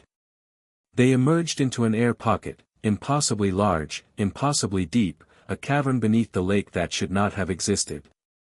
Bioluminescent plants covered the walls, casting everything in soft blue-green light. Structures rose from the cavern floor, buildings, temples, monuments to beings Harry couldn't identify. And waiting for them, arranged in a semicircle on a raised platform, was the Deep Council. They were not mermaids. They were something older, beings with features that suggested ocean depths never touched by sun. 8 of them, each unique, each radiating an age that made even the Dragon Council seem young. Thessalonica stood among them, but here she was clearly the youngest. The others watched with eyes that had seen civilizations rise and fall like tides. Harry Potter, one of them said, a massive being with skin like deep-sea coral. The Flame Bearer. You have answered our summons. I have questions. As do we. The coral being gestured, and 2 seats rose from the cavern floor. Sit. Speak. We have much to discuss. Harry and Fleur took the offered seats, and the real conversation began. The Deep Council spoke of things Harry had never imagined. They spoke of the world before the Sundering, a unified reality where magic flowed freely between all beings, where the distinction between human and creature, mundane and magical, simply didn't exist. A paradise of connection and power, where the primordial flame burned at the heart of everything. It was not meant to last, said the oldest of them, a being so ancient that its features had worn away to near smoothness. The architects saw to that. Who are the architects? Harry asked. Beings from beyond our reality. Entities that exist in the spaces between worlds, feeding on separation, on conflict, on the energy released when unified things are broken apart. The ancient's voice was like water over stone. They found our world when it was young and whole. They saw its unity as a threat, or perhaps as a resource. And they sundered it. How? With a curse woven into the fabric of reality itself. A division that separated magic by type, by species, by nature. What was one became many, dragons and Vila and merfolk and humans and 1,000 other fragments, each convinced of its own superiority, each in conflict with the rest. Harry felt the flame pulse angrily in his chest. And they've been maintaining this division ever since. Feeding on it. Growing fat on the energy of eternal conflict. Thessalonica leaned forward. Every war, every prejudice, every act of violence between magical beings, it nourishes them. They have grown powerful beyond imagining over the millennia, Harry Potter. Powerful enough that none of the sundered fragments could challenge them alone. But united. United, we could resist. Perhaps even reverse the sundering. The coral being's eyes gleamed. That is what the flame represents. Not just dragon power, but the power of connection. The ability to bridge the gaps the architects created. And that's why they're afraid of me. Afraid is too simple a word. They are threatened. For the first time in countless ages, something has emerged that could undo their work. The ancient spoke again. The Dragon Lords, Voldemort, the various forces arrayed against you, they are pawns. Tools the architects are using to eliminate you before you can grow strong enough to challenge them. Harry absorbed this, feeling the pieces click together in his mind. Everything he'd faced, everything that had happened since his transformation, it wasn't random. It was orchestrated by beings beyond his comprehension, pulling strings from outside reality itself. How do I fight something like that? You don't. Not yet, not alone. The Deep Council exchanged glances. But you can prepare. You can grow. You can unite. The Dragon Council accepted me. You're considering an alliance. Who else is there? The forests answer to the eldest dryads. The skies belong to the phoenixes. The shadows hold beings you have not yet encountered. Thessalonica listed them off. Each fragment remembers the unity, even if only in legend. Each could potentially be brought back to the whole. And you want me to do that? Unite everyone. We want you to try. The coral being rose, its massive form casting shadows across the cavern. The flame chose you, Harry Potter. Not because you were the strongest or the wisest, but because you have something the previous bearers lacked. Something that let you survive what would have destroyed them. What's that? Love. The word hung in the silence. The previous flame bearers were solitary creatures. Dragons who isolated themselves, who saw connection as weakness. The flame burned in them, but it burned alone, and alone, it could only destroy. The being gestured at Fleur. You are different. You have bound yourself to another bearer of magical heritage. You have friends who would die for you. You have refused to cut yourself off from humanity, even as you have become something more than human. Love anchors the flame, the ancient added. Gives it purpose beyond mere burning. That is why you could release such power in the maze without being consumed. Not because you controlled it, but because your connections gave it direction. Harry looked at Fleur, at the tears streaming down her face, at the fire in her eyes that matched the fire in his chest. I'm not doing this alone, he said. No. You never were. The Deep Council rose as one. We accept you, Harry Potter. The Deep stands with the Flame Bearer, now and in whatever comes. Ask what you would ask. We will answer what we can. They talked until the bioluminescent light began to fade, an indication that dawn was approaching on the surface. Harry asked about the architect's weaknesses. They had few, but they existed. He asked about the other magical factions, some would be allies, others enemies, most undecided. He asked about the mechanics of the sundering and how it might be reversed, centuries of work, assuming success was even possible. And he asked about himself. The flame is still changing me, he said. I can feel it, every day. Where does it end? It doesn't, the ancient replied. The flame is not a gift given once. It is a process, an ongoing transformation that will continue as long as you live. You will become more powerful, more connected, more other than human. Whether you retain your humanity through that change depends entirely on you. What happens if I don't? Then you become like the dragons who came before. Pure flame, pure power, pure destruction. Magnificent and terrible and ultimately empty. The ancients' worn features seem to soften. The architects have destroyed many flame bearers that way. Pushed them until they lost themselves, then watched as they burned out alone. I won't let that happen. We believe you. That is why we are here. The ancient extended something, a small orb of compressed water, glowing with inner light. A gift. From the depths to the flame. When you need to reach us, crush this. We will hear. Harry took the orb, feeling its cool weight in his palm. Thank you. Do not thank us yet. We have given you knowledge and alliance, but we cannot fight this war for you. The unification must come from above, from the surface where the architect's influence is strongest. The Deep Council began to disperse, fading into the waters at the cavern's edge. Full the work, Harry Potter. Bridge the gaps.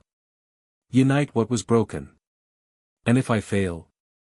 Thessalonica was the last to leave. She paused at the water's edge, looking back with those fathomless eyes. Then the architects win. The sundering becomes permanent. And eventually, all the fragments fade to nothing, consumed by conflicts they were designed to lose. She smiled, a cold expression, but not unkind. No pressure. Then she was gone, and Harry and Fleur were alone in the vast cavern beneath the world.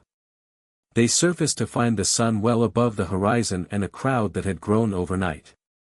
Word had spread even further. Reporters from every major magical publication crowded the shore. Ministry officials demanded explanations.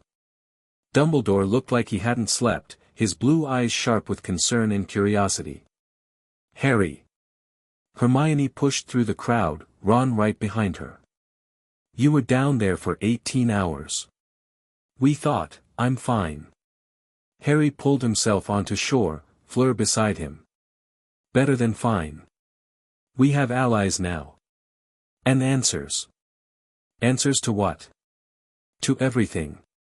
Harry looked at the crowd, at all the faces watching him with fear and hope and hunger. We need to talk. All of us. But not here. Dumbledore nodded, somehow creating a path through the gathered masses with nothing more than his presence. My office. Now. They walked toward the castle, leaving the crowd to speculate and the reporters to invent. Harry felt the flame burning steadily in his chest, felt Fleur's hand warm in his, felt the weight of knowledge that could change everything. The war was bigger than he'd known. The stakes were higher than anyone had imagined. And somehow, impossibly, he was at the center of it all. But for the first time since this had begun, Harry felt something like hope. Not confidence, he knew better than to be confident against beings who had shaped reality itself. But hope. Because he wasn't alone. Because he had allies across the magical world.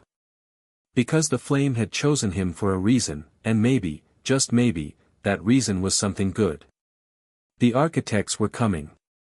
Let them come. Chapter 6 and Chapter 7, The Hunters Mark. The war room had been Hermione's idea.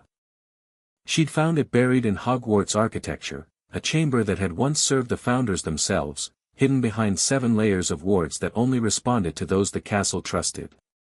Now it housed the growing alliance, maps covered every wall, intelligence reports piled on ancient tables, and enchanted boards tracked the movements of enemies across 3 continents. Harry stood at the center, studying a map of Britain marked with red pins. 14 attacks in the past month, Ron said, joining him. All targeting locations connected to magical creatures. Centaur territories, dragon reserves, even a Selkie colony off the Scottish coast. The architects are probing. Testing responses. Harry traced the pattern with his finger. They're not trying to win yet. They're gathering information. Or they're trying to keep us reactive. Stop us from building momentum. That too. Harry turned to face the room. Fleur sat with Victor, reviewing combat tactics. Hermione had her head buried in ancient texts, searching for weaknesses. Cedric coordinated communication between their scattered allies. And in the corner, maintaining careful distance from the others, Thornwood analyzed Dragon Lord movements. It had been 3 weeks since the Deep Council. 3 weeks of frantic preparation, alliance building, and increasingly desperate attempts to stay ahead of enemies who seemed to know their every move. We need to go on the offensive, Harry said. Everyone looked up. We've been playing defense since the maze. Responding to attacks, reacting to threats. The architects have had millennia to prepare, we can't outplan them. We need to disrupt their operations directly. How? Victor asked. We don't even know where to find them. We don't find them. We find their tools. Harry gestured at the map. The Dragon Lords. Voldemort. Whatever other pawns they're using. We hit them hard enough, we force the architects to respond. Make them reactive for once. Thornwood spoke from his corner. The Order has a primary base. I never knew its exact location, compartmentalization, but I know how to find it. They use a network of way stations to coordinate movement. If we tracked one of their senior operatives. You want to capture a Dragon Lord? Cedric's voice was skeptical. I want to follow one. The way stations are connected by magical pathways, shadow roads, they call them. An operative returning to base would lead us right to them. And then what? Fleur asked. We attack a fortress that has been preparing for dragon animagi for centuries. We don't attack it. We destroy it. Harry felt the flame pulse in his chest. Completely. Catastrophically. We send a message that hiding from us isn't an option anymore. The room went quiet. Harry, Hermione said carefully, you're talking about killing potentially dozens of people. I'm talking about eliminating an organization that has murdered hundreds of beings like me. That has hunted and harvested us for generations. That is actively working with forces trying to unmake reality itself. Harry met her eyes. I don't want to kill anyone. But I'm done pretending we can solve this with restraint. The architects want you to become a monster. They've pushed every flame bearer before you until they lost themselves. I know. And I know the line I'm walking. Harry's voice softened. But there's a difference between becoming a monster and being willing to fight like one. The Dragon Lords won't stop because we ask nicely. They'll stop when they're destroyed or when they're more afraid of us than they are of the architects. Fleur rose and crossed to stand beside him. I agree. We cannot win a defensive war against an enemy with infinite patience. We must strike, hard, fast, without mercy. Show them that the flame bearer is not prey. And if innocents die? Ron asked quietly. Then we carry that weight. Just like we carry everything else. Harry looked at his best friend. I'm not asking anyone to do something they can't live with. If you need to sit this out, don't be stupid. Ron's jaw set. I'm with you. I just wanted to make sure you thought it through. I have. Every night for 3 weeks. Harry turned back to the map. Thornwood. How do we find a Dragon Lord operative? The defector smiled grimly. I have a few ideas. The operation took a week to plan. Thornwood identified 3 possible operatives working in Britain, mid-level Dragon Lords responsible for coordinating attacks against creature communities. They needed someone senior enough to have base access, but not so important that their movements would be heavily protected. They settled on a woman named Elara Vance. 30 years in the Order, Thornwood explained, displaying a magical photograph. She was severe-looking, with iron-gray hair and eyes that held nothing warm. Specializes in intelligence gathering and interrogation. She's the one who debriefs operatives after successful harvests. She tortures people, Victor said flatly. That's one way to put it. She would say she extracts necessary information. Thornwood's voice was bitter. I worked with her for decades. She's efficient, ruthless, and utterly convinced of her righteousness. Where is she now? London. Coordinating observation of the leaky cauldron, tracking magical creature visitors to the city. Thornwood pulled out a map of the city. She reports to base every 3 days. The next check-in is tomorrow night. Then we take her tomorrow. Harry studied the map. What's our approach? They spent hours working through the details. Elara was dangerous, a trained killer with centuries of experience. She'd be armed with enchanted weapons and probably carrying emergency port keys. They needed to neutralize her quickly and completely, then follow her shadow road without being detected. I'll make first contact, Harry said. My presence will draw her attention. That's insane, Hermione objected. She'll recognize you instantly. That's the point.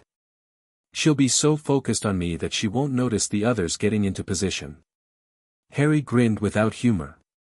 Everyone wants to kill the flame bearer. Let's use that. The plan was elegant in its simplicity. Harry would appear near Elara's observation post, deliberately drawing her attention. She would either attack immediately or call for backup, either way, she'd be focused on him. Meanwhile, Victor and Cedric would flank her position while Fleur prepared a containment ward. When she tried to escape via Shadow Road, Thornwood would track the pathway. Simple. Dangerous. Potentially fatal. Just like everything else in Harry's life. London at night was a different world. Harry walked through Diagon Alley's shadows, feeling the familiar bustle of magical commerce fade as he approached the quieter streets near the leaky cauldron. The flame burned steadily in his chest, senses extended to their limits, catching every whisper of magic in the air. He felt Elara before he saw her. A cold presence, like a void in the fabric of reality. Dragon magic stolen and corrupted, twisted into something that hurt to perceive. She was on a rooftop above the pub, watching the entrance through enchanted lenses. Harry stepped into a pool of lamplight, making himself visible. I know you're there, he called out. Ilara Vance. The Order's chief torturer. Silence. Then a dry laugh from above. Harry Potter. The Dragon Child. Ilara dropped from the rooftop, landing with unnatural grace. Up close, she looked even more severe, her face a mask of cold evaluation. You've saved me considerable effort. I was going to have to hunt you down eventually. Sorry to disappoint. I prefer to handle things personally. Do you? She began circling him, her hand resting on a sword at her hip. You destroyed 5 of my colleagues in the maze. Good operatives. Friends. They were trying to kill me. Yes. They should have succeeded. Her eyes narrowed. What went wrong? The flame. It's stronger than you realized. Clearly. She stopped circling, facing him directly. The architects are quite concerned about you, you know. For the first time in millennia, they're actually paying attention to surface affairs. That's impressive. I try.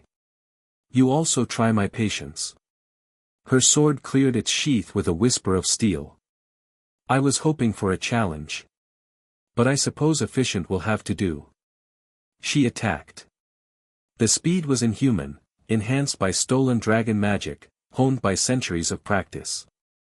Her blade whistled through the air where Harry's throat had been a fraction of a second before. But Harry wasn't there. He'd felt her muscles tense, read the attack before it began, moved with the flame's impossible speed. His counterattack was already launching, a burst of fire that forced her back, buying space. Not bad, Ilara said, not even breathing hard. You've been training. I've been surviving.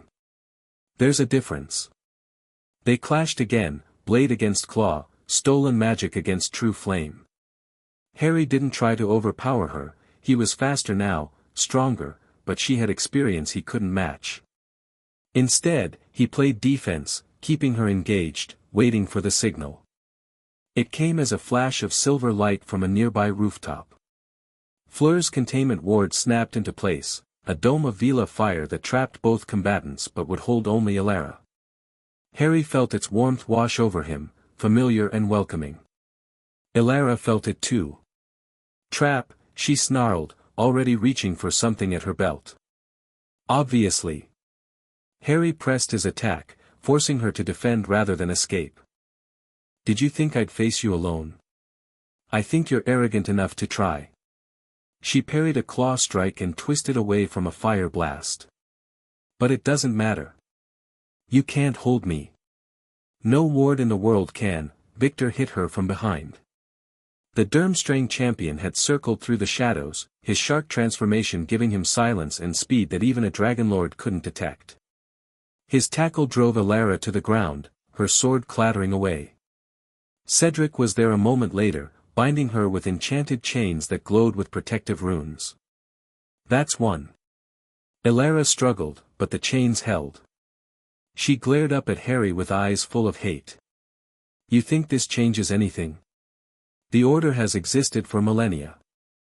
One operative doesn't matter. I'm not interested in one operative. Harry crouched down to her level. I'm interested in where you were going. Show me the Shadow Road. I'd rather die. That can be arranged. The flame pulsed in his eyes, turning them gold. But I'd prefer another option. He reached out and touched her forehead. The stolen dragon magic inside her screamed. It wasn't mind reading, not exactly.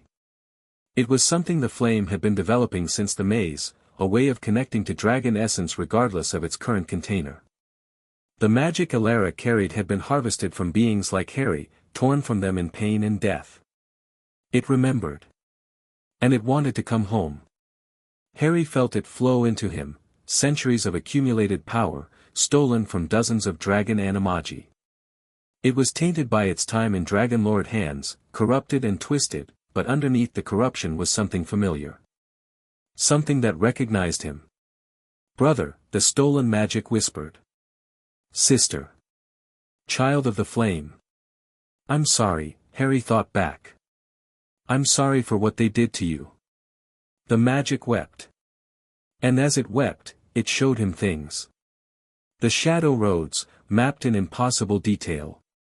The way stations scattered across Europe. And at the center of it all, hidden in a pocket dimension folded into the mountains of Romania, the Dragonlord's stronghold. Harry withdrew his hand. Elara slumped in her chains, unconscious, drained of the power that had sustained her for centuries. She looked old now, truly old, centuries of age catching up all at once. Is she dead? Cedric asked quietly. No. But she's not a Dragonlord anymore. Harry stood, feeling the stolen magic settle into his own reserves. It would take time to purify, to heal, but eventually, it would be part of him. Return to where it belonged. I know where the base is. Then let's go. Victor's face was hard. End this. Not yet. We need to regroup, plan properly. They'll know something's wrong when Elara misses her check-in. Harry looked at the unconscious woman. Take her somewhere secure. She might have useful information when she wakes up. If she wakes up. If. Harry turned toward the shadows. Thornwood, you got the route. The defector emerged from hiding, his face pale. I got it. But Harry, what you just did, I took back what was stolen. Nothing more. Harry felt the flame pulse in agreement. Now let's get out of here before her backup arrives. They melted into the night, leaving no trace of the battle behind. The planning took another week. Harry shared everything he'd learned from the stolen magic, the layout of the Dragonlord's stronghold, its defenses, its weaknesses. Hermione cross-referenced the information with historical records, building a comprehensive picture of what they'd be facing. The pocket dimension is key to Dragonlord magic, she reported. You can't enter without carrying their signature, which means our main force can't get in. But Harry can, Fleur said. He absorbed Elara's power. He absorbed her stolen power. That's different. Hermione frowned at her notes. The stolen magic should read as Dragonlord to their wards, but it's been returned to Harry now. The signature might have changed. One way to find out. Harry studied the dimensional map they'd constructed. I go in first. If the wards accept me, I signal and the rest of you follow through the breach I create. And if they don't accept you? Then I improvise. The plan was simple in theory, complex in execution. Harry would enter the pocket dimension alone, using the stolen magic to bypass the wards. Once inside, he would locate the central ward stone that maintained the dimension's existence. Destroying it would collapse the pocket dimension and create a breach wide enough for their forces to pour through. Then the real fight would begin. We're not going to take the base, Harry explained to the assembled alliance. We're going to destroy it. Completely. Leave nothing standing, nothing salvageable. This isn't a raid, it's a statement. Some of them might surrender, Cedric pointed out. Then we accept their surrender. But we don't stop until the base is rubble. Harry's voice was hard. The Dragonlords have been hunting beings like me for 1,000 years. They've killed hundreds, maybe thousands. They won't stop because we're merciful, they'll stop because they're afraid. We need to give them something to fear. The room was quiet. You've changed, Hermione said softly. Yes. Harry met her eyes. I've had to. I'm not saying it's bad.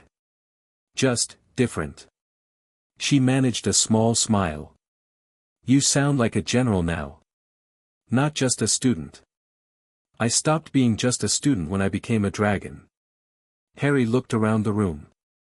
Anyone who wants out, this is the time. What we're about to do, there's no going back from it. We'll be declaring war on an organization that has shaped magical history for centuries. We'll be painting targets on our backs that will never come off. No one moved. Then we go tomorrow night. Full moon, the flame is strongest then. Harry felt the fire pulse in his chest, eager, hungry.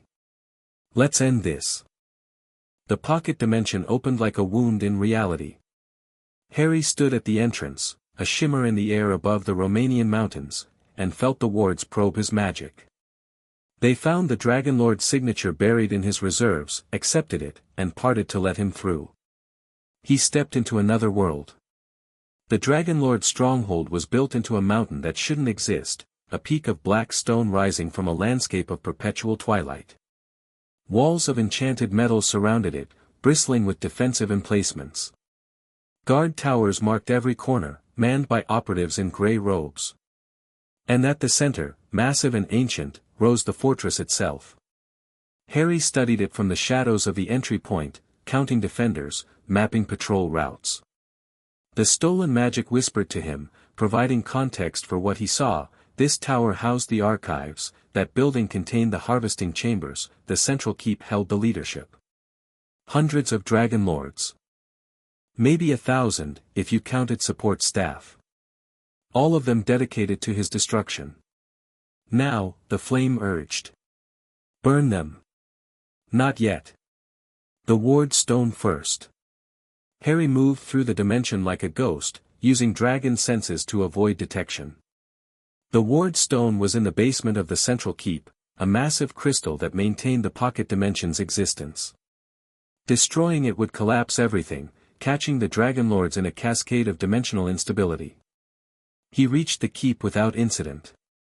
The guards were focused outward, watching for external threats. They never expected an enemy to appear among them. The basement was deeper than he'd expected, levels upon levels of chambers carved from the mountain's heart. Harry passed harvesting rooms that made his stomach turn, torture chambers that still smelled of pain, vaults containing the stolen essence of beings who had died screaming for mercy. The flame burned hotter with each atrocity he witnessed. Finally, he found the ward stone. It was enormous, a crystal pillar 30 feet tall, pulsing with the magic that held this dimension together. Runes covered every surface, glowing with power that had accumulated over centuries. And standing before it, as if waiting for him, was Aldrich Thornwood. No, not Thornwood. The real Thornwood. Imposter, Harry realized. The figure smiled, and it was nothing like the expression Harry had seen on his ally's face. Clever boy. Though you took longer to figure it out than we expected. How long? Since the third task. Your defector died in the maze, collateral damage from your little flame tantrum. I've been wearing his face ever since. The imposter's form shifted, revealing a Dragon Lord Harry didn't recognize, older, more powerful, with eyes that held centuries of cruel intelligence. I am Mordecai, High Commander of the Order. And you, Harry Potter, have walked directly into our trap. The doors slammed shut behind him. Wards flared to life, sealing the chamber. Harry was alone with the enemy commander and no way out. All your planning, Mordecai continued, all your alliances and preparations, wasted. We knew every move you would make before you made it. Your Deep Council alliance. We have observers in every ocean. Your Dragon Council protection. We've been manipulating them for millennia. You're lying. About some things, certainly. But not about this. Mordecai spread his hands. You cannot win, Flame Bearer. The architects have been guiding events since before your grandparents were born. Your emergence, your transformation, even your rebellion, all according to plan. Then why haven't they killed me yet? Because killing you would release the flame, and we're not yet ready to contain it. Mordecai's smile was cold. But you've been helpful in other ways. Every time you fight, you demonstrate your capabilities. Every time you connect with magical beings, you reveal potential allies we need to eliminate. You've been our most valuable intelligence asset. The flame surged in Harry's chest, but he forced it down. Losing control now would only prove Mordecai's point. What do you want? What we've always wanted. Order. Control. A world where dangerous elements are contained and useful elements are harvested. Mordecai gestured at the ward stone. The architects offer stability, Harry. Yes, they feed on conflict, but they also prevent the chaos that unchecked magical beings would cause. Imagine what would happen if dragons ruled again. If Vila used their allure without restriction. If beings like you burned through the world without anyone to stop them. So you're the good guys. We're the necessary ones. Someone has to maintain balance. Mordecai's eyes hardened. You could be part of that, you know. The flame you carry is valuable beyond measure. Join us willingly, and you would be treated well, honored, even. Your companions would be spared. And if I refuse? Then we take the flame by force. It won't survive the extraction, but we've done it before. Mordecai shrugged. Your choice. Harry looked at the ward stone. At Mordecai. At the sealed doors behind him. Then he smiled. You know what's funny? You've been watching me for months. You know everything I've done, everywhere I've gone, everyone I've talked to. He felt the flame building, rising, preparing. But you missed the most important thing. And what's that? I'm not alone. The ceiling exploded. Fleur descended through the breach like an angel of fire, her Vila nature fully unleashed for the first time. Behind her came Victor, transformed into something between man and shark, all teeth and fury. Cedric followed with a squad of aurors, their wands blazing. And at the rear, riding a column of flame that shouldn't have been possible in a sealed pocket dimension, came the real Thornwood. Surprised? Harry asked as Mordecai recoiled. We figured out the imposter 3 days ago. Everything since then has been performance. Impossible, not impossible. Just unexpected. Harry felt the flames synchronize with Fleur's fire, with the borrowed dragon magic in Victor's transformation, with the determination of everyone who had followed him into this nightmare. You were right about one thing, Mordecai. I can't win alone. But I'm not alone. I never was. The battle exploded around them. Mordecai was powerful, centuries of accumulated skill and stolen magic, but he was facing 5 determined attackers who had spent weeks preparing for exactly this confrontation. Victor engaged him directly, shark teeth and dragon-touched strength against ancient technique. Cedric's squad secured the exits, cutting off reinforcement. Fleur's fire kept the ward stone's defenses occupied. And Harry went for the stone itself. The flame poured out of him in a torrent of impossible color, the same power he'd unleashed in the maze, but controlled now, directed. It hit the ward stone like a hammer hitting glass, and for a moment, the crystal held. Then it shattered. The pocket dimension began to collapse. Reality twisted, folded, screamed. The mountain around them started dissolving into nothing, dragon lords caught in the cascade crying out as their world came apart. Everyone out! Harry roared. Now! They ran. Through corridors that were becoming abstractions. Through halls that existed in multiple places at once. Through doors that led to nowhere and nowhere that led to everywhere. Victor grabbed Mordecai, still fighting, still defiant, and dragged him along. He might have information. He's definitely got information. Bring him. They burst through the entry point just as the pocket dimension finished collapsing. Behind them, 1,000 years of Dragonlord history vanished into the void between realities. The Order's headquarters was gone. The aftermath was chaos. Dragon lords who had escaped the collapse scattered across Europe, leaderless and terrified. Some surrendered immediately, begging for mercy they had never shown others. Some fought and died. Some simply vanished, abandoning the order that had defined their existence. Mordecai was taken into custody, not by the ministry, which was still arguing about jurisdiction, but by the Dragon Council. Vrakshan himself came to collect the prisoner, his ancient eyes unreadable as he studied the fallen commander. You've done what no one has done in 1,000 years, Vrakshan told Harry. Broken the Dragon Lords completely. They were your enemies too. They were pawns. Useful, sometimes. Irritating, often. But never truly threatening. Vrakshin's gaze turned contemplative. You, however, you are becoming something else. Something that concerns me. Are you going to be a problem? Not today. Vrakshin smiled, a cold expression, but not hostile. Today, I am impressed. Tomorrow. He shrugged. Tomorrow depends on what you do with your victory. He took Mordecai and vanished, leaving Harry standing in the Romanian dawn with his friends and allies scattered around him. We won, Cedric said, sounding almost surprised. We survived, Harry corrected. The Dragon Lords were just tools. The real enemy is still out there. The architects. Them and whatever else they're planning. Harry looked at the sky, at the sun rising over mountains that had concealed horrors for centuries. But we've sent a message. The flame bearer isn't hiding anymore. Fleur came to stand beside him, her hand finding his. What now? Now we rest. Recover. Figure out who else the architects are using against us. Harry squeezed her hand. And then we do this again. As many times as it takes. That sounds exhausting. It is. He managed a smile. But we've got each other.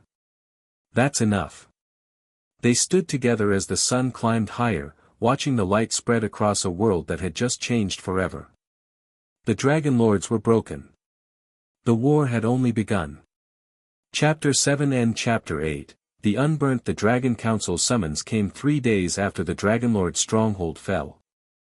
Harry stood in Dumbledore's office, reading the message that had arrived by Phoenix Fire, not Fawkes, but a creature of black and gold that had appeared in a burst of dark flame and departed without waiting for a response. Flame Bearer, your actions have disturbed the balance we have maintained for millennia. The destruction of the Dragonlord Order, while impressive, has consequences you do not understand.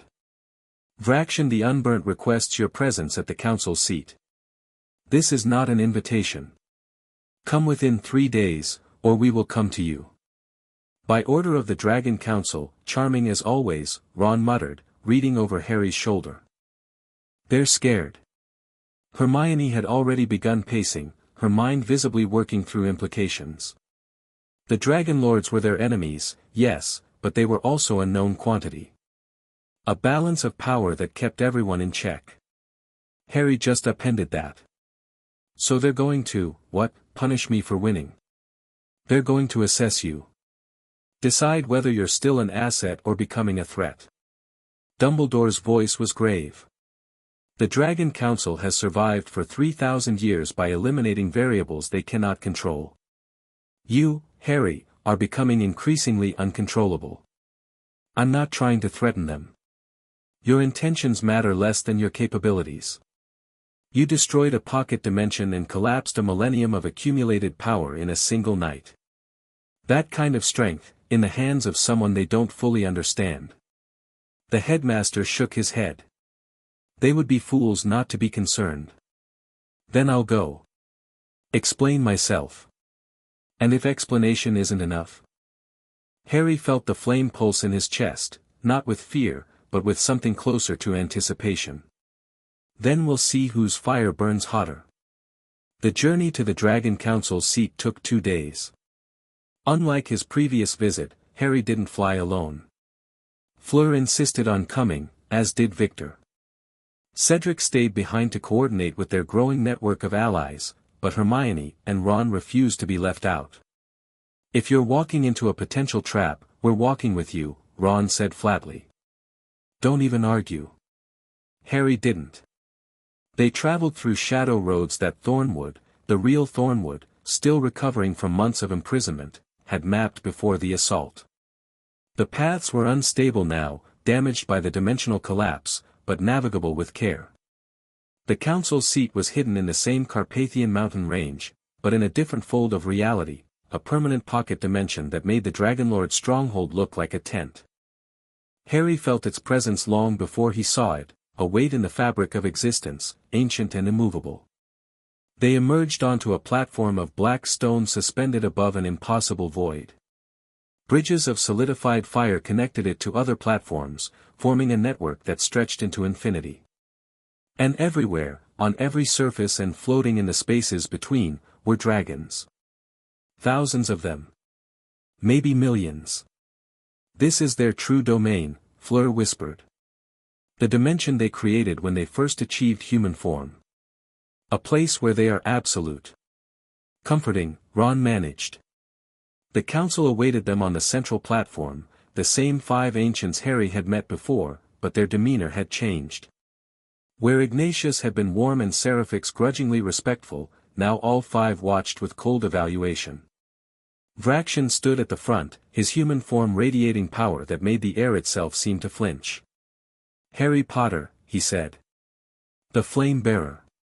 The Destroyer of Orders. I prefer Harry. Less dramatic.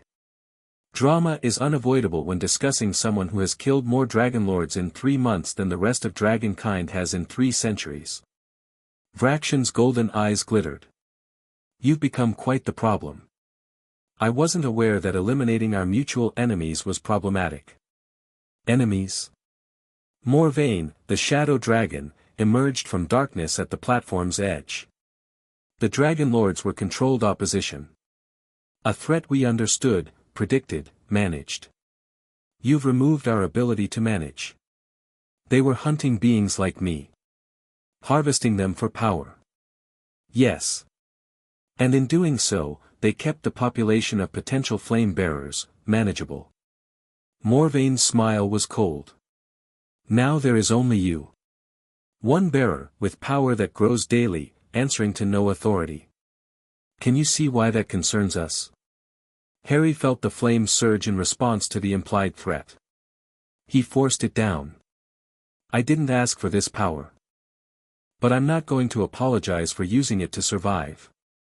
Survival is not the issue. Vraction stepped closer, and the other ancients shifted to surround Harry's group. The issue is what comes next. The Dragonlords serve the architects, yes, we know about them, we've known for millennia. But they also served us, indirectly. They kept humanity afraid of dragons. Kept the old prejudices alive. Maintained the separation that protects our kind. Separation that the architects imposed. And that we've learned to benefit from. Vraction's voice hardened. You speak of reunification, of breaking down the barriers between magical beings. Do you understand what that would mean? The chaos, the conflict, the complete restructuring of magical society? I understand it would mean freedom. Real freedom, not the managed existence you've been tolerating. Freedom. Seraphix laughed, a sound like cracking ice. The rallying cry of every revolutionary who's ever torn down an established order. And what comes after, Flame Bearer?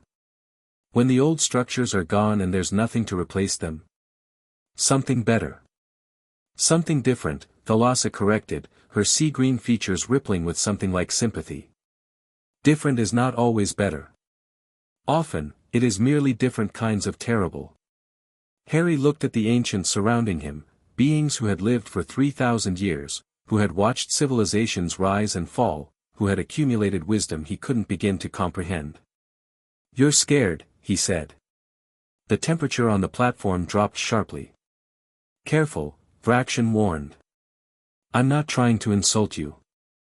I'm just stating what I see. Harry met his eyes without flinching. You've had 3 millennia to get comfortable. To build systems that work for you, alliances that serve your interests, a world where you're the most powerful beings who matter. And now something's changing, and you can't control it. The flame chose me because I'm different. Because I connect instead of dominate. Because I have something you lost so long ago you've forgotten what it feels like. Harry felt Fleur's hand find his, felt the support of his friends behind him. I have people I love. People who love me. That's what makes me dangerous, not the power, but what I'll do to protect the people who matter. Sentiment, Morvain sneered. The weakness that destroyed every flame bearer before you. The strength that's kept me alive when all your predictions said I should have burned out. Harry's voice grew stronger.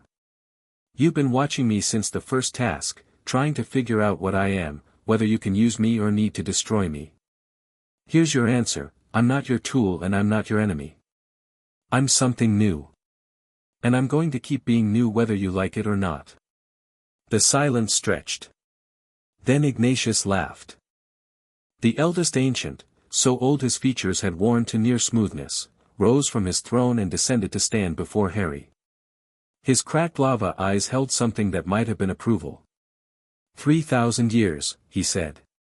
3,000 years since anyone spoke to this council with genuine defiance. We have grown comfortable, as you say. Perhaps too comfortable. Grandfather, Vraction started. Hush. Ignatius raised a burning hand. I am the eldest here. I remember what we were before we grew wise and cautious and political. I remember the fire that drove us to transcend our forms, to become something more than beasts. He looked at Harry with renewed intensity. I see that fire in you, young one. Not corrupted, not controlled, pure. The way it was meant to be. What are you saying? I am saying that you remind me of myself. Before I learned to compromise.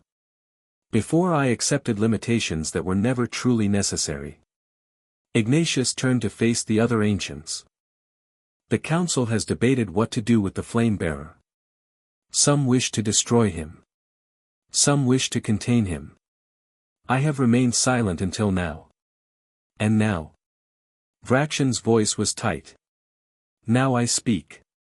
Ignatius drew himself up, and suddenly he didn't look old at all, he looked ancient, yes, but ancient like mountains, like stars, like the fire at the heart of the world. I invoke the right of challenge. The other ancients recoiled.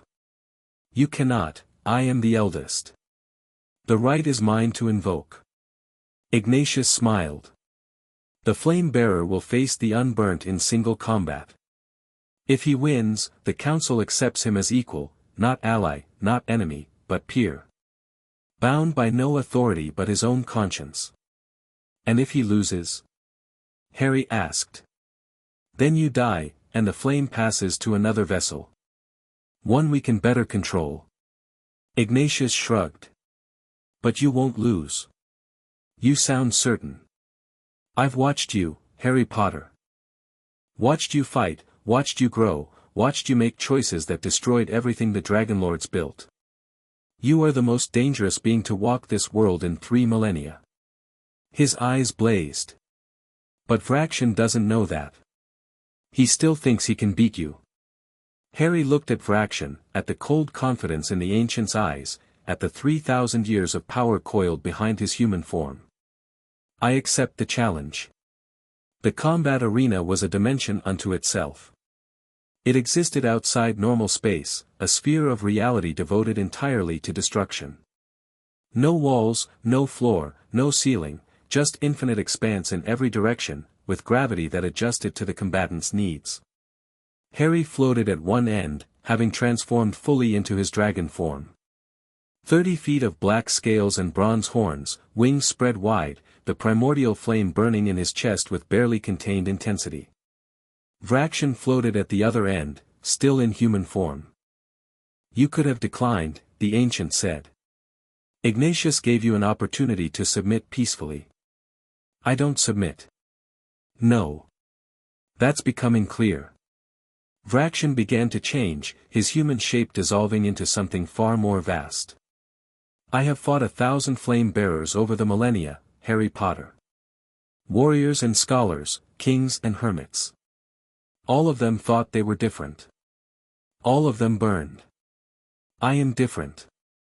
They all said that too. Vraction's transformation completed, and Harry understood why he was called the Unburnt. The ancient was enormous, easily twice Harry's size, with scales of silver so bright they seemed to glow from within. His wings were translucent, like solidified fire, and his eyes burned with 3,000 years of accumulated power.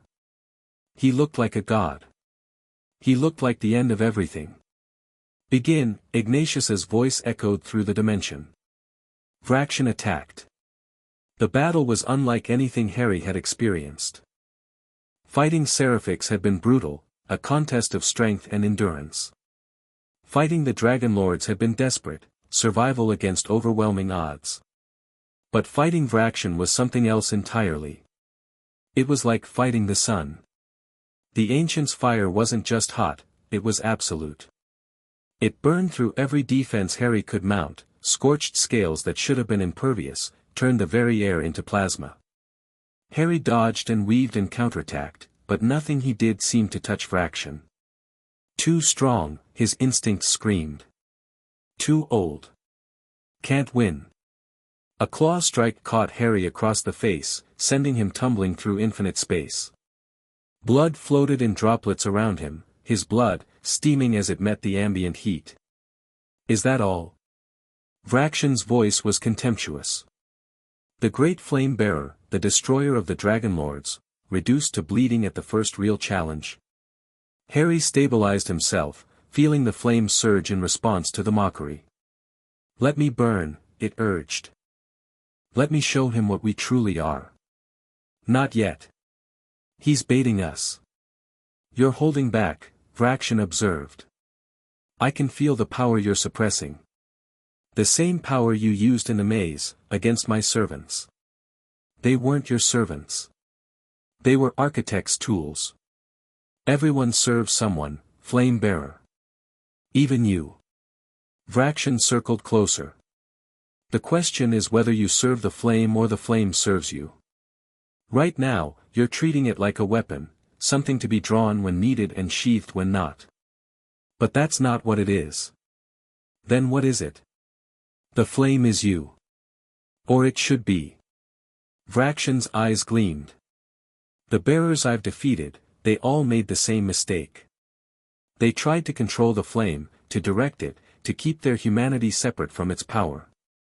But separation is weakness. The flame was never meant to be controlled. It was meant to be embraced.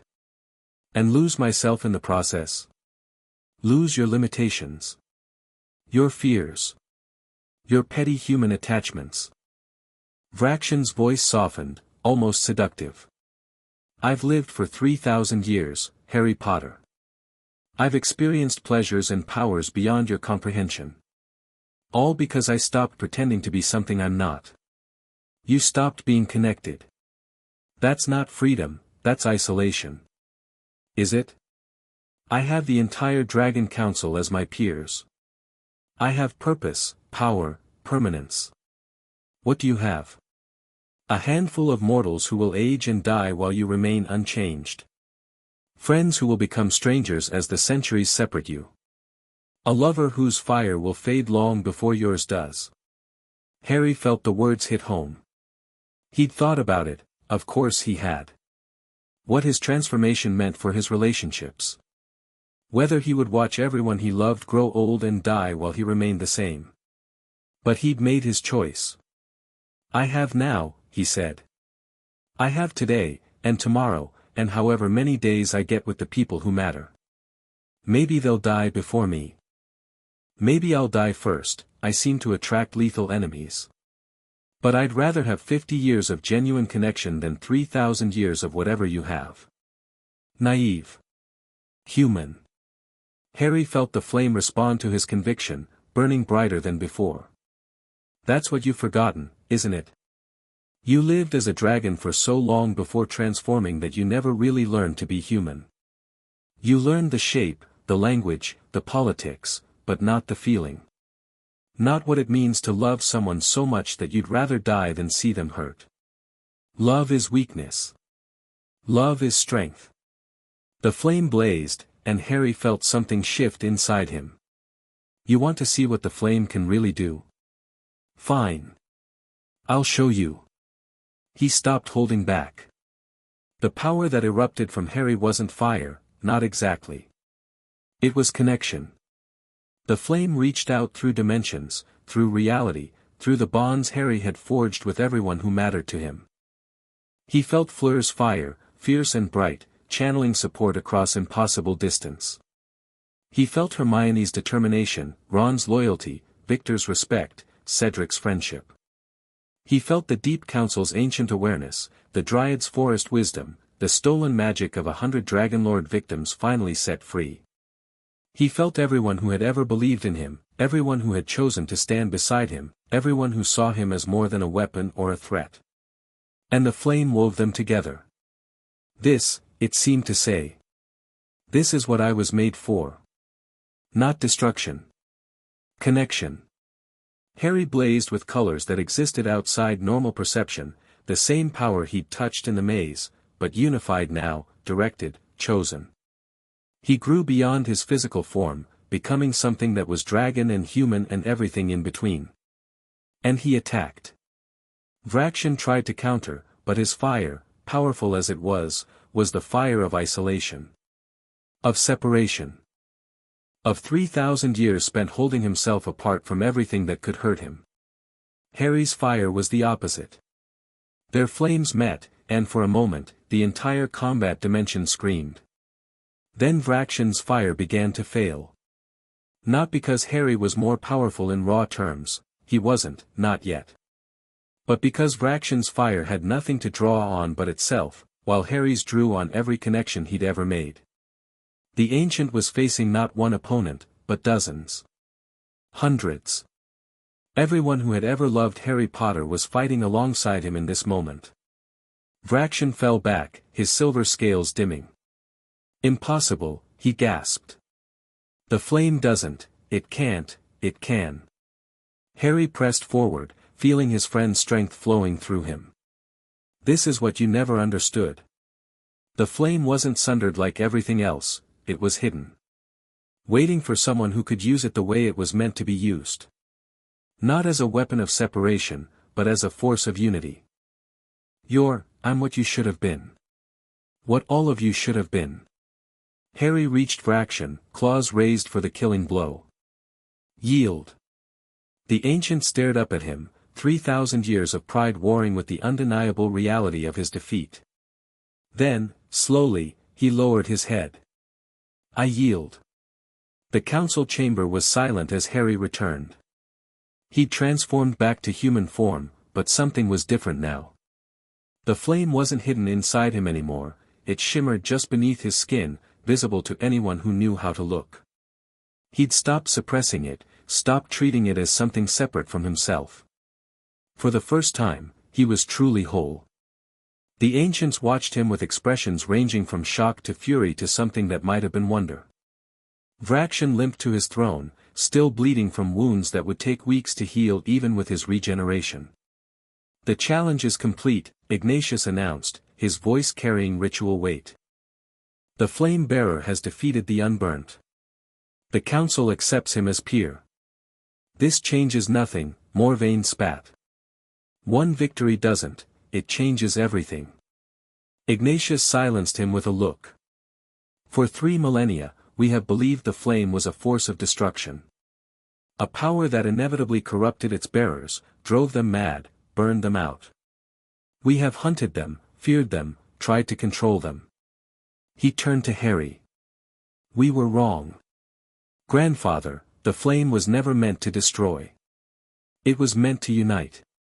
The architects twisted it, corrupted our understanding, made us fear the very power that could have saved us. Ignatius descended from his platform to stand before Harry. You have shown us what we forgot, young one.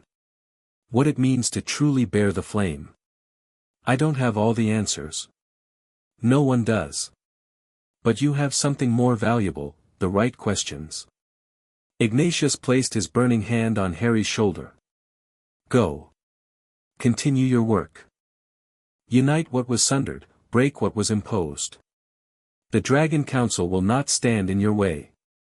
Some of us will, Morvain warned. Then some of us will learn what it means to stand against the flame in its truest form. Ignatius's smile was ancient and fierce. I would not recommend it. Harry looked around the chamber, at the ancients, the dragons, the dimension that held more power than most worlds combined. Then he looked at his friends, gathered at the platform's edge, their faces showing relief and pride and love. Thank you, he said to Ignatius. For believing in me when you didn't have to. I believed in the flame. You merely proved me right. The eldest ancient stepped back. Now go, Harry Potter. The architects have noticed what happened here. They will be moving against you with everything they have. Let them come. Harry turned and walked to his friends, to Fleur who caught him in her arms, to the people who had lent him their strength when he needed it most. The Dragon Council parted to let them pass. And as they stepped through the portal back to the mortal world, Harry felt the flame burning steady and true in his chest, no longer a burden or a weapon, but simply part of who he was. The war was far from over. But for the first time, he truly believed he could win. Chapter 8 and Chapter 9, The Rising Storm. Summer had come to Hogwarts. The castle grounds were lush with green, the black lake glittering under warm sunlight, students sprawled on the grass enjoying the final weeks before term ended. To anyone watching from outside, it looked peaceful. Normal. Safe. Harry knew better. He stood at the window of the war room, watching the peaceful scene while his mind churned through intelligence reports, threat assessments, and the growing list of enemies closing in from every direction. You're brooding again.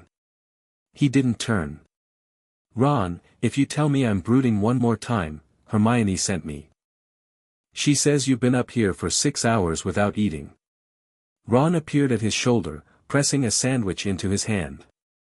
Also, Fleur is threatening to drag you out by your scales if you don't take a break. I'll take a break when we're not facing extinction. We're always facing extinction.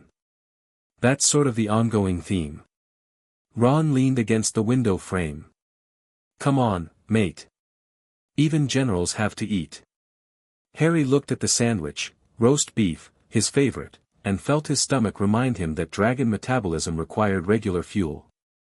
He took a bite. The architects are accelerating, he said between mouthfuls. 3 attacks on magical creature communities in the past week.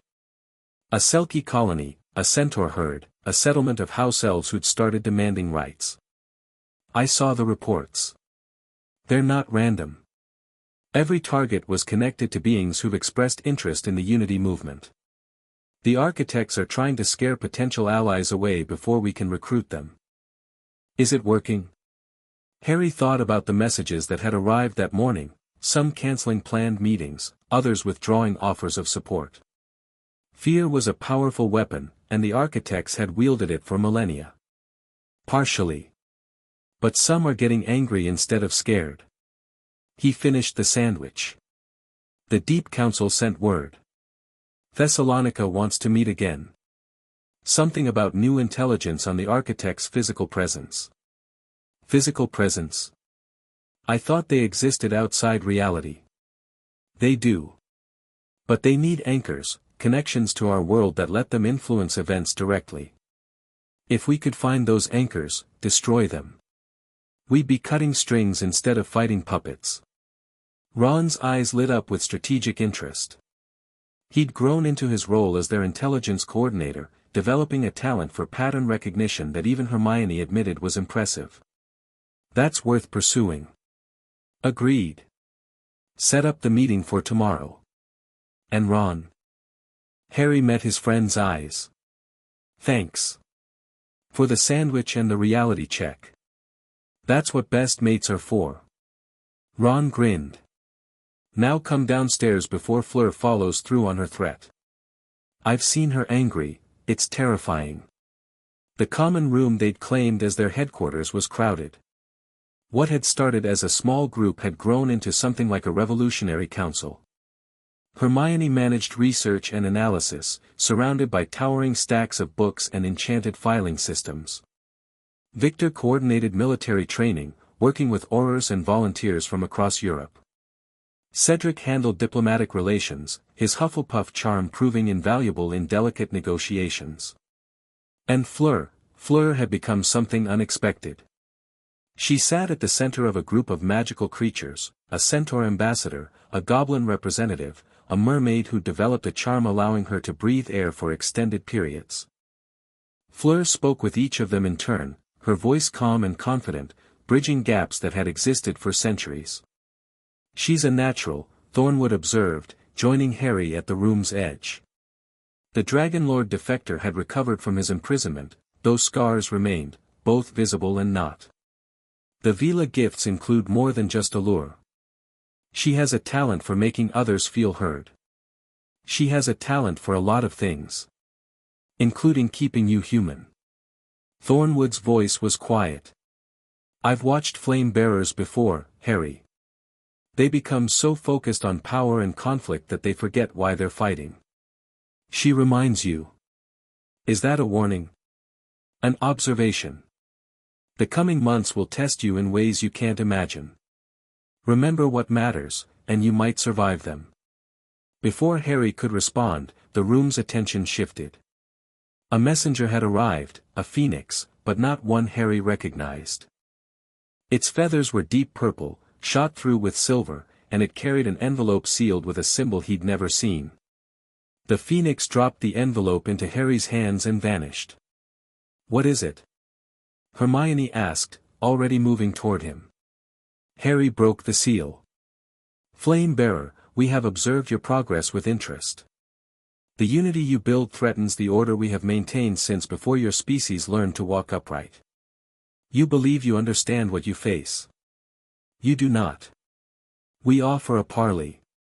1 meeting, 1 hour, 1 chance to understand the true nature of reality before you commit to a war you cannot win. Accept, and we will send coordinates. Refuse, and we will proceed as planned." The architect's Harry read the letter twice, then passed it to Hermione. "It's a trap," she said immediately. "Obviously. But also potentially our only chance to learn about them directly." Her mind was already working. "Everything we know is secondhand, legends, fragments, the testimony of beings who've never actually encountered them. If we could observe an architect directly. You want me to walk into their trap on purpose? I want you to consider that sometimes traps work both ways." Hermione's eyes gleamed. "We've been reacting to them for months.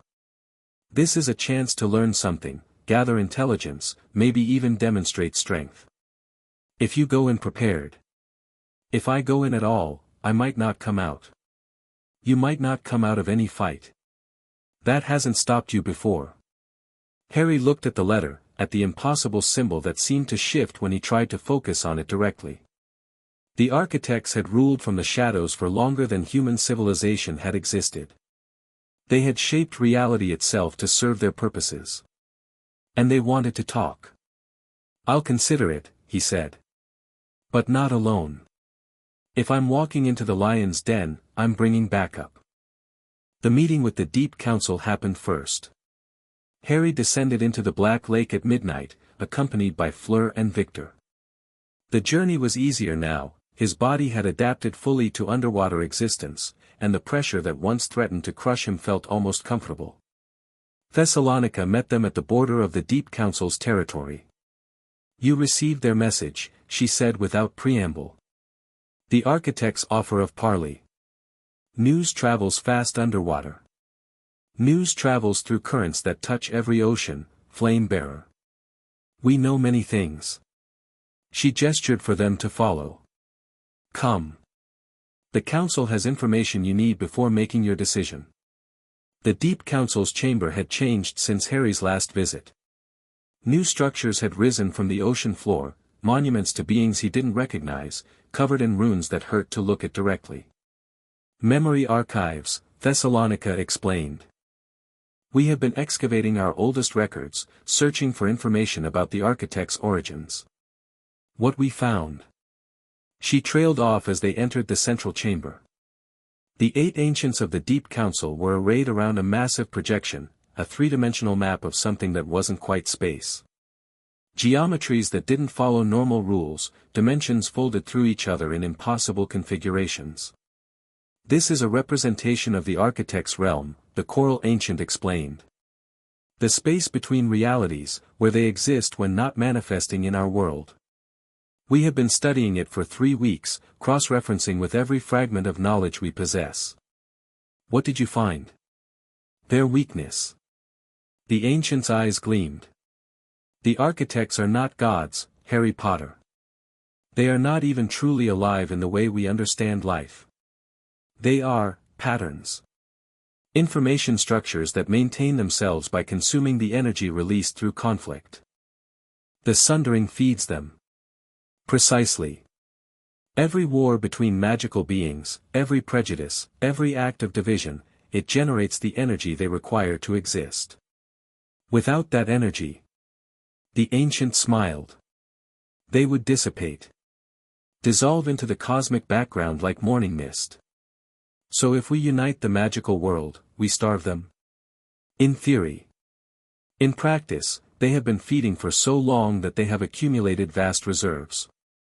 Even if you achieved perfect unity tomorrow, which is impossible, they could survive for centuries on stored power alone. Then how do we fight them? They're anchors. Thessalonica pulled up a new projection, points of light scattered across a map of the world.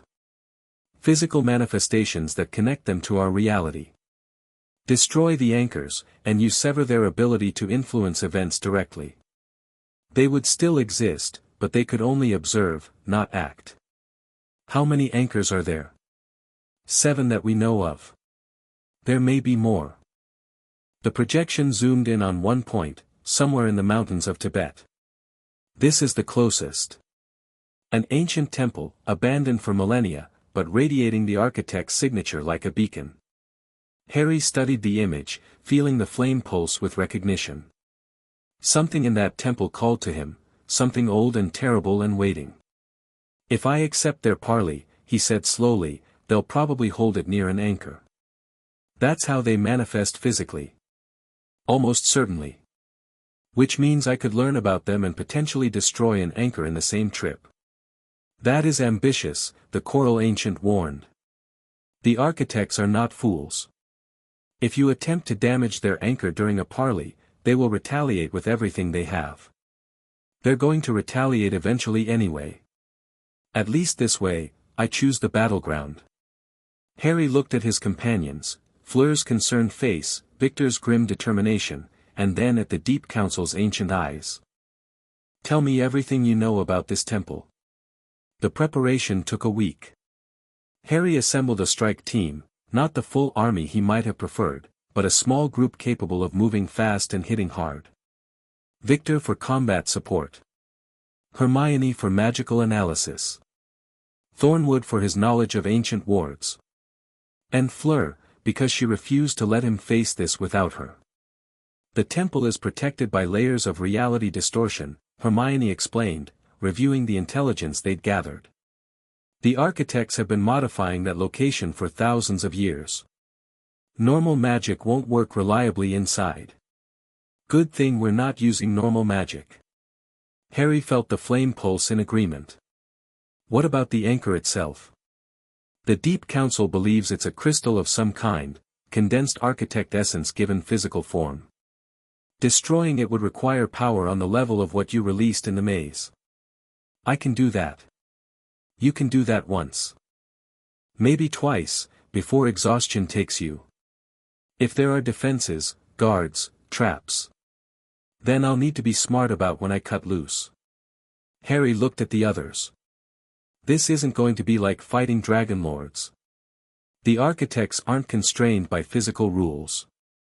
They can warp reality around us, turn our own power against us, break the laws of nature just by wanting to. Cheery, Ron muttered. He wasn't coming, someone had to coordinate from Hogwarts, but he'd insisted on being part of the planning. I'm not saying this to scare you. I'm saying it because we need to be prepared for anything. Harry met each of their eyes in turn. If any of you want out, this is the time. No one moved. Then we leave at dawn. The architects are expecting an answer to their parley offer, let's give them one they won't forget. The temple existed outside normal geography. Harry's team arrived through a combination of portkeys and flame-powered dimensional travel. The landscape around them was wrong, mountains that shifted when you looked away, sky that held colors without names, air that tasted of static and ancient dust. This is one of the thin places, Thornwood said quietly. where reality has been worn away by prolonged exposure to the architect's presence. Be careful, the rules here are suggestions at best.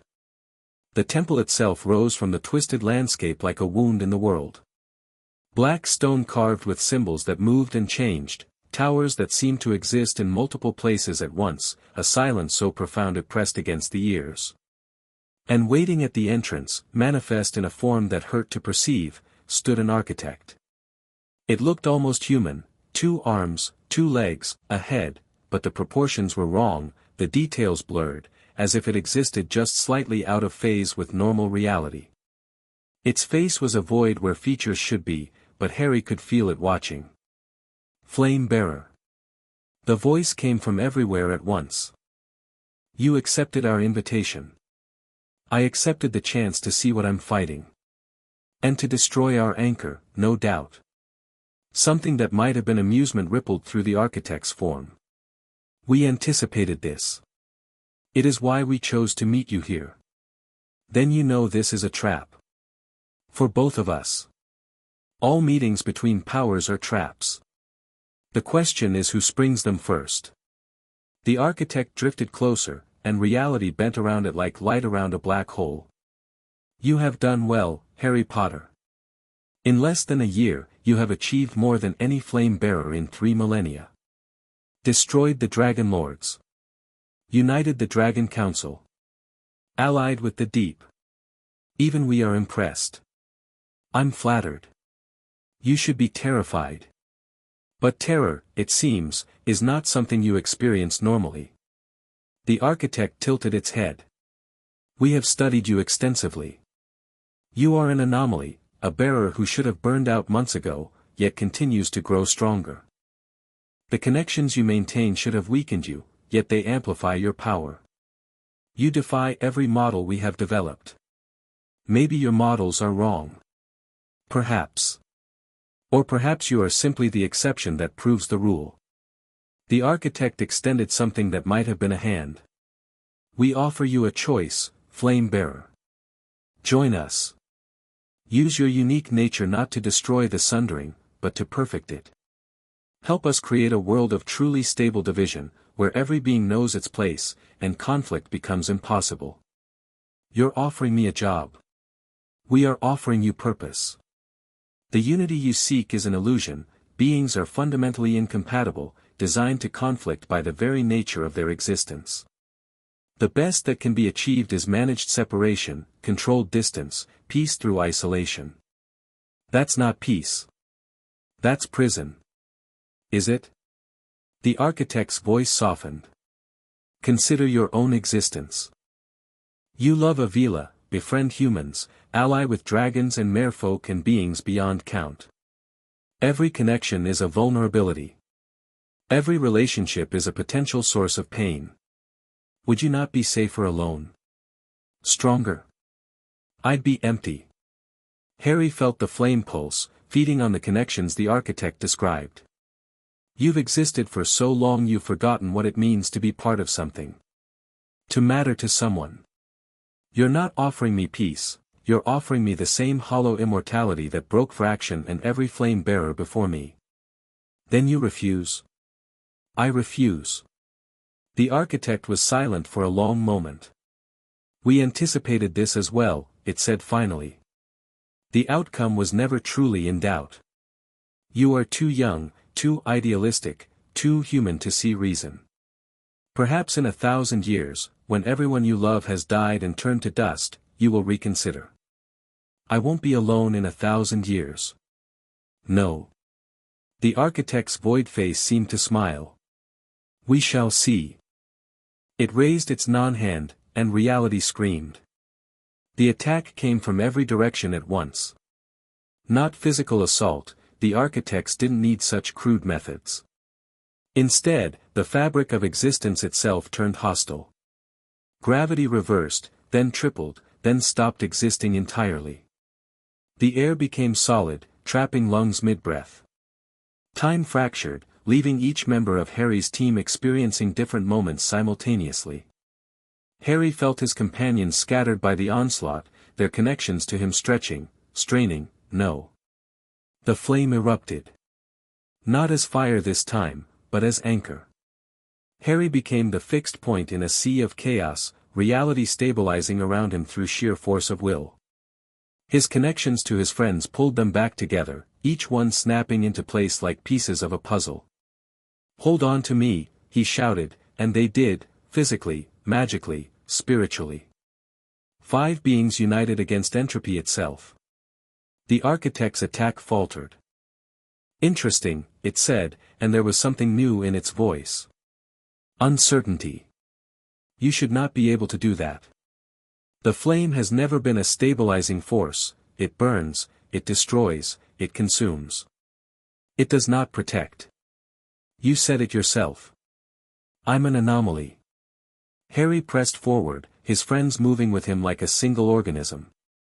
The temple loomed ahead, and somewhere inside, the anchor waited. "You cannot destroy it." The architect manifested directly in their path, no longer bothering with subtlety. "The anchor is woven into the fabric of this dimension. Remove it, and everything collapses, including you and your companions. Then I'll make sure we're not here when it happens. You cannot fight us and destroy the anchor simultaneously. Your power is vast, but not unlimited. The moment you release enough energy to damage the anchor, we will tear your friends apart."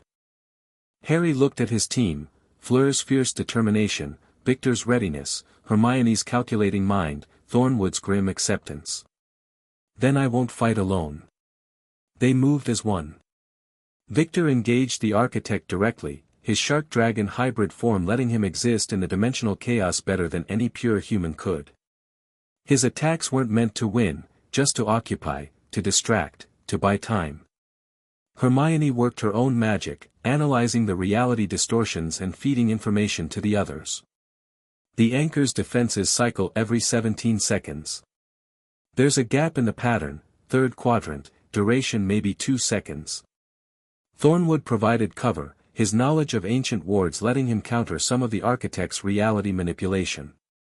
Every twisted corner of space he straightened, every reversed gravity field he corrected, made the path forward slightly easier. And Fleur burned. Her Vila fire had grown since they'd first trained together. Where once she'd feared her power, now she embraced it fully, channeling flames that existed in multiple dimensions at once. The architect recoiled from her light, its void nature incompatible with her brilliance. Harry ran. Through the temple's impossible corridors, past traps that would have killed a normal wizard, toward the pulse of wrongness at the structure's heart. The flame guided him, burning away obstacles, stabilizing space just long enough for him to pass. The anchor chamber opened before him. It was beautiful, in a terrible way. A crystal the size of a house, shot through with darkness that moved like living shadow. Reality bent around it, flowing toward it like water down a drain. And standing between Harry and his target were 3 more architects. "You have come far, Flame Bearer." Their voices overlapped, creating harmonics that vibrated in Harry's bones. "But this is where your journey ends." "Wrong." Harry felt his friend's presence through their connections, still fighting, still holding, still believing in him. "This is where your hold on our world ends." He released the flame. The power that erupted from Harry was everything he had, not just his own strength, but the strength of everyone connected to him. Fleur's fire. Victor's determination. Hermione's brilliance. Ron's loyalty, channeled from Hogwarts. The Dragon Council's ancient power. The Deep Council's oceanic wisdom. Every being who had chosen to stand with the Flame Bearer, lending their essence to his cause. The architects screamed. They threw everything they had at him, reality warps, dimensional tears, attacks that should have erased him from existence. But Harry was no longer a single point to be targeted. He was a network, a web, a unity of beings too interconnected to be severed. The flame hit the anchor. The crystal cracked. Reality convulsed. Harry grabbed his friends through their connections, pulling them out of the collapsing dimension moments before it ceased to exist. They tumbled through the void between realities, buffeted by forces that would have killed them individually but couldn't touch them together. They landed on solid ground, real ground, on a mountainside in Tibet that existed in normal space. Behind them, where the temple had been, there was nothing. Not ruins, not rubble, simply empty space where a piece of the architect's presence had been cut away. "Did we?" Fleur gasped. "One anchor." Harry pulled her close, feeling the exhaustion crash over him. "One anchor destroyed. 6 more to go. 6 more like that. Probably worse. They'll be ready now." He managed a tired smile. "But it's possible. That's what matters. We hurt them. We can do it again." Hermione was already taking notes, her hands shaking but her mind working furiously. Victor slumped against a rock, bleeding from a dozen wounds but grinning fiercely. Thornwood simply stared at the empty space where the temple had been, something like wonder on his scarred face. "The architects have never lost an anchor before," he said. "In the entire history of their existence, this is the first time. Then let's make sure it's not the last." Harry forced himself to his feet. "We need to get back, report what we learned, start planning the next strike. Can't we rest first?" Ron's voice came through the communication coin. "You sound like you're about to collapse." "I am about to collapse. But collapsing can wait." Harry looked at his friends, his family, and felt the flame burning steady in his chest. "We just proved the architects can be beaten. The whole world needs to know." They began the long journey home. Behind them, the sun rose over mountains that felt somehow lighter, somehow freer, now that a piece of the oppression had been removed. 1 anchor down. 6 to go. The war had truly begun.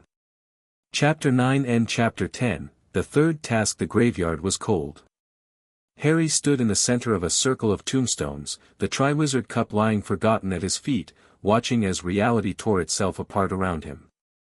This wasn't how it was supposed to happen, not tonight, not here, not with Cedric bleeding out 10 feet away and Voldemort's malformed body rising from a cauldron of dark magic. Everything had gone wrong. 12 hours earlier. The maze sprawled across the Quidditch pitch like a living thing, its hedges 20 feet tall and rustling with contained menace. Harry stood at the entrance with the other champions, feeling the weight of 1,000 eyes on his back. "Remember the plan," Hermione whispered from the crowd. "Get to the cup, win the tournament, and we'll have the political capital too, I remember." Harry squeezed her hand briefly. "Stay alert. If anything feels wrong, we'll be ready." The cannon fired. Harry plunged into the maze. He'd prepared for obstacles, creatures, spells, traps designed to test the champion's abilities. What he hadn't prepared for was the maze itself turning against him. The hedges moved. Not the slow shifting he'd expected, but active, aggressive pursuit. Branches reached for him like clawed hands. Roots erupted from the ground to trip him. The very air seemed to thicken, making every breath a struggle. "This isn't normal," the flame warned. "Something has corrupted the maze's magic." Harry pushed forward anyway, using dragon fire to clear paths when the hedges closed too tightly. He passed a blast-ended script without incident, the creature actually retreated from his presence, and avoided a patch of golden mist that his senses screamed was dangerous. Then he heard Fleur scream. He found her trapped in a cage of thorns, bleeding from a dozen cuts, fighting desperately against vines that seemed to multiply faster than she could burn them. Her Vela fire flickered weakly, something was draining her. "Harry!" Her eyes widened when she saw him. "Don't, it's a trap," he didn't hesitate. The flame erupted, incinerating the thorns, catching Fleur as she fell. "Can you walk?" "I think so." She was pale, shaking, but her grip on his arm was strong. "Someone tampered with the maze. The plants, they're not just obstacles. They're hunting us. The Dragon Lords." Crouch mentioned they'd seeded the maze with harvesting magic. "But the Dragon Lords are destroyed. Their magic isn't." Harry helped her to her feet. Someone's activated whatever they planted. We need to find the cup and end this before, a scream echoed through the maze. Male this time. Victor. They found the Durmstrang champion face down in a clearing, twitching under the effects of the Cruciatus curse. Standing over him, wand extended, was someone Harry had never expected to see. Barty Crouch Jr. But that was impossible. Crouch was in custody, had been for weeks, surprised. The man's face rippled, revealing the truth beneath the disguise. Not Crouch at all, but someone older, someone Harry didn't recognize. The real Crouch escaped a month ago. I've been wearing his face ever since. Who are you? An instrument. The man smiled, and it wasn't a human expression. The architects send their regards, Flame Bearer. You've been a thorn in their side, but thorns can be plucked. He grabbed Victor and disappeared. A portkey. Hidden somewhere on Victor's body, activated remotely. No. Harry lunged forward, but there was nothing to grab, nothing to fight. Victor was simply gone. Red sparks shot into the sky from somewhere else in the maze. Cedric's signal, he was in trouble too. It's coordinated, Fleur realized. They're taking us out one by one. Then we stop playing their game. Harry grabbed her hand. The cup. Now. Whatever trap they've set, we spring it together. They ran. The center of the maze was a nightmare. Reality had broken down entirely, the hedges existed in multiple states at once, the ground shifted between grass and stone and void with every step. And floating in the middle of it all, gleaming with innocent blue light, was the Triwizard Cup. Cedric was already there, fighting off tendrils of darkness that reached for him from every shadow. He was holding his own, barely, his wand worked precise and desperate. Harry.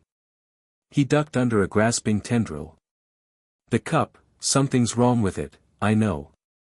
We need to, the darkness surged. It wasn't like the architect's attacks, this was cruder, more physical, a manifestation of pure malice given form. It crashed over them like a wave, separating Harry from Fleur, from Cedric, drowning them in shadow. Harry burned. The flame erupted instinctively, clearing space around him, but the darkness kept coming. Every tendril he destroyed, two more took its place. It was wearing him down, draining him. The cup, the flame urged. End this. Take the cup and end it. Harry fought toward the pedestal, every step a battle. He could hear Fleur and Cedric fighting somewhere behind him, could feel their connection straining under the assault. His hand closed around the cup. The world disappeared. The graveyard materialized around him in a rush of displaced air. Harry stumbled, disoriented by the sudden portkey travel, and barely registered the tombstones before something heavy crashed into him from behind. Cedric. The Hufflepuff had grabbed the cup at the same moment, been dragged along by the portkey. He lay on the ground beside Harry, groaning, his wand lost somewhere in the maze. Where? Cedric started. Don't move. The voice came from the shadows between graves. Harry's dragon senses screamed danger, screamed threat, screamed enemy with an intensity he'd never felt before. A figure emerged, carrying something bundled in dark cloth. Wormtail. And in his arms, a twisted, malformed creature that was barely recognizable as human. Voldemort. Kill the spare.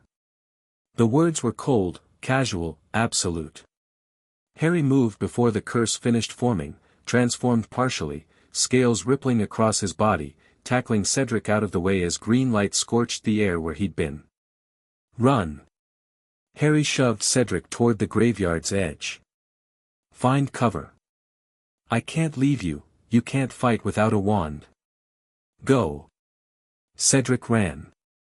Wormtail raised his wand again, but Harry was already moving, circling, putting tombstones between himself and the Death Eater.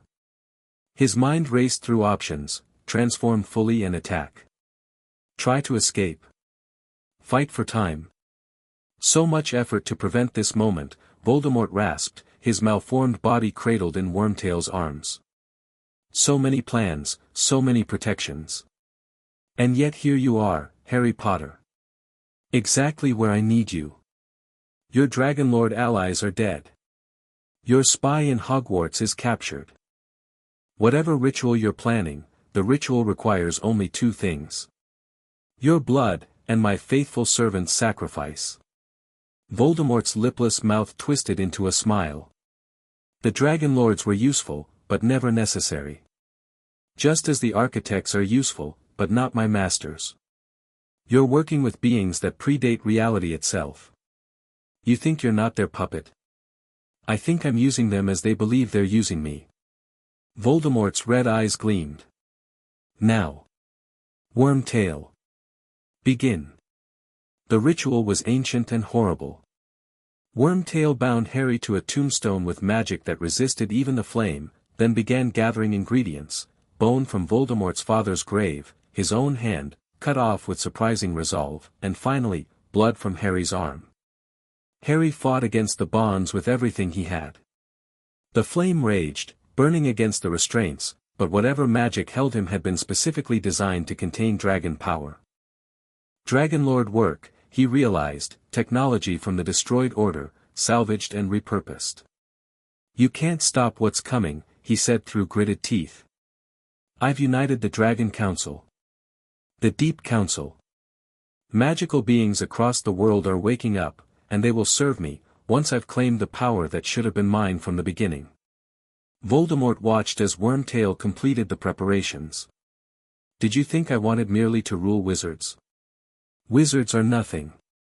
A stepping stone. What I want is what you have, the primordial flame itself. You can't take it.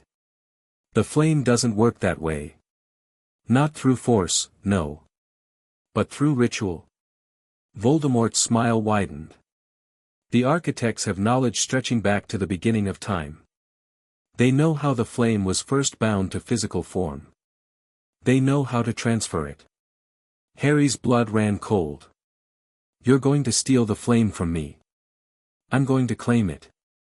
The flame passes to the most worthy vessel, that's its nature. And once I've proven myself more worthy than you. Voldemort gestured at the bubbling cauldron. The architects get a flame bearer they can control, I get power beyond imagination, and you get death. Everyone wins. Except me. Except you. The cauldron exploded with light. Voldemort rose from the cauldron fully restored, tall, skeletal, terrible. His red eyes blazed with triumph as he tested his new body, flexing fingers that had been malformed just moments before. Yes, he breathed. Yes, this is, he stopped. Turned to look at Harry with an expression that shifted rapidly from triumph to confusion to rage. Where is it? He hissed. Where is the flame? Harry laughed. It wasn't a pleasant sound, more desperation than humor, but it was genuine. You thought you could steal it through a ritual? The flame isn't a thing, Voldemort. It's a relationship. It's every connection I've made, every bond I've forged, every person who believes in me. The ritual transferred my blood. Maybe some of my magic. But the flame? Harry felt it burning in his chest, undiminished, perhaps even stronger than before. The flame doesn't go where it's forced. It goes where it's wanted. Voldemort's face contorted with fury. Then I'll take it the other way. Kill him. The bonds holding Harry shattered. Not through his own power, through Cedric's. The Hufflepuff had circled back, found Wormtail's dropped wand, and cast a cutting curse at precisely the right moment. Harry transformed. 30 feet of dragon fury exploded out of the restraints, filling the graveyard with fire and rage. Tombstones shattered. The ground cracked. Death Eaters who had begun appearing at Voldemort's summons scattered in terror. Voldemort stood his ground. You think your dragon form frightens me? His wand came up, trailing dark magic. I have faced dragons before, Potter. They burn, and they die. Not this one. They clashed. The battle was unlike anything Harry had experienced. Voldemort's magic was different now, corrupted by the ritual, infused with architect power that let him warp reality in small but devastating ways. Curses that should have missed bent toward Harry. The ground shifted under his claws. Gravity itself became his enemy. But Harry had faced architects directly. Had destroyed one of their anchors. Had learned how to fight in broken reality. He adapted. Where Voldemort bent space, Harry burned it back to normal. Where curses curved, he moved in ways they couldn't follow. Where gravity shifted, he simply flew. They fought across the graveyard, through the crumbling remains of tombstones, over the cauldron that had birthed Voldemort's new form. Death Eaters tried to intervene and died, crushed, burned, torn apart by forces they couldn't comprehend. But Voldemort wasn't dying. Every wound Harry inflicted closed almost instantly.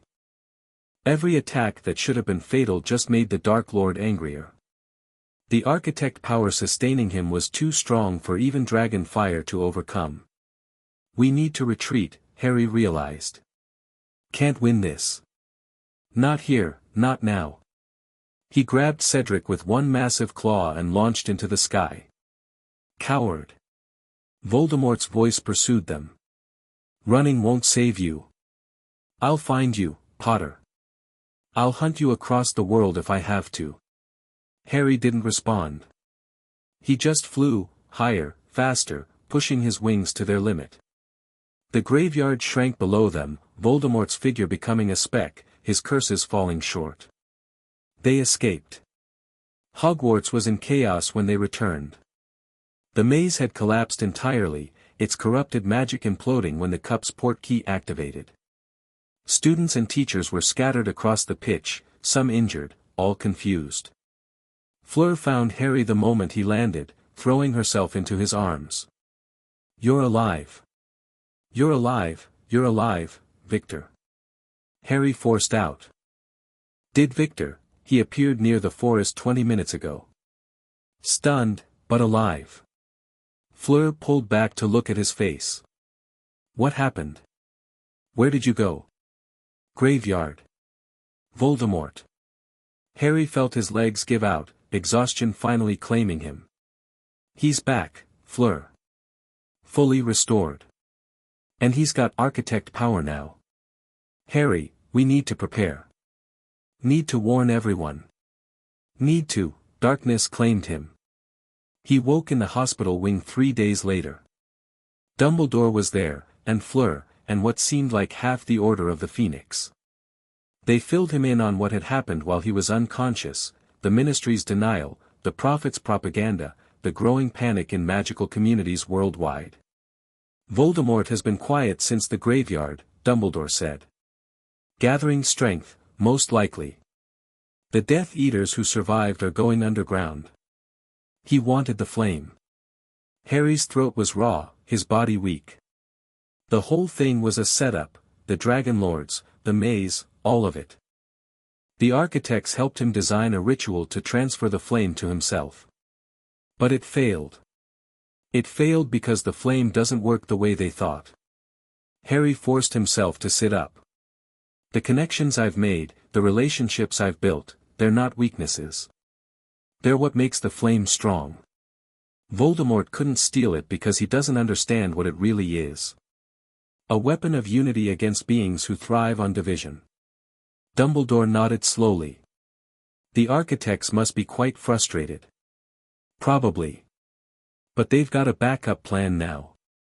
Harry looked at the headmaster with grim certainty. Voldemort. He's not just a dark wizard anymore, he's their new instrument. If they can't control the flame directly, they'll try to destroy it. And Voldemort is very good at destroying things. What do we do? Harry thought about everything he'd learned, everything he'd built, everyone who'd chosen to stand with him. We finish what we started. Destroy the remaining architect anchors, unite the magical world against the real enemy. And when Voldemort comes again, he felt the flame pulse, steady and sure. We'll be ready. Fleur took his hand. Together, she said. Together, he agreed. Outside, storm clouds gathered over Hogwarts. But somewhere in the west, the sun was still shining. There was still hope. Chapter 10 and Chapter 11, War Council. The Ministry of Magic had fallen in all but name. Cornelius Fudge stood at a podium, flanked by Aurors who kept their eyes carefully forward, reading from a prepared statement that called Harry Potter a dangerous radical and Albus Dumbledore a senile manipulator. Behind him, barely visible in the shadows, stood a figure that made Harry's flame burn with recognition. An architect. Wearing human form like an ill-fitting suit, its void presence bleeding through the edges of its disguise. "They've already taken the government," Hermione said, her voice tight.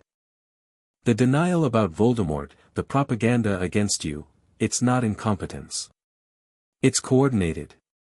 Harry watched the magical broadcast from the war room, surrounded by allies who had gathered in the weeks since the graveyard. The Dragon Council had sent representatives. The Deep Council had established permanent communication. Magical creatures from across Europe had answered the call. And still, it wasn't enough.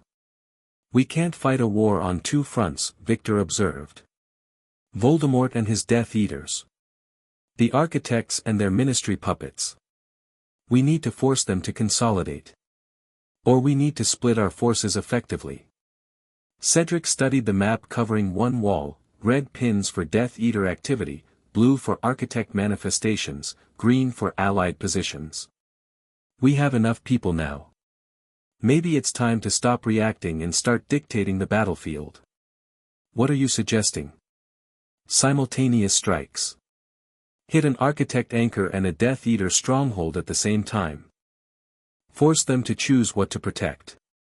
Cedric's Hufflepuff earnestness had hardened into something more tactical over the past months. "They think we're on the defensive. Let's show them otherwise."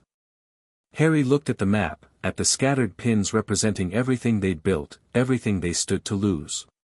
"Which targets?" "There's an anchor in the Alps, smaller than the one in Tibet, but still significant. And Malfoy Manor has become Voldemort's primary base of operations." Cedric pointed to each in turn. "We hit both at midnight tomorrow. 2 teams, 2 objectives, 1 message. The message being that we're not afraid anymore." Fleur moved to stand beside Harry, her hand finding his. "That the Flame Bearer has allies, resources, and the will to use them. The architects have ruled through fear for millennia. Time to give them a taste of it." Harry felt the flame pulse in agreement. They'd spent weeks preparing for this moment, training fighters, gathering intelligence, building the coalition that filled this room. The time for preparation was over. "All right," he said. "Let's plan a war." The next 30 hours were organized chaos. Hermione coordinated logistics, her enchanted boards tracking personnel, equipment, and timing down to the second. Ron, who had developed into a surprisingly capable tactical analyst, worked with Thornwood on infiltration routes for the Malfoy Manor strike. Victor drilled the combat teams until they moved like extensions of a single will. And Harry trained. He pushed himself harder than ever before, driving his transformations to new limits. Full dragon form. Partial shifts. The strange hybrid state he discovered during the Council Challenge, where he existed as something neither fully human nor fully dragon. Fleur trained beside him, her Vela fire growing stronger with each session. They'd discovered something in the weeks since the graveyard, their powers resonated, amplified each other. When they fought together, they were more than the sum of their parts. "You're worried," she observed during a rest break. "I'm always worried. More than usual." She sat beside him on the training room floor, both of them sweating and exhausted. "Talk to me." Harry was quiet for a moment. "The last time I faced Voldemort, I couldn't beat him. His architect power healed everything I did." He looked at his hands, human hands, but with scales flickering just beneath the surface. "Tomorrow, half our force is going after an anchor while I'm not there. If something goes wrong, then we adapt. That's what we do." Fleur's hand covered his. You cannot be everywhere, Harry. You cannot protect everyone personally. That's why we have allies. I know. You just want to keep everyone safe. That's why the flame chose you. She leaned against him. But keeping people safe sometimes means trusting them to fight their own battles. Hermione's team can handle the anchor. You need to focus on Voldemort. You make it sound simple. It is simple. Not easy, but simple. She kissed his cheek. Now. Rest. Tomorrow, we change the world. Midnight came faster than Harry expected. He stood at the edge of Malfoy Manor's wards with his strike team, Victor, Cedric, Ron, and a dozen fighters drawn from the Dragon Council's best. Thornwood had provided ward-breaking techniques from his Dragonlord knowledge, and the magical barriers fell one by one. Inside, Death Eaters waited. Remember, Harry said quietly. Voldemort is mine. Everyone else focuses on the secondary targets, prisoners, intelligence, anything we can use. In and out in 20 minutes. And if Voldemort doesn't cooperate with your timeline? Victor asked. Then I improvise. Harry felt the flame building. Go. They moved. The manor's defenses activated immediately, enchanted suits of armor, cursed paintings, dark creatures that had been bound to protect the Malfoy family for generations. Harry's team cut through them like a blade through silk, their training showing in every coordinated movement. Harry himself went straight for the center. He could feel Voldemort's presence like a wound in reality, the architect power that sustained the Dark Lord bleeding wrongness into the air. It led him through corridors of black marble, past rooms filled with dark artifacts, toward a chamber that pulsed with malevolent energy. The door opened before he reached it. Harry Potter. Voldemort stood at the center of the chamber, surrounded by a circle of kneeling Death Eaters. I wondered when you'd find the courage to face me again. I wondered when you'd stop hiding behind your followers. Hiding? Voldemort smiled, a terrible expression on his snake-like face. I've been preparing. The failure at the graveyard taught me valuable lessons. The flame cannot be taken by force or ritual. It must be surrendered. I'm not going to surrender anything to you. Not willingly, no. But there are other forms of surrender. Voldemort raised his wand. Pain, for instance. Enough pain, and even the strongest will breaks. Even the brightest flame gutters. The Death Eaters rose as one, wands aimed at Harry. Kill him. Slowly. The battle was brutal. 20 Death Eaters against one Dragon Wizard, and for all Harry's power, he couldn't simply burn through them, not without destroying potential prisoners, intelligence, everything they'd come here to gather. So he fought smart instead. Partial transformations let him dodge curses that should have been unavoidable. Claws punched through shield charms. Fire, carefully controlled, incapacitated without killing. One by one, the Death Eaters fell, stunned, bound, neutralized. But Voldemort wasn't among them. The Dark Lord had slipped away during the chaos, leaving his followers to die while he escaped. Harry snarled in frustration, but there was no time to pursue, his communication coin was burning with urgent signals. Harry. Hermione's voice, strained with panic. The anchor, it's a trap. There are architects, multiple architects, and, the connection cut out. Harry looked at the bound Death Eaters, at the manor full of secrets they'd come to steal, at his team still fighting through the upper levels. Then he transformed and flew. The Alps were burning. Not with normal fire, with the strange unlight of architect manifestation, reality itself being consumed by beings that existed outside its rules. Harry arrived to find chaos, his allies scattered, the anchor glowing with defensive power, and 3 architects moving through the battlefield like nightmares given form. Hermione was down, shielded by a bubble of frantically maintained magic. Fleur stood over her, Vila fire blazing, holding 2 architects at bay through sheer determination. The third architect turned as Harry arrived. Flame Bearer. Its voice echoed across dimensions. You were supposed to be occupied elsewhere. Plans change. Harry transformed fully, 30 feet of dragon fury descending on the battlefield. Let's see how you handle both of us. He and Fleur fought together for the first time against a true enemy. Their powers merged in ways Harry hadn't anticipated, dragon fire and Vela flame weaving together, creating something that was neither and both. The architects, for all their reality warping power, fell back under the assault. The anchor. Fleur shouted. We need to, I know. Harry broke from the fight, diving toward the glowing crystal while Fleur held the architects at bay.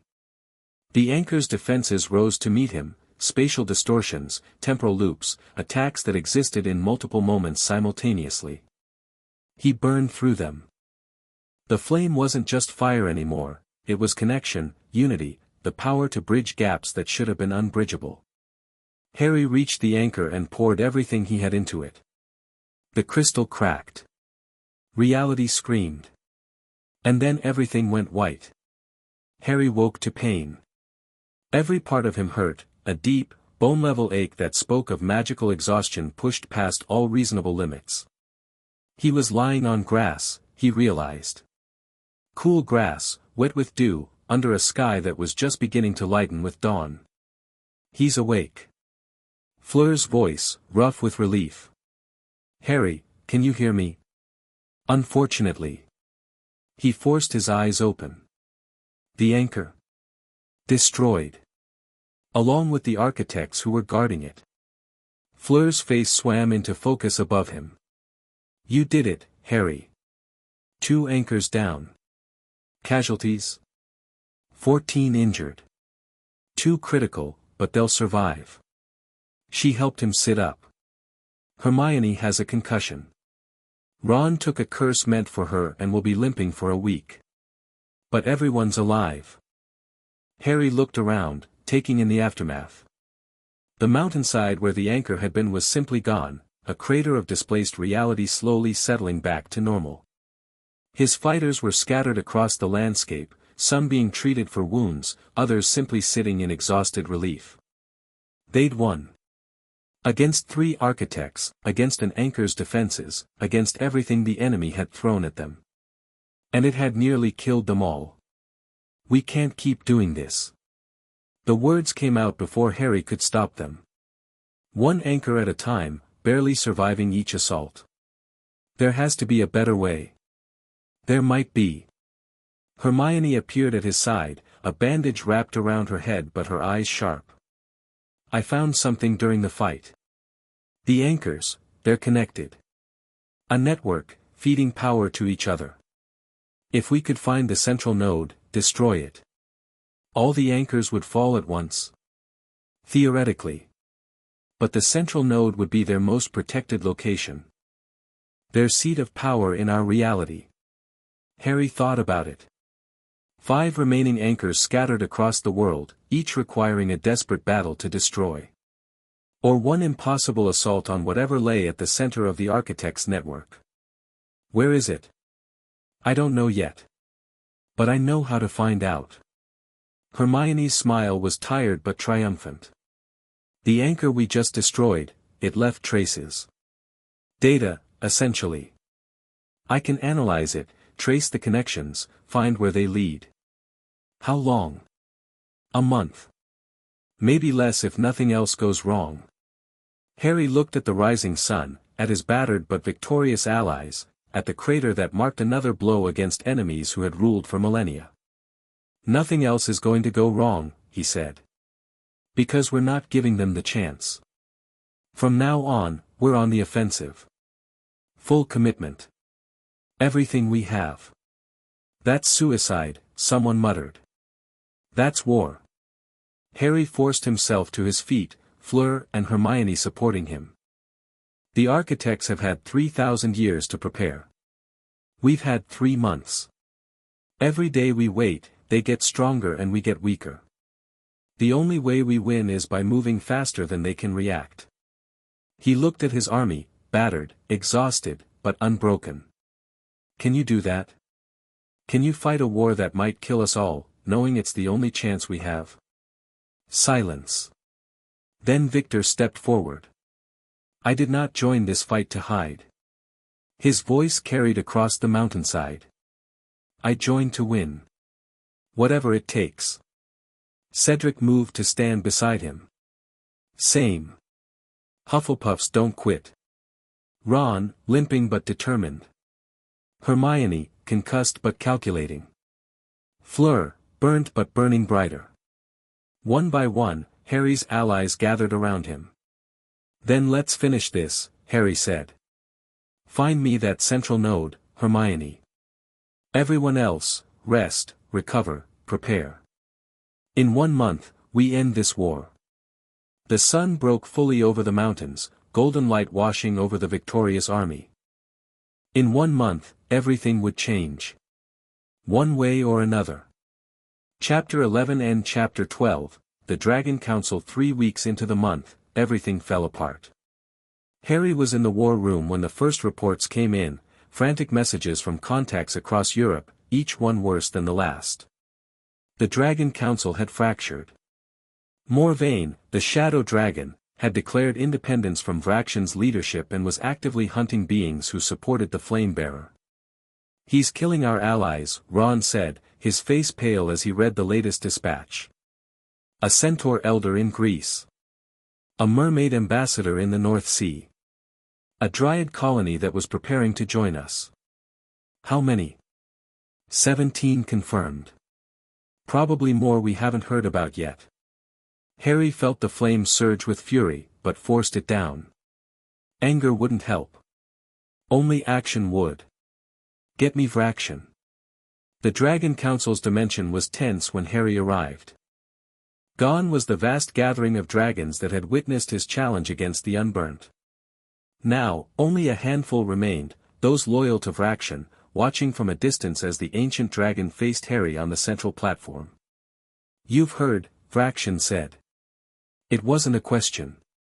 I've heard Morvain is murdering people who support me. I've heard you've done nothing to stop him. Morvain has left the council. He no longer answers to our authority.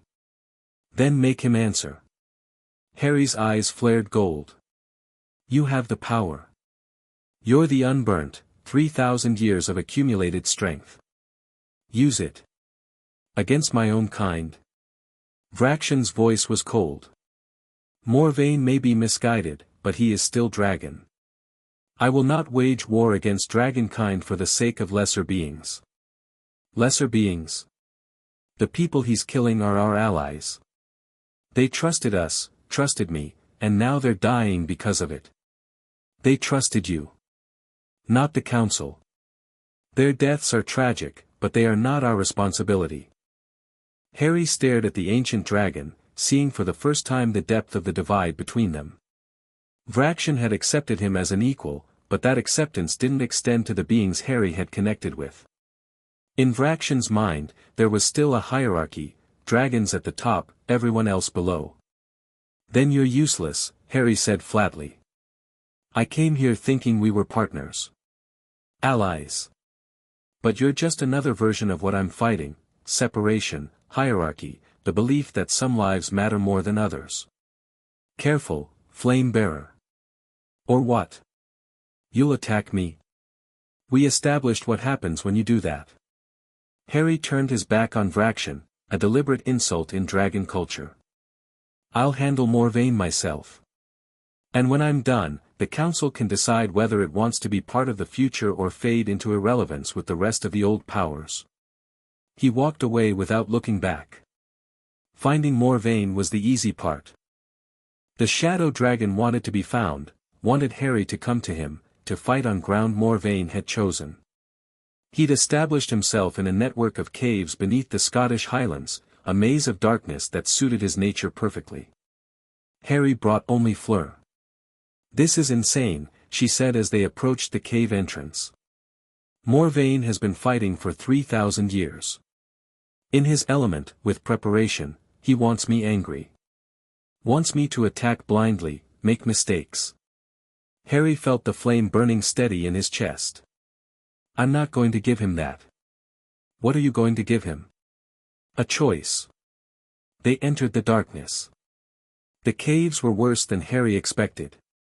Morvaine's shadow magic had transformed them into something that existed between dimensions, passages that looped back on themselves, chambers that shifted when you looked away, darkness so complete that even dragon eyes struggled to penetrate it. But Harry had something Morvaine didn't expect. Connection. The flame reached out through the darkness, finding traces of the beings who had died here, centaurs and mermaids and dryads, their life force consumed to fuel Morvaine's power. Harry felt their echoes, their pain, their final moments. And he followed them to their killer. Morvaine waited at the heart of the maze, a void given form. In the absolute darkness of his domain, he was nearly invisible, just a presence, a weight, a hunger. Flame bearer. His voice came from everywhere at once. You came alone. I came with someone who matters. Harry felt Fleur's fire blazing beside him, pushing back the shadows. Your victims' families. Their communities. Everyone whose life you've destroyed in this pointless crusade. Pointless? I'm preserving the natural order. Dragons have always been apex predators, we don't share our world with lesser beings. The architects must love you. Doing their work for them. Silence. When Morvaine spoke again, his voice was colder. I serve no one. You serve their vision. Separation. Hierarchy. The belief that unity is weakness. Harry let the flame rise, illuminating the chamber with light that burned away shadows. You're so afraid of change that you'd rather die defending a broken system than help build something better. I am afraid of nothing. Then why are you hiding in the dark? Morvaine attacked. Fighting a shadow dragon in absolute darkness should have been suicide. But Harry had learned something in the months since his first transformation, the flame wasn't just fire. It was presence, connection, the light that existed between beings who chose to stand together. He and Fleur fought as one. Her Vila fire illuminated while his dragon flame destroyed. Where shadows gathered, they burned them away. Where Morvaine tried to separate them, their connection pulled them back together. They moved through the darkness like a single being with two bodies, covering each other's weaknesses, amplifying each other's strengths. Morvaine fell back. For the first time in 3,000 years, the shadow dragon was facing something he couldn't understand, power that grew stronger the more it was shared, light that couldn't be extinguished because it came from relationship rather than individual strength. Impossible, he hissed, his form flickering as Harry's flames found purchase. The flame is individual. It has always been individual, the flame is whatever I make it. Harry pressed the attack. And I choose connection.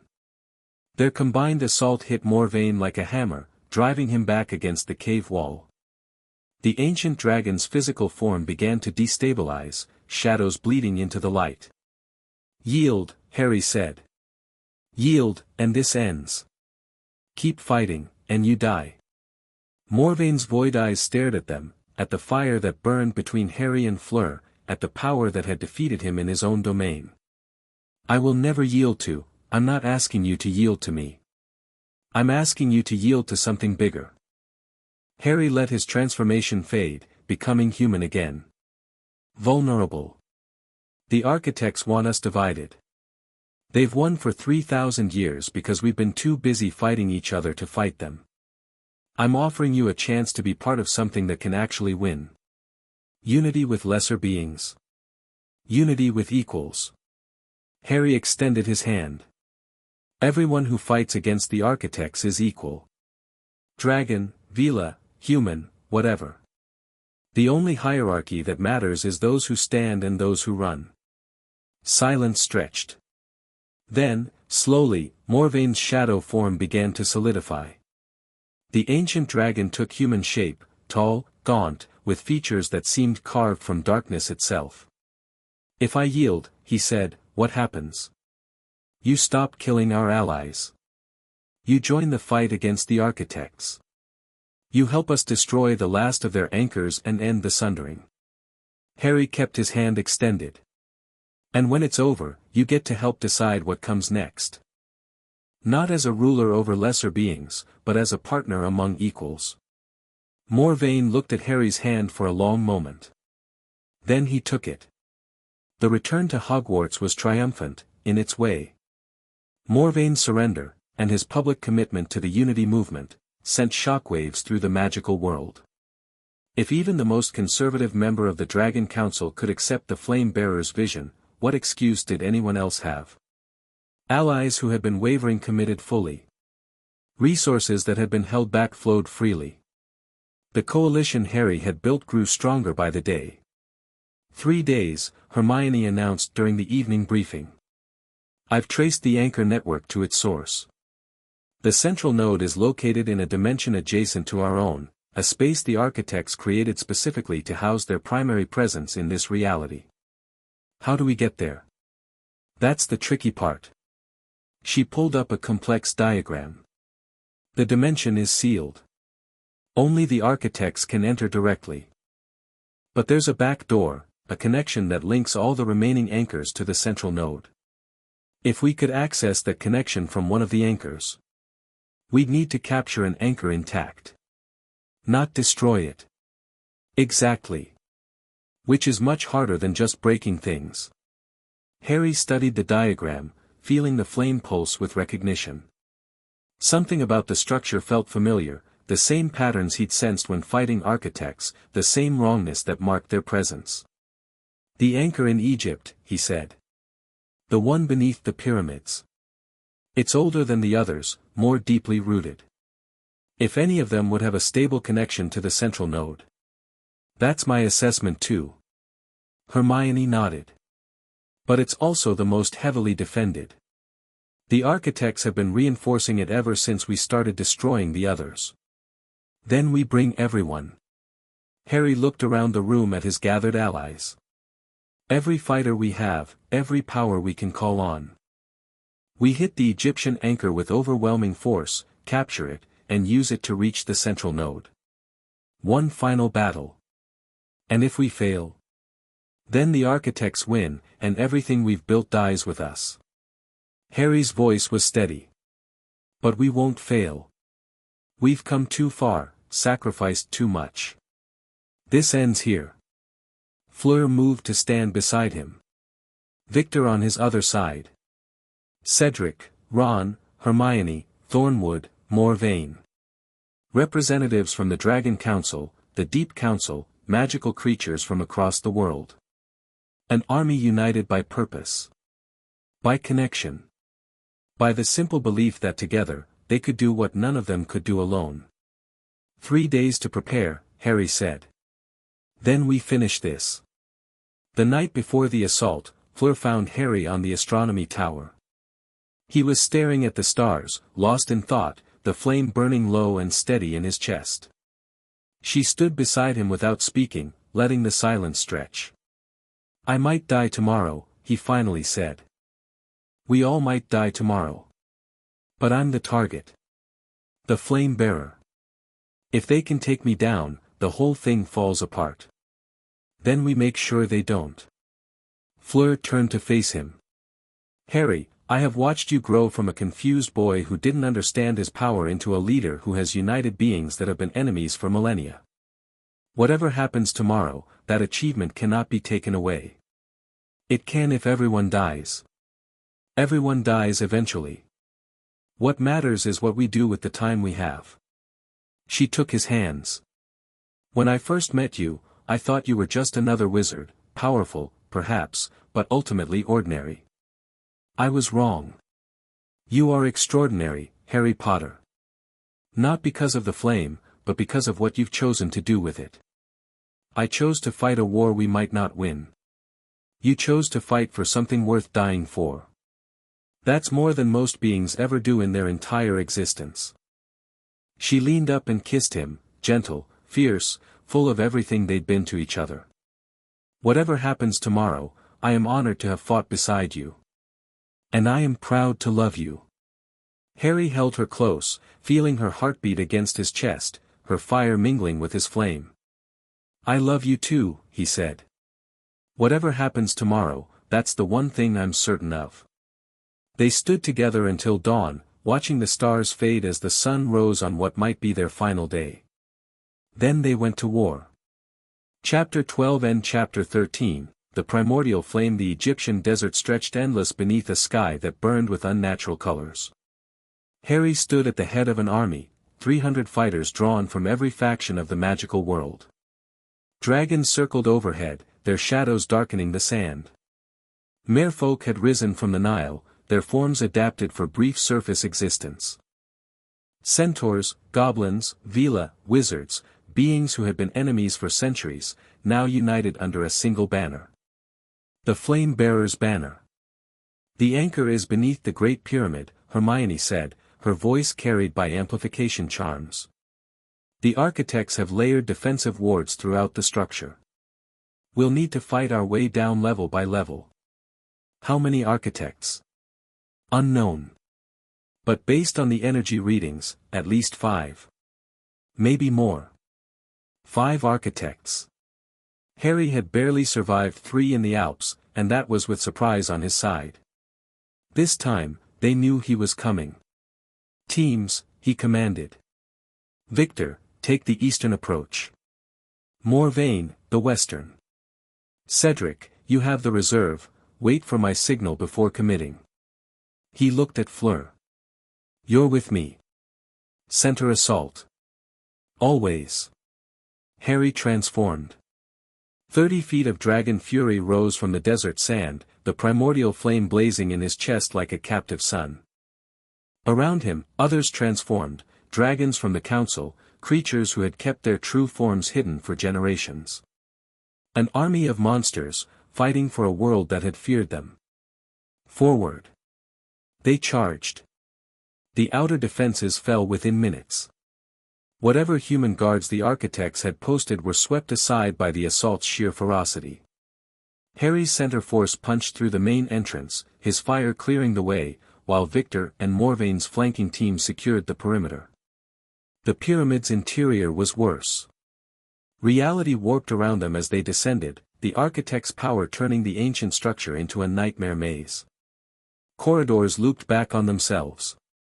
Gravity shifted without warning. Time flowed at different rates in different chambers. Harry burned through it all. The flame wasn't just fire anymore, it was order imposed on chaos, connection maintained despite every attempt to sever it. Where the architects tried to separate his forces, he held them together through sheer will. First anchor guardian ahead. Thornwood shouted. The architect manifested from the walls themselves, a towering figure of living stone, its void face regarding them with ancient malice. Flame-Bearer. Its voice shook dust from the ceiling. You have come far. But this is where your journey ends. I've heard that before. Harry launched himself forward, claws extended. You should get new material. The battle was brutal. The stone architect was different from the others Harry had fought, slower, but nearly impervious to physical damage. His fire scorched its surface but couldn't penetrate. Claws that could tear through steel barely scratched. But Harry wasn't alone. Fleur's Vila fire found the gaps in the stone. Victor's shark dragon hybrid form provided distraction. Morvain's shadows crept into cracks, widening them from within. Together, they tore the architect apart. Keep moving. Harry commanded as the guardian crumbled. The anchor is below. Level after level, they descended. Each one brought new horrors, architects of different elements, traps that exploited dimensional instabilities, attacks that targeted mind as well as body. Harry's forces took casualties with each chamber. But they kept going. Cedric's reserve joined them on the 5th level, fresh fighters replacing the exhausted and wounded. The Deep Council's representatives arrived on the 7th, their ocean magic providing unexpected advantages against fire-based defenses. By the 10th level, they had lost 40 fighters. By the 15th, 60. But they reached the anchor chamber. The central anchor was beautiful in its wrongness. A crystal formation the size of a small building, pulsing with light that existed outside the normal spectrum. Runes covered every surface, shifting and changing in patterns that hurt to follow. And gathered around it, defending it with everything they had, were 7 architects. More than Harry had ever faced at once. More than anyone had faced and survived. "Well," he said, forcing calm into his voice. "This is going to be interesting." The lead architect stepped forward, taller than the others, its void presence deeper, its power radiating like a physical force. "We have waited for this moment, Flame Bearer. The moment when your arrogance finally exceeds your ability." Its voice echoed across dimensions. "You think you can challenge us in our place of power? You think your borrowed connections can match what we have cultivated for millennia? I think you're scared." Harry felt the flame pulse, feeding on the connections around him. "For the first time in your existence, you're facing something you can't predict or control. And it terrifies you. We are beyond fear. Then why are all 7 of you here? Why not face me one at a time, like you did at the other anchors?" Harry bared his teeth in a dragon's grin. "You know I've grown too strong. You know the only chance you have is overwhelming force. The only chance we have." The lead architect laughed, a sound like reality tearing. "Child, you have no concept of our true power. What you have faced thus far has been a fraction of what we can bring to bear. Avatars, projections, shadows of shadows. Then show me the real thing." Silence. Then the 7 architects merged. The entity that rose from their combination was beyond anything Harry had imagined. It wasn't just large, it was fundamental, a manifestation of the principle of division itself. Looking at it was like looking at entropy given form, at the force that turned order into chaos and connection into isolation. "Now," it said, and its voice was every argument that had ever separated friends, every prejudice that had ever divided peoples, every wall that had ever been built between beings who could have understood each other. "Now you see what you truly face." Harry felt his allies' connection straining under the entity's presence. The bonds he'd built, the unity he'd forged, all of it was under assault just from the architect's existence. This is what they are, he realized. Not just beings who benefit from division, they are division. The sundering isn't something they did. It's something they are. Fleur. He reached for her through their bond. "I need you." She was there instantly, her fire joining his, their flames intertwining. "I need everyone." The call went out through every connection Harry had ever made. Not just the fighters in the pyramid, everyone. The Dragon Council, watching from their dimension. The Deep Council, monitoring from their ocean depths. Hermione at Hogwarts, Ron beside her. Every ally, every friend, every being who had ever chosen to stand with the flame bearer. Harry opened himself to them. The flame had always been about connection, he understood that now with perfect clarity. Not the fire of destruction, but the fire of unity. The warmth that drew beings together instead of driving them apart. The architects had sundered the world because unity threatened them. They had created separation because connection was their weakness. So Harry gave them connection. Every bond he'd ever forged became a channel for the flame. Every relationship he'd built became a source of power. Every being who believed in him, who had chosen to fight beside him, who had dared to hope that the world could be better, all of them fed their strength into the fire. The primordial flame blazed. Not the 30-foot form Harry usually took. Not even the vast presence he'd achieved against fraction. This was something else entirely. This was the flame as it was meant to be, the fire that had existed before the sundering, the unity that the architects had spent millennia trying to extinguish. It poured through Harry not because he commanded it, but because he had made himself a vessel worthy of carrying it. Because he had done what no flame bearer before him had ever done. He had loved. The battle that followed wasn't really a battle. It was a collision of fundamental principles, division against unity, separation against connection, the old order against everything Harry had built. The combined architect threw everything it had at him.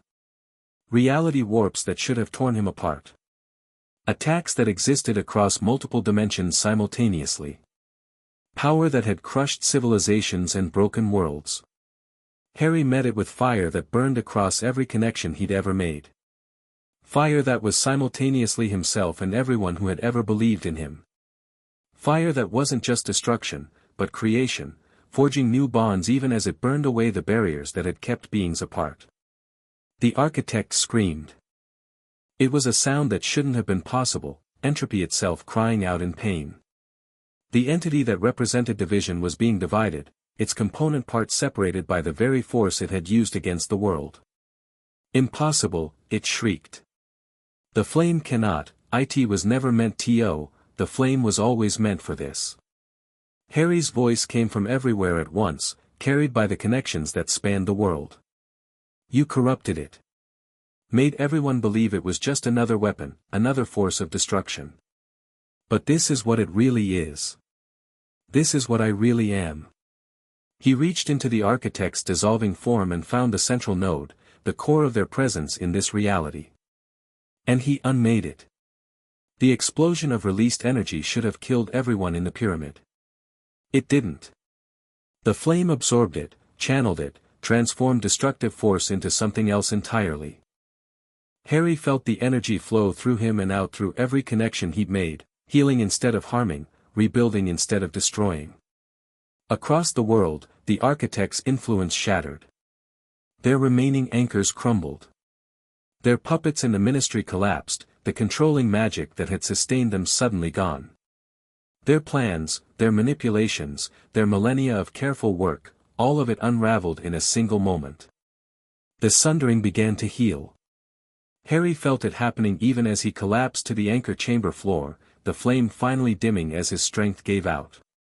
Beings who had been separated for 3,000 years were suddenly aware of each other again. Connections that had been severed were reforming. The world was remembering what it had been before the architects broke it. It would take years, maybe centuries, for the healing to complete. The divisions ran deep, the prejudices were old, and habits built over millennia wouldn't disappear overnight. But the process had begun. And it couldn't be stopped. Harry woke to Fleur's face above him. They were still in the anchor chamber, but something was different. The oppressive wrongness that had permeated the space was gone. The crystal formation had crumbled to ordinary stone. Sunlight streamed in from somewhere, impossible, given how deep underground they were, but real nonetheless. Did we win? He managed. We won. Tears streamed down Fleur's face. Harry, we won. The architects are gone. Their power is broken. The world is changing. He tried to sit up and failed. Every part of him ached with exhaustion beyond anything he'd ever experienced. Casualties? Fewer than we feared. The flame, when you released it fully, it healed as much as it destroyed. Some of our wounded are already recovering. She helped him lean against a chunk of rubble. Victor is organizing the extraction. Morvain is securing the perimeter. Cedric is handling the wounded. And Voldemort? Fleur's expression flickered. Reports are coming in. Without the architect's power sustaining him, he's weakened. But he's still alive. Still dangerous. Harry nodded slowly. One enemy defeated, another still remaining. The story of his life, really. But Voldemort was just a dark wizard now. Powerful, yes. Dangerous, certainly. But just a wizard, without the reality-warping backing of entities older than time. That was a problem for tomorrow. Help me up, he said. I want to see the sun. The desert had changed. Where before it had felt wrong, tainted by the architect's presence, now it felt alive. Clean. Real in a way it hadn't been for millennia. Harry stood at the pyramid's entrance, supported by Fleur, watching his army gather. Dragons landed beside centaurs. Merfolk conversed with goblins. Beings who had been enemies for generations stood together as allies, bound by shared victory. This is what you wanted, Fleur said softly. Unity. Connection. A world where beings are partners instead of competitors. It's a start. Harry looked at the faces around him, exhausted, wounded, triumphant. There's still so much work to do. The architects are gone, but the divisions they created are still real. It'll take generations to truly heal. Then we'll spend generations healing. She leaned against him. Together. Victor approached, his shark dragon hybrid form bleeding from a dozen wounds but his eyes bright. The extraction is complete. Our wounded are stable. He clapped Harry on the shoulder. You did it, my friend. You actually did it. We did it. All of us. Yes. But it was your vision that made it possible. Your belief that beings could be more than their histories. Victor's voice was rough with emotion. I have never been more honored to stand beside anyone. Others gathered around, Cedric, Thornwood, representatives from every faction of the Alliance. Even Morvain, the shadow dragon who had once hunted Harry's allies, stood among them. What now? Someone asked. Harry looked at the rising sun, at the world that had just changed forever, at the beings who had chosen to change it with him. Now, he said, we go home. Rest. Recover. And then. He smiled, a real smile, full of hope. Then we build something worth living for. Chapter 13 and Chapter 14, Convergence. The war came to Hogwarts on a Tuesday. Harry had known it would happen eventually. Voldemort was too proud, too furious, too desperate to simply fade away after the architect's fall. But he'd hoped for more time. More preparation. More healing. He got 3 weeks. The attack began at dawn, when the wards that had protected the castle for 1,000 years shattered like glass. Death Eaters poured through the breach, hundreds of them, more than Harry had ever seen gathered in one place. They came with giants and werewolves and creatures twisted by dark magic into weapons of terror. And at their head, radiating hatred that burned even without architect power to fuel it, came Voldemort himself. Potter. His voice echoed across the grounds like thunder. Come and face me. Or watch everyone you love die. Harry was already moving. The battle spread across Hogwarts like wildfire. Death Eaters engaged Order members in the corridors. Giants attacked the walls while defenders rained spells from above. In the Great Hall, students who had chosen to fight stood beside teachers who had trained their whole lives for moments like this.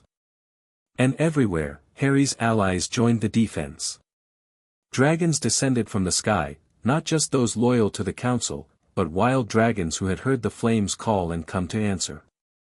Merfolk rose from the Black Lake, their magic turning the water itself into a weapon.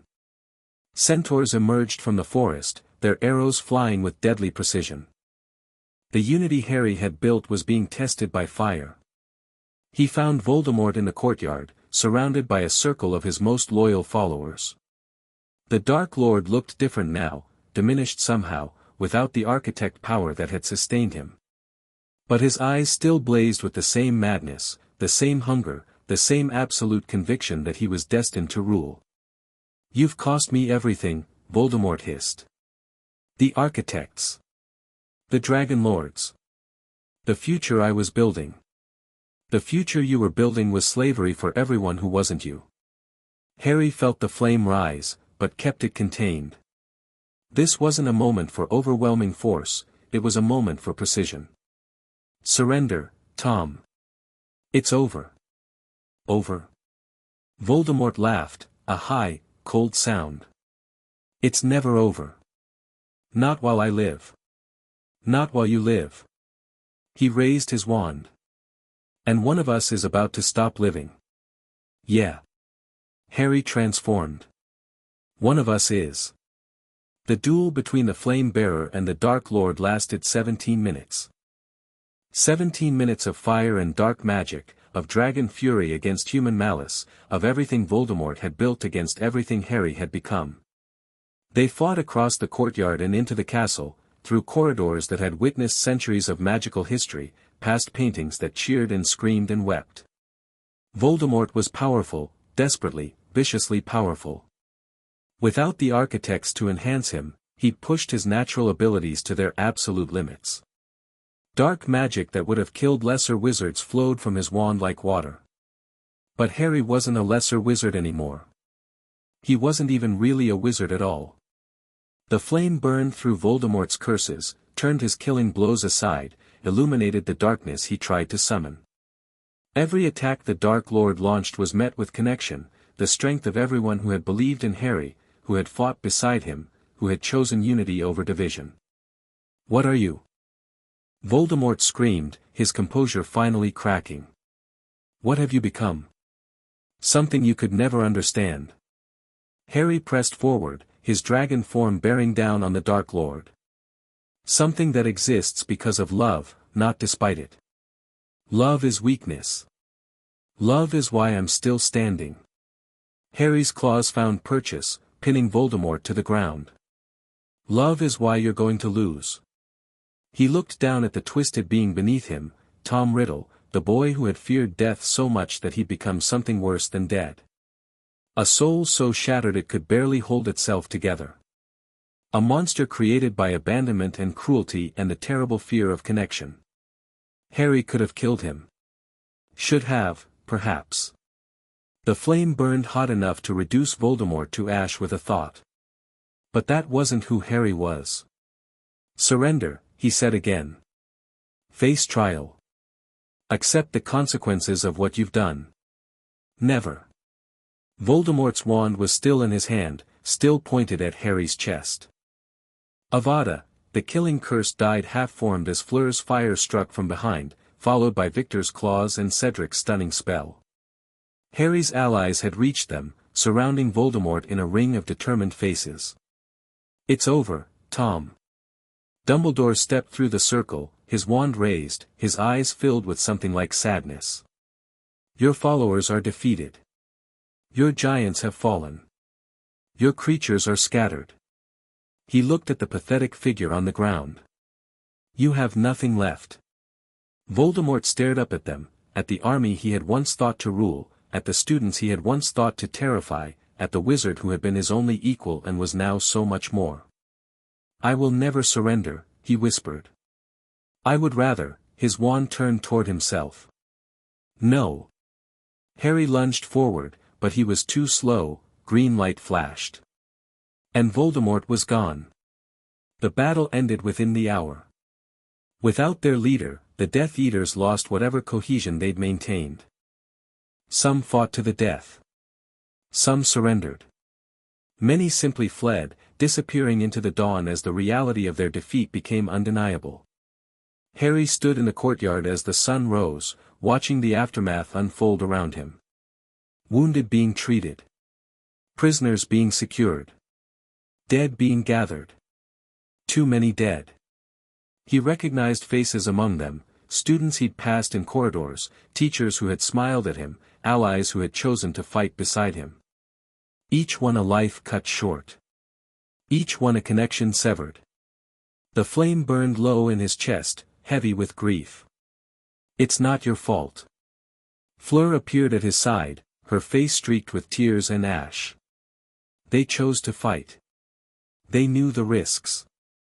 They chose to fight because I asked them to. They chose to fight because it was right. Because the alternative was living under Voldemort's rule, or the Architect's control, or whatever other horror was coming." She took his hand. "You gave them something to fight for, Harry. A vision of what the world could be. That matters. Does it? They're still dead. And if you hadn't fought, they'd be dead anyway. Or worse, they'd be alive in a world not worth living in." Fleur's voice was fierce. "You didn't fail them, Harry. You honored them." Harry looked at the bodies being carried past, enemies and allies alike, all equally still, all equally beyond the reach of fire or connection. "This can't happen again," he said quietly. "This war, these battles, this endless cycle of violence. We need to build something different. Something that makes this kind of conflict impossible. That's what you've been working toward. Working toward isn't enough. We need to actually achieve it. He turned to face her. The architects are gone. Voldemort is gone. The old powers that kept the world divided are broken. For the first time in 3,000 years, we have a chance to build something new. What kind of something? Harry thought about everything he'd learned, from Ignatius and the Dragon Council, from Thessalonica and the Deep Council, from the Dryad in the Shrieking Shack, from every being who had shared their wisdom with him. A council, he said slowly. Not like the old ones, not dragons ruling over everyone, or wizards treating magical creatures as lesser. A real council, where every being has a voice. Where disputes are settled through dialogue, not violence. Where the connections between peoples are strengthened instead of severed. That's ambitious. It's necessary. Harry looked at the mixed crowd of beings moving through the courtyard, dragons beside humans, merfolk beside goblins, Vila beside centaurs. We've proven it's possible. They're already working together. We just need to make it permanent. Fleur considered this, her brilliant mind clearly working through implications and challenges. It will take years to organize. Decades, maybe. Every faction will have demands, grievances, conditions. Then we spend decades. However long it takes. Harry squeezed her hand. I'm not going anywhere. Neither are you. We have time. Forever is a long time. Good thing we have things to fill it with. She smiled despite everything, the grief, the exhaustion, the weight of the morning. Things like building a new world order. Things like that. Harry pulled her close. And maybe some other things too. When we have a moment. I'll hold you to that, Flame Bearer. I'm counting on it. The weeks that followed were chaos of a different kind. The Ministry, freed from architect influence, struggled to rebuild itself around new principles. Dumbledore was offered the position of Minister for Magic and declined, suggesting instead a temporary council that included representatives from every magical community. The Dragon Council formally acknowledged the new order, with Vraction publicly supporting the transition. The world is changing, the ancient dragon admitted during a historic meeting at Hogwarts. We can change with it, or be left behind. I choose to change. The Deep Council sent permanent ambassadors to the surface for the first time in recorded history. The currents carry word of what you have built, Thessalonica told Harry. The deep places wish to be part of it. Magical creatures across Britain and beyond emerged from hiding, their communities demanding, and receiving, recognition, rights, and representation. Centaurs joined wizarding governance. Goblins renegotiated their treaties. House elves began the long process of redefining their relationships with wizarding families. It wasn't easy. Nothing worth building ever was. But it was happening. 6 months after the Battle of Hogwarts, Harry stood before an assembly unlike any the world had ever seen. The Great Hall had been magically expanded to accommodate delegates from every magical community on Earth. Dragons perched on specially constructed platforms. Merfolk floated in enchanted water spheres. Representatives from species that hadn't spoken to each other in millennia sat side by side, united by shared purpose. We gather today, Harry said, his voice carrying to every corner of the vast space, not as rulers and subjects, not as victors and vanquished, but as equals. Beings who have chosen connection over division. Who have decided that the future is worth more than the grievances of the past. He looked out at the faces before him, thousands of them, every shape and size and nature imaginable. The architects are gone, but the work of healing the sundering has only begun. We have the chance to build something that has never existed, a world where every being matters, where every voice is heard, where conflict is resolved through understanding rather than violence. That world won't be easy to build. There will be disagreements, setbacks, moments when we're tempted to retreat into old patterns. But I believe, I know, that we can do this. Because I've seen what happens when beings choose to stand together. I've seen enemies become allies, prejudices become understanding, division become unity. The flame I carry isn't a weapon. It's a reminder that the power to connect is stronger than the power to separate. That love, in all its forms, is the force that holds the universe together.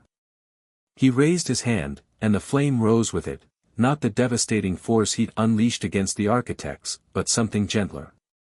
Warmer. A fire that illuminated without burning, that touched every being in the hall with a sense of possibility.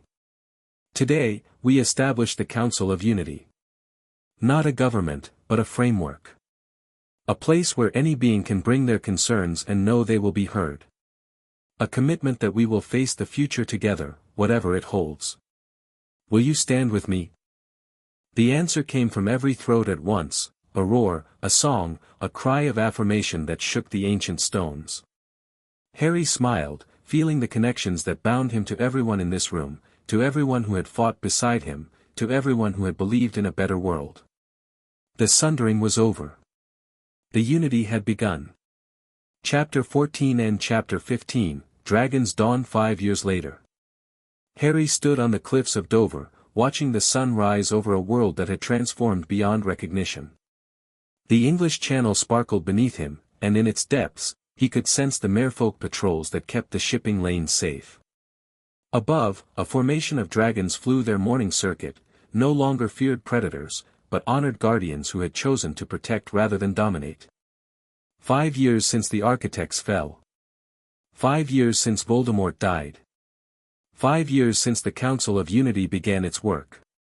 The world was still healing. Probably always would be. But it was healing.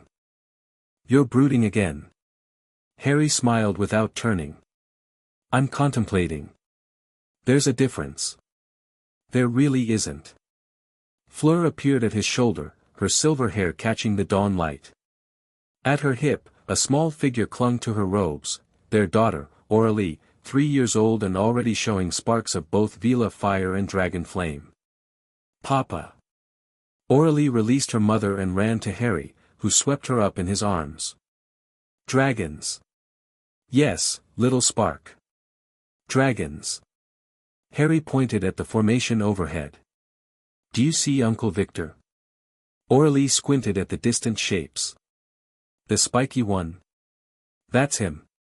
Victor had taken on a new role in the unified world, coordinator of the Dragon Guard, the mixed force of transformed and natural dragons that maintained peace across the magical communities. He'd found purpose in service, and a kind of contentment that had eluded him as a competitive champion. Are you ready? Fleur asked. Almost. Harry looked out at the horizon one more time. Just. Remembering. Remembering what? Everything. He thought about the boy he'd been, scared, confused, certain that his power was a burden rather than a gift. About the battles he'd fought, the friends he'd lost, the choices that had shaped who he'd become. I keep thinking about what might have happened if things had gone differently. If I'd given in to Vraxion's first offer. If I'd become what the Dragon Lords feared. You didn't. I almost did. There were moments, especially early on, when the flame felt like it was consuming me. When I wanted to just burn everything and be done with it. But you didn't, Fleur repeated. That's what matters. Not the temptation, but the choice. She moved closer, her hand finding his. You chose connection over isolation. Love over power. That's why the flame bearer before you failed and you succeeded. I had help. Yes. And you were wise enough to accept it. She smiled. Now come. The council is waiting, and Hermione will be insufferable if we're late again. The Council of Unity met in a structure that defied conventional architecture. Built at the intersection of multiple magical domains, on an island in the Mediterranean that touched wizarding, merfolk, and dragon territories simultaneously, it rose from the sea like a dream given form. Towers of living coral supported chambers of enchanted crystal. Gardens floated at impossible angles, tended by beings from every magical tradition. At its heart, a great hall that could accommodate representatives from every species on Earth. Harry entered through the main portal, Fleur beside him, Aurelie now riding on his shoulders. The delegates parted as they passed, not in fear, but in respect.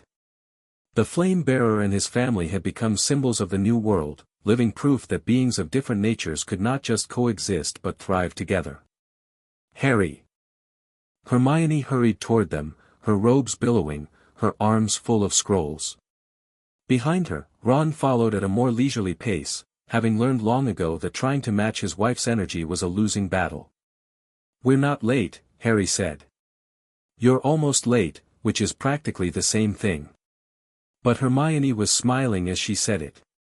The dragon delegation arrived early. They want to discuss the northern migration routes before the formal session. Problems? Nothing serious. Some territory disputes with the giant colonies. Cedric's been mediating, but they want your input. Harry nodded. Cedric had become one of the council's most effective diplomats, his Hufflepuff fairness proving invaluable in negotiations between factions that had been enemies for centuries. "I'll speak with them after the opening session." "What else?" The Deep Council sent representatives for the anniversary celebration. Thessalonica herself is here. Hermione's eyes sparkled with scholarly excitement. She's promised to share some new findings from their historical archives. Apparently, they've discovered records from before the Sundering, actual first-hand accounts of what the world was like when all magical beings were unified. That's incredible. I know. I've been trying to schedule time with her for months. Hermione caught herself, visibly reining in her enthusiasm. This is important historical research that will benefit our understanding of magical heritage. And you're excited. I'm professionally excited. Ron caught Harry's eye and grinned. She's been bouncing off the walls since the message came. Nearly set her notes on fire. I did not, you absolutely did. Their bickering faded into comfortable noise as Harry continued through the hall. 5 years of marriage had given Ron and Hermione a rhythm that was equal parts argument and affection. They'd built a life together, a home near the council chambers, 2 children who showed signs of both their parents' talents, and shared work that gave meaning to their days. It was exactly what Harry had hoped for when he'd first imagined a unified world. Not grand gestures or dramatic transformations, but simple things. Friendships that deepened. Families that grew. People finding ways to be happy. The opening session was ceremonial, as anniversary sessions tended to be. Delegates gave speeches about the progress they'd made, new treaties signed, old wounds healed, communities that had emerged from hiding to take their place in the unified world. Statistics were shared about declining conflict rates, increasing cross-species cooperation, the slow but steady healing of the Sundering's deepest scars. Harry listened from his seat at the high table, Fleur beside him, their daughter having been taken to the nursery with the other children of delegates. He noted the faces in the crowd, many familiar, some new, all representing the astonishing diversity of magical life on Earth. Dragons sat beside giants who had once served as their enemies' weapons. Centaurs debated with goblins about economic policy.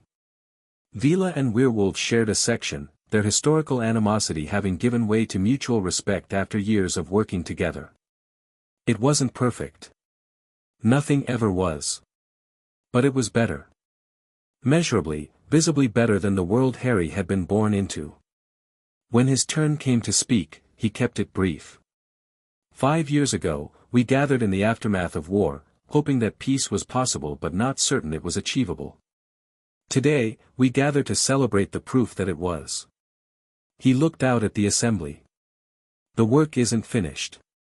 It may never be finished, there will always be new challenges, new conflicts, new opportunities for growth. But we've built something that has never existed before. A world where being different doesn't mean being enemies. I want to thank everyone who made this possible. Those who fought beside me against the architects and Voldemort. Those who took the risk of trusting former enemies. Those who chose to see possibility where others saw only problems. His eyes found Fleur's. And those who loved me even when I wasn't sure I deserved it. The flame I carry isn't mine alone. It belongs to everyone in this room, everyone who chose connection over division, everyone who believed that the future could be better than the past. As long as we hold to that belief, as long as we remember why we united in the first place, the flame will never go out. He raised his hand, and the primordial flame rose with it, blazing with colors that existed outside the normal spectrum. But instead of burning, it reached out, touching each being in the hall with warmth, with connection, with the sense of being part of something larger than themselves. To the unity, Harry said. To the unity, 3,000 voices responded. After the session, Harry slipped away. The council building had quiet spaces for beings who needed solitude, gardens and meditation chambers and small balconies overlooking the endless sea. Harry found one of his favorites, a platform of living stone that extended out over the water, and sat watching the waves. The flame burned steady in his chest, content in a way it rarely had been during the war years. The connections it maintained stretched across the world now, threads of unity linking Harry to everyone he'd ever touched, everyone who had chosen to be part of what he'd built. He felt Fleur approaching long before she appeared. "The dragon delegation is asking for you," she said, settling beside him. "And Thessalonica wants to share those historical records. And I believe there are approximately 17 other beings who require the flame bearer's personal attention. In a minute." "That's what you said an hour ago. And I meant it then too." Harry smiled. "I just needed a moment to appreciate what we've done." Fleur followed his gaze out to the horizon. "It is remarkable, isn't it? When I think about where we started, a tournament, a girl who thought she was too good for anything, a boy who didn't understand what he was, you were never too good for anything." "I absolutely was. I was terrible." She laughed. "But you saw something in me that I hadn't seen in myself. Just like you saw something in everyone else." Her hand found his. "That's your real gift, Harry. Not the flame, not the power, the ability to see potential. To help people become more than they thought they could be. The flame just amplifies what's already there. That's what I mean. You could have used it for destruction. Could have imposed your will on everyone, forced unity through power instead of earning it through connection. But you didn't." She leaned against him. "You chose to amplify the good. To strengthen bonds instead of breaking them. That's why this worked." Harry considered this, turning it over in his mind. "Do you ever wonder what comes next?" he asked. "What do you mean?" "The council is established. The world is healing. The architects are gone, Voldemort is gone, most of our enemies are either dead or reformed." He looked at his hands, human hands, but with the faint shimmer of scales beneath the surface that never quite faded anymore. "I've spent 5 years building this. Fighting for it. What do I do now that it's done?" "Done?" Fleur laughed. "Harry, nothing is ever done. There will always be new challenges, new problems, new opportunities. The unity we've built isn't a destination, it's a process. It will need nurturing for centuries. Millennia. I know. But I'm not sure I'm the one who should be doing the nurturing. I'm a warrior, Fleur. A fighter. That's what I was built for. You were built for whatever you choose to be built for." She turned to face him fully. "The flame bearer isn't a job, Harry. It's an identity. And identities can change, evolve, grow. You don't have to be the same person you were during the war. What if I don't know who else to be? Then you figure it out. Like everyone else." Fleur's smile was warm. "You have help, you know. A wife who loves you. A daughter who adores you. Friends who would die for you, and more importantly, live for you. You don't have to figure out the rest of your existence today." Harry absorbed this, feeling the truth of it settle into his bones. "I love you," he said. "I know." Her eyes sparkled. I love you too. Now come inside before Hermione sends a search party. The anniversary celebration continued into the evening. There was feasting, food from every magical tradition, prepared by beings who had once been enemies and were now colleagues. There was music, songs in languages Harry didn't speak, melodies that touched something deeper than words. There was dancing, laughing, the simple joy of beings sharing space with each other. Harry moved through it all, speaking with delegates, resolving minor disputes, accepting congratulations and offering encouragement. The flame burned steady in his chest, feeding on the connections around him, growing stronger with each hand he shook and each life he touched. As the night wore on, he found himself back on the balcony, watching the stars emerge over the darkening sea. You're thinking again. Harry turned to find Ignatius standing behind him, the eldest of the Dragon Council, the being who had first believed in him when no one else had reason to. Ignatius. I didn't expect you at the celebration. I am old, not dead. The ancient's cracked lava eyes glittered with humor. Besides, I wanted to see what you've built. To witness the fruit of the seed I helped plant. Are you satisfied with what you see? Satisfied? Ignatius moved to stand beside him.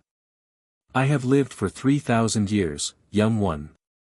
I have seen empires rise and fall, have watched countless beings promise change and deliver only ashes. In all that time, I have never seen anything like what exists today. Is that a yes? That is a, profoundly impressed. The ancient was quiet for a moment. When I first met you, I saw potential, but I also saw danger. The flame has destroyed more bearers than it has empowered. I told myself I would watch you, and if you showed signs of corruption, would end you myself. That's reassuring. It should be. Because here you stand, 5 years after claiming power that has broken gods, and you are more human than ever. More connected. More loving. Ignatius shook his head slowly. You've done what no bearer before you accomplished, Harry Potter. You've mastered the flame without losing yourself to it. I had help. Yes. But you were wise enough to seek that help. Strong enough to accept it. The ancient turned to face him. I will not live much longer. A few more centuries, perhaps, and then even I must return to the fire. But I will go knowing that I saw something impossible become real. That is a gift beyond price. Harry felt something tighten in his chest. Ignatius, do not mourn me. I have lived longer than any being has a right to. My time is coming, and I welcome it. The ancient's eyes softened. But before I go, I wanted you to know, I am proud of you. Proud of what you've become. Proud of what you've built. Thank you. Thank you. For reminding an old dragon that the world can still surprise us. Ignatius began to turn away, then paused. One more thing. The flame will pass eventually, to your children, or to others who share your vision. When that time comes, do not fear it. The fire you have kindled will burn long after you are gone. He walked away, leaving Harry alone with the stars and the sea and the steady warmth in his chest. Fleur found him as the celebration wound down. Aurelie was asleep in her arms, exhausted by a day of playing with children from a dozen different species. Harry took his daughter gently, cradling her against his shoulder, feeling her small heart beat against his chest. Ready to go home? Fleur asked. Almost. Harry looked back at the council building, at the lights still glowing in its windows, at the beings still talking and laughing inside. I want to remember this. Remember what? All of it. This moment. This peace. This. He struggled for words. This rightness. The feeling that everything we fought for, everyone we lost, it was worth it. The world is better because we didn't give up. It is. Fleur stepped closer, her warmth mingling with his. And it will keep getting better. Because of what you started. What we started. What we started, she agreed. They stood together as the last stars faded and dawn began to paint the eastern sky. Their daughter stirred against Harry's shoulder, murmuring something in her sleep about dragons and fire and flying. The primordial flame burned in Harry's chest, not the desperate blaze of war, but the steady warmth of purpose fulfilled. The world had been broken, and they had helped heal it. The sundering had lasted 3,000 years, and they had begun to end it. There would be more challenges. More conflicts. More opportunities for growth. The work was never truly finished, that was the nature of building something worth having. But for this moment, in the quiet dawn of a new day, Harry allowed himself to feel what he had earned. Peace. Connection. Love. The dragon within him spread its wings and soared toward the rising sun, carrying the fire of unity into whatever tomorrow would bring. Epilogue 20 years later, Aurélie Potter Delacour stood before the Council of Unity, her mother's silver hair framing her father's green eyes. The flame burned in her chest, passed to her on her 18th birthday, when Harry had finally felt ready to let go of the power he had carried for so long. The flame-bearer addresses the council, she announced, and her voice carried the weight of connection that had become the family legacy. In the gallery, Harry watched with Fleur, their hands intertwined, their hearts full. Their daughter spoke of challenges facing the Unity, new conflicts, new opportunities, new beings emerging from ancient hiding places to take their place in the world.